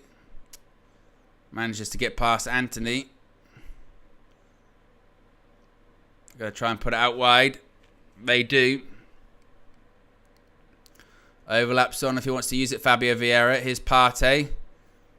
Anthony made a challenge. Arsenal still have the ball. Martinelli. I tell you what. They scored. I tell you what. I was about to say it. Martinelli has done that Scanlon like literally like 3 or 4 times in this game. Like proper. He has absolutely had him on toast. Since he came on, I think that might be, again, like the 4th or 5th time that's happened to Scanlon. He's done him. Absolutely done him.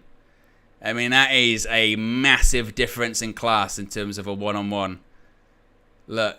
Gets him out one-on-one, and once again goes past him like he's not there. And again, that's not the first time that's happened. That's not the first time that's happened to him in that game. That's way too easy. Way too easy. Look, I know Onana's not happy, and he's looking at the right back because it's just not good enough, is it? You know what I mean? Atom K says, and we want to sell Wan-Bissaka. Well, I don't think anyone was saying that Scanlon was going to be placing Wan-Bissaka. In fairness, I don't think that was going to be the case, guys. I don't think there was ever an advocate of sell Wan-Bissaka. We've got Scanlon in. Yeah, that's what we're going to do. No one was ever saying that. It was Wan-Bissaka. He's got a year left on his contract, and if he goes, we'll have to bring in Mazraoui.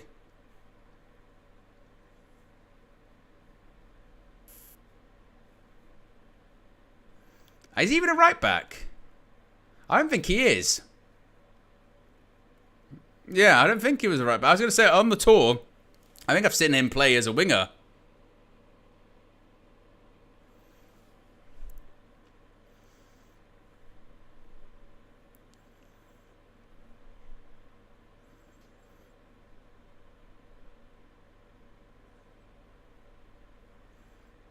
It just goes past him. It's just easy. And to be honest, Will Fisher probably do better as well. But again, these are players that won't be anywhere near the Manchester United starting 11, will they? You know, they won't. That's why they're in the second half team. But it's poor from the right back, who's A guy from the academy that's not even a right back, and it's Paul from the centre back who should help him out a bit more. Good ball in. Oh.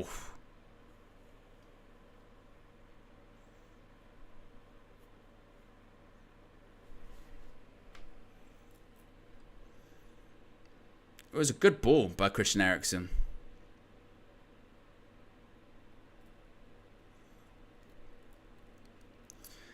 And the annoying thing is now, again, this will lead to just another freak out, which is just so not needed and so overblown. Ugh. Here's Jadon Sancho. Oof, does well. Gets a quarter. Because again, there'll be this like freak out, and they'll without any of the context of, you know, look at our back four: Scanlon, Fish, Evans, and Murray. You know, but why are we not dominating the game? Oyedele and Eriksen and centre mid, but we're just not controlling the game enough. Why are we not doing that? Here's Eriksen. Out for another quarter.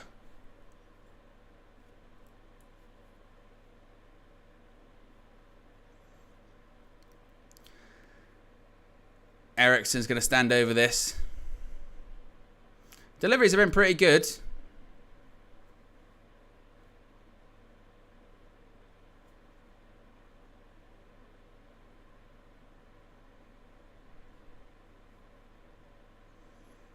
Christian Eriksen ball in.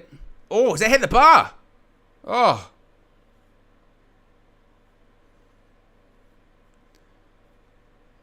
They've hoofed the ball forward. Anthony does better that time. Ref gives a foul. Joe Flem with the super chat says, spot another possible DR soundbite for you, Owen. Send it over. Send the link over on Twitter. I'll have a look at it.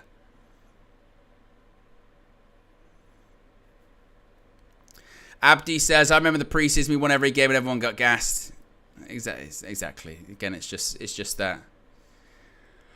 Well, I can't be shocked that Arsenal have dominated this second half with the players that we've got out on the pitch. They had still their team they had up from the first half for 15 minutes.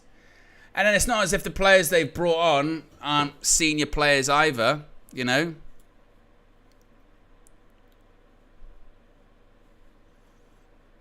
I certainly saw some positives in the first half.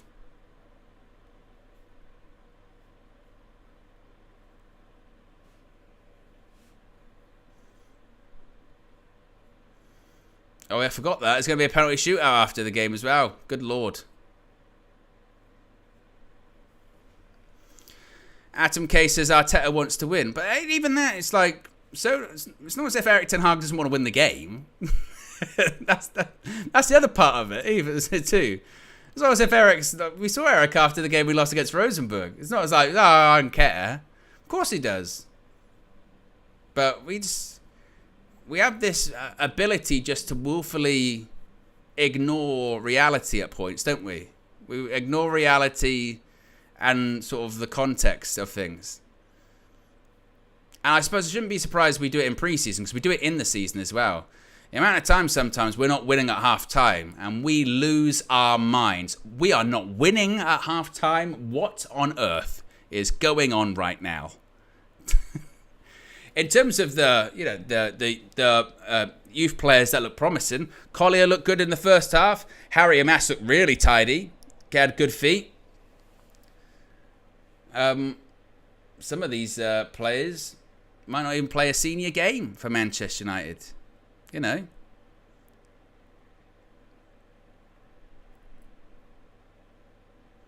A senior proper game, I should say, not a friendly.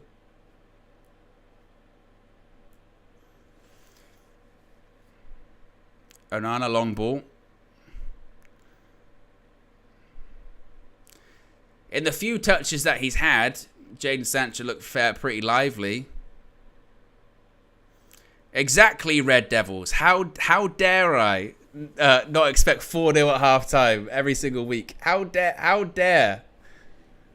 You mean to say we didn't win this game 7-0? Why bother? Why did we show up? I thought it should be 7-0 after 2 minutes.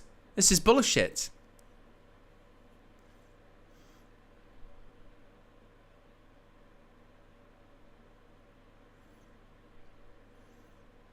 Ask a foul on Oyedele.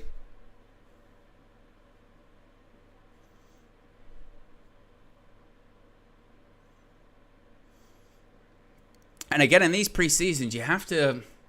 They're almost separate games in the halves because they're separate teams. So you'd say second half, yeah, Arsenal dominated the game. Probably deserved to win the game in terms of the second half. Because they were the better team, because they had better players out. You know, first half, I think it was an even one. I think probably 1-1 was probably fair, even though their goal was offside. But see, Eriksen didn't look happy there, did he? But this is why, you know, a lot of certainly the senior players that are involved in this half, this is why a lot of them are earmarked to be leaving in the summer.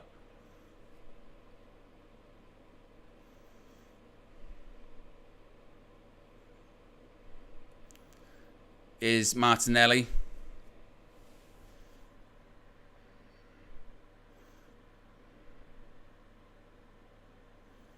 Wheatley, that was good play. Oh, Anthony. Well, to be fair, Anthony has been rubbish in this second half. He has been terrible. But again, that's why he's in the second half team. He's not good enough.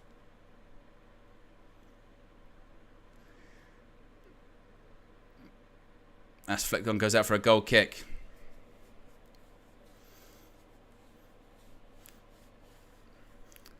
See that? And by the way, this is what was mad. In the first half, at half-time, people were like, oh, Rashford was terrible. You want to see terrible? Look at Anthony's second half. That's terrible. Marcus Rashford actually contributed to the goal. And created a chance. That's not terrible. This second half from Anthony, that's terrible. Okay? That's what we need to kind of open our eyes at when it comes to all of that.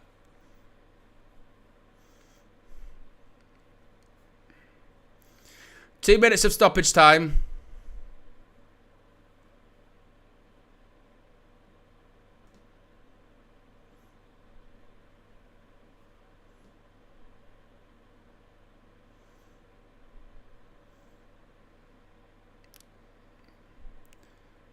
Oyedele.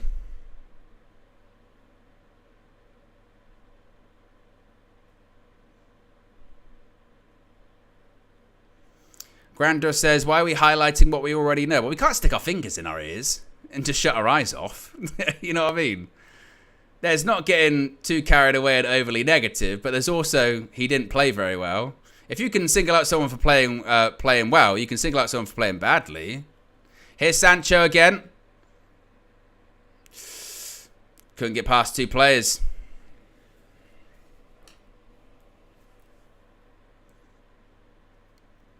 Evans wins that header. Wheatley. Out to Anthony. Cuts inside. He's going to shoot. Of course he is. Of course he is. That goes out for a corner.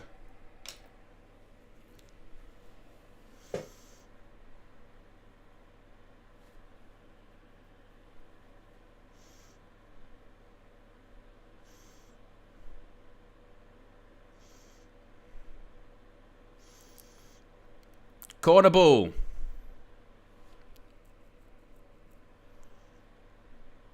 Ball in. That's smashed up in the air. I fouled him. He definitely fouled him. Has he scored? I was going to say, he's disallowed.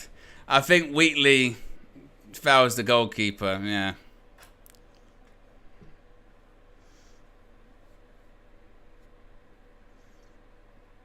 Yeah, Wheatley. I don't think he needs to do it as well. He doesn't need to. So I don't think the keeper was going to do anything with it.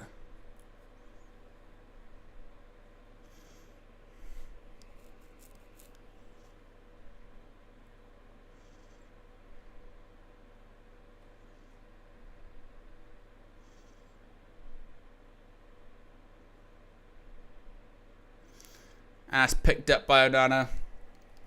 And that's full time. Manchester United lose 2-1 against Arsenal in the first game on the US pre-season tour. Certainly game of two halves. We are going to have penalties, by the way. We are going to have penalties. But first half, with the fullish team out, we did pretty well. Goal by Rasmus Højlund. I mean, to be honest, the biggest thing is the injuries, isn't it? The biggest thing is the injuries. The biggest thing is hopefully Højlund's isn't too bad. Hopefully Euro's isn't too bad. The second half, to be honest, I don't really think you can get too much from the second half in general, because they're all players that are on the periphery. They either want to be sold, or they're academy players that might not even play for Manchester United moving forward. Those academy players that played in the first half, they're the ones that are really earmarked. So I don't even think you can take much into the second half into consideration, apart from it's just more confirmation on some of those senior players are going to be going, really. First half, some definitely positives. Harry Amas, Mason Mount, obviously Højlund's goal. Again, it's pre-season, you know. It's pre-season, really. Officials were terrible as well. A goal was offside.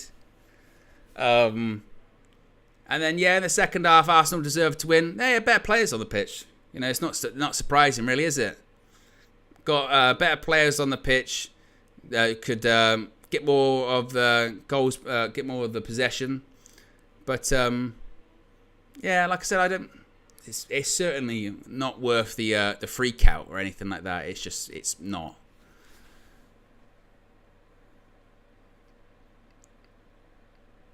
But we're going to go to penalties now. Still, again, why? I don't know.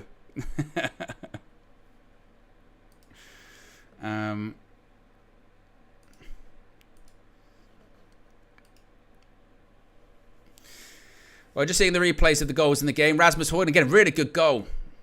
Pace, power, goes past centre-back, puts it through the goalkeeper's legs. To be honest, the disappointing thing is we didn't test the goalkeeper more, because I don't think he was all that at all. But again, first half we were lively, we were good. Their goal, which is offside. It's ridiculous. And then you see the goal, second half. Martinelli skips past Scanlon like he's not even there. Did that like 3 or 4 times. But not too surprising, really, the second half again. Not surprising at all. Again, stronger team, had better players on the second half. You can't really expect that too much, really. But I did see positives in the first half. Obviously not happy that you lost, but certainly is not the end of the world at all.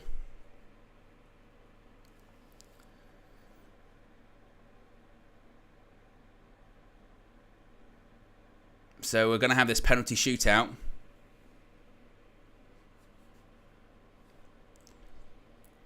Again, why? Still not really sure.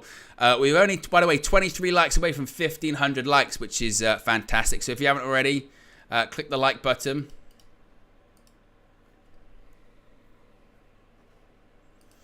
As Minna says, cheer up, guys. It's pre-season. It's not the end of the world. It really isn't. I mentioned this after the first game against Rosenborg. We do this every season. We collectively discover pre-season. And I don't know if it's because... I would say it's because last season, but I don't think it is, because we did this last pre-season too. Honestly, we went mental last pre-season. And we do it again. Where we go, You know, City lost their first game. It was against Celtic. They'll probably win the league. Not to say we're going to win the league, but you get my point. I don't see how you can look at that second half team and be like, why are we not winning? Why are we not winning that game? Why are we not, outplaying Arsenal? When we've got the back four of Scanlon, Fish, Evans and Murray, I mean, it's basically our completed back four. What? This is crazy.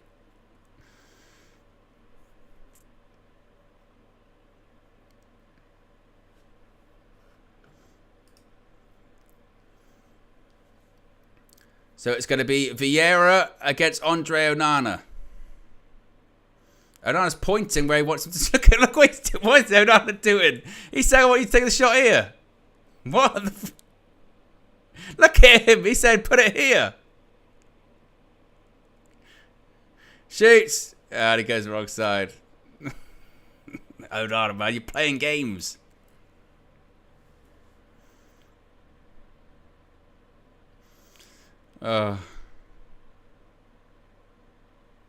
He did dive that side, Onana. He said he told him he was going to dive.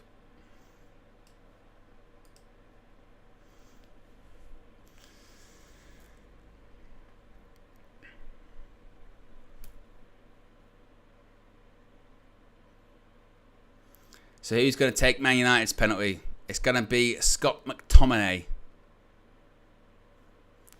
McTominay steps up. Good penalty.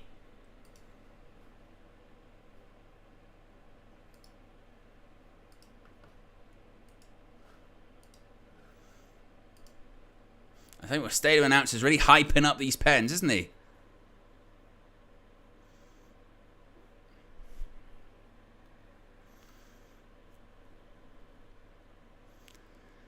So who's next up? It's Kai Havertz. He's taking penalties for Arsenal, for Germany. Kai Havertz from 12 yards. Steps up. Shoots. Oh, it's a save. I'll tell you what a save that is by Andre Onana. Oh, I'll tell you what, that's a proper penalty save as well. He did the stutter and he puts it onto the post. Oh, that's terrific. That's a proper save. Look at the stutter. That is a top save by Andre Onana. He has properly read him like a book. What a save. Now it's Johnny Evans. Johnny Evans. Now, I don't think you're going to get any stutter or stop from Johnny Evans. I don't think that's going to happen. Nope, Johnny Evans levers it. There you go. Great pen. That's how you take a penalty, by the way. I hate the stutter, stop, start bullshit. I think it should be banned. Honestly, I really, really do. Because I think it's unfair on the goalkeepers. The goalkeeper can't move off their line. They've always got to have something touching the line. And yet the striker or whoever's taking it, whoever can do stop, start, ban it. It's rubbish. Just walk up, take the penalty. That's it. Stop the gamesmanship. And I know they think, like, well, he's technically forward motion. Shoots. Oh, he put it wide.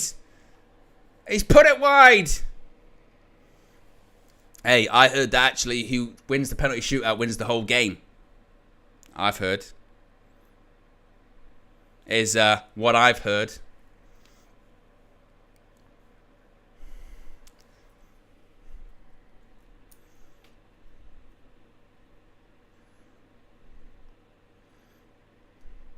So it's going to be Ethan Wheatley.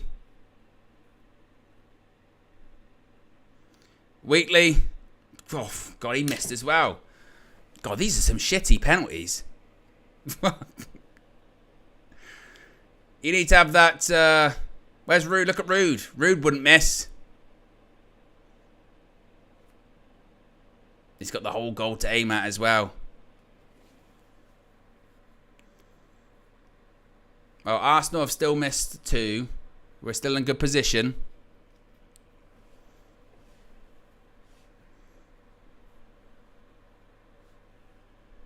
Martinelli.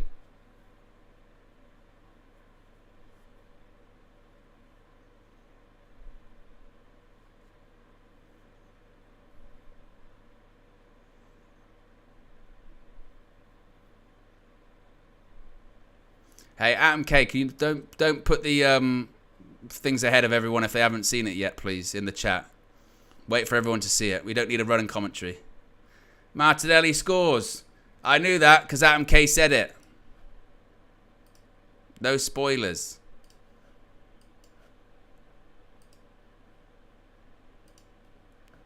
Spoilers.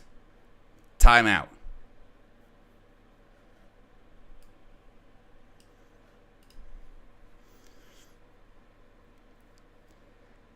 is who's stepping up next? Eriksen.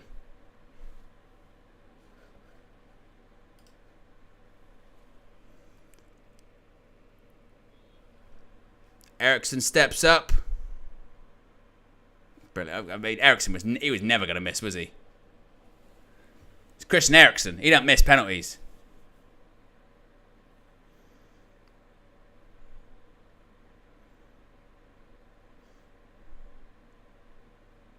Did we win?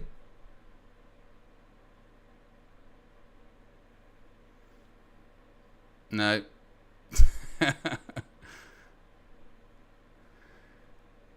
Gabriel's going to take. Look at Onana again. He's telling him where to go. Onana, man. What? Gabriel. And he put it where you... Onana, you told him. You said put it there. You said put it there and he did.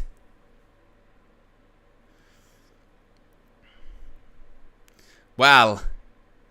Here we go. To win. But I would say, Onana, don't try that technique. You've tried it twice. It has not worked. It has not worked for you. Look at him. Ah. The only thing you should be cursing Onana is that penalty technique. It's not working.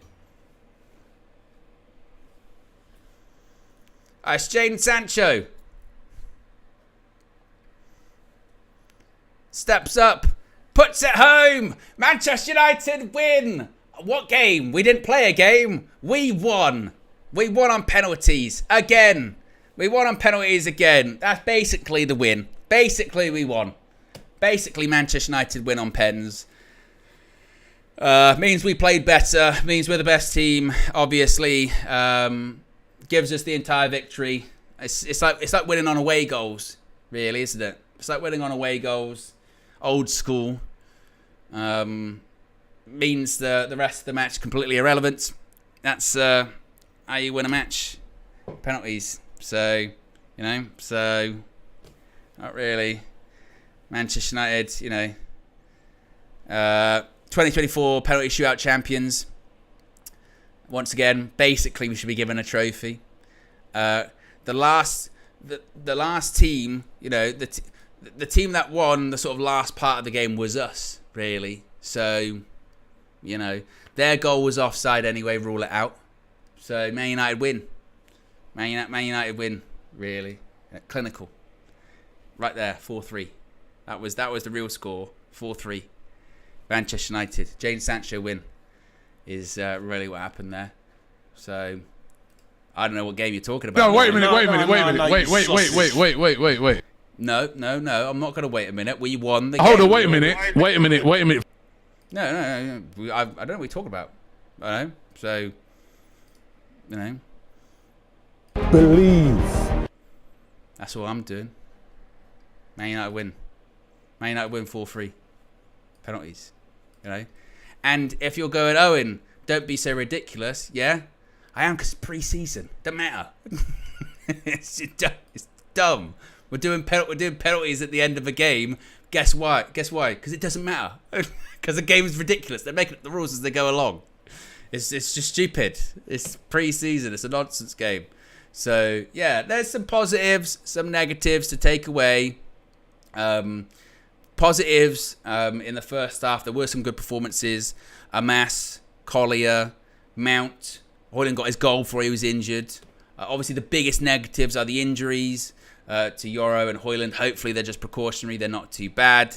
And then second half, I'm not really too surprised. I'm not really that surprised second half that Arsenal were the better team. They're better players on the pitch. I to be honest, if I was an Arsenal fan, thank God I'm not, but if I was an Arsenal fan and they were getting outplayed by that team that was out in the second half, that'd be massive problems, huge problems for them. So it kind of went with expectation, in all honesty, didn't it? So, yeah, Manchester United lose 2-1. Certainly some things to take away, some things to learn. Again, it's pre-season. It's not the end of the world. It doesn't have an impact on the season or anything like that. I mean, we're getting relegated. Doesn't mean I can't believe we didn't win the World Cup in the pre-season friendly. And that would have been the same if we won. You know, remember that was perfect example. We beat Rangers at Murrayfield. What's the first thing people say? It's only pre-season, mate. It's the same when you lose, yeah? It's only pre-season, mate. That's what it is. So, some encouraging performances, some not so great. Second half, you'd look at Anthony, was not good. I felt a bit bad for Scanlon, to be honest, at the end, because he got absolutely rinsed a couple of times by Martinelli. He's not a right back, and he's a young academy player. I did think, actually, Sancho, he didn't really touch the ball that much, did he? But it was, at one point, he even went out to the right-hand side just to get a touch of it, and I think he actually did... I think he did all right. McTominay, another one, didn't really touch the ball in the second half. Wheatley was the same, didn't really get involved in all that much. But again, I think some positives take away, some negatives take away, and yeah, I think that's kind of really it. It's not. I know that me saying this will not stop the freak out, because we do this every single time. Heaven forbid we lose a pre-season fixture. But, you know, it's really not that deep. It's not. There are certainly individual performances that you would look at and go, yeah, not good, poor, invisible, blah, blah, blah. But in the same way, there'd be performances that you look at and go, hey, that's pretty, that was encouraging. That's not too bad. We've still got loads of players that are missing because obviously the international duties and what have you. So yeah, but I don't think it's you know, I tell you what, in the second half, I'm not seeing these patterns of play that Erik ten Hag's trying to implement. You know, when he's got that back four of Scanlon, Fish, Evans and Murray, I'm expecting peak Ten Hag ball, is what I'm thinking at the moment. And that Oyedele-Eriksen connection, they're starting every game. They're starting against Fulham on Friday Night Football. That's happening, yeah? That's absolutely happening. And Wheatley, if he can't hold up the ball, then I don't think he's going to start against it in the Community Shield against City. No chance. You know, you have to be realistic. You have to always involve the context. Of course, by the way, get ready for the media coverage. You know, Chelsea lost 4-1 today. It won't matter because we lost 2-1 against Arsenal. They're probably the most relieved people going, oh, thank God, Man United lost. No one give a shit now. Same with City. They lost their game, what was it, a couple of days ago? They're like, oh, who cares? Man United lost against Arsenal. Good. Thank God. Whew. They were going to talk about us for a second. Wow. The biggest talking points and the biggest concerns are the injuries. That's the biggest concern, isn't it?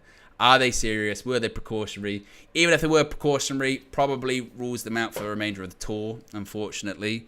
But again, if they are precautionary, then hopefully they'll be fine for the beginning of the season. We shall see. But there you go, guys. Appreciate everyone tuning in. Stay tuned. There's going to be a bunch of reaction coming from SoFi Stadium from Flex, KG, possibly chatting to a couple of players as well. Probably some reaction from the guys at AFTV too. And you got to remember, we won on the penalties. We won on the penalties. So basically, we won the whole game, didn't we? Basically, for those that aren't happy, we won the World Cup on penalties. Okay, and if you think that's a ridiculous statement, it's because it is, because it's a pre-season friendly. It's all ridiculous to think that the outcome has any bearing on the future, because it doesn't. It's friendly. I mean, you know, it's friendly. Yes, so again, reminder, that's all coming. So stay tuned for that. If you haven't already, be sure to subscribe. You can see in the top right-hand corner, only 2 subscribers away from 172,400. And actually a reminder, before I do go away, not forever, that this video is brought to you by Oxford Natural by Gowan Life. As you've seen recently, as you'll see in the fan views with KG looking slim, that's because he's been on his health journey and the results are resulting. He's been utilising, and Flex and Dom Robbie actually, Optimum Day and Night, getting the results. All of the information is in the video description. There's also the QR codes on the screen above and on the sidebars. It's also the pinned comment in the live chat. If you scan the QR code on the screen or you use any of the links below or in the chat, you can subscribe and save up to 70% off. If you want any more information, It's all in the video description as well. There you go, right there to the side of me. You can scan that QR code and you can get involved too. So big up everyone for tuning in. First of many late nights. Next one's on, when is the next one? Is it Wednesday? That's the really late one, I think. Yeah, Wednesday. But Thursday morning, 3 o'clock kickoff. That is, I mean, that's your test. That is, isn't it? That is your proper test. On that one, that's the challenging one. 3 o'clock. So I'll be here at 1, 2 hours before. And we'll be going through all of the stuff before then.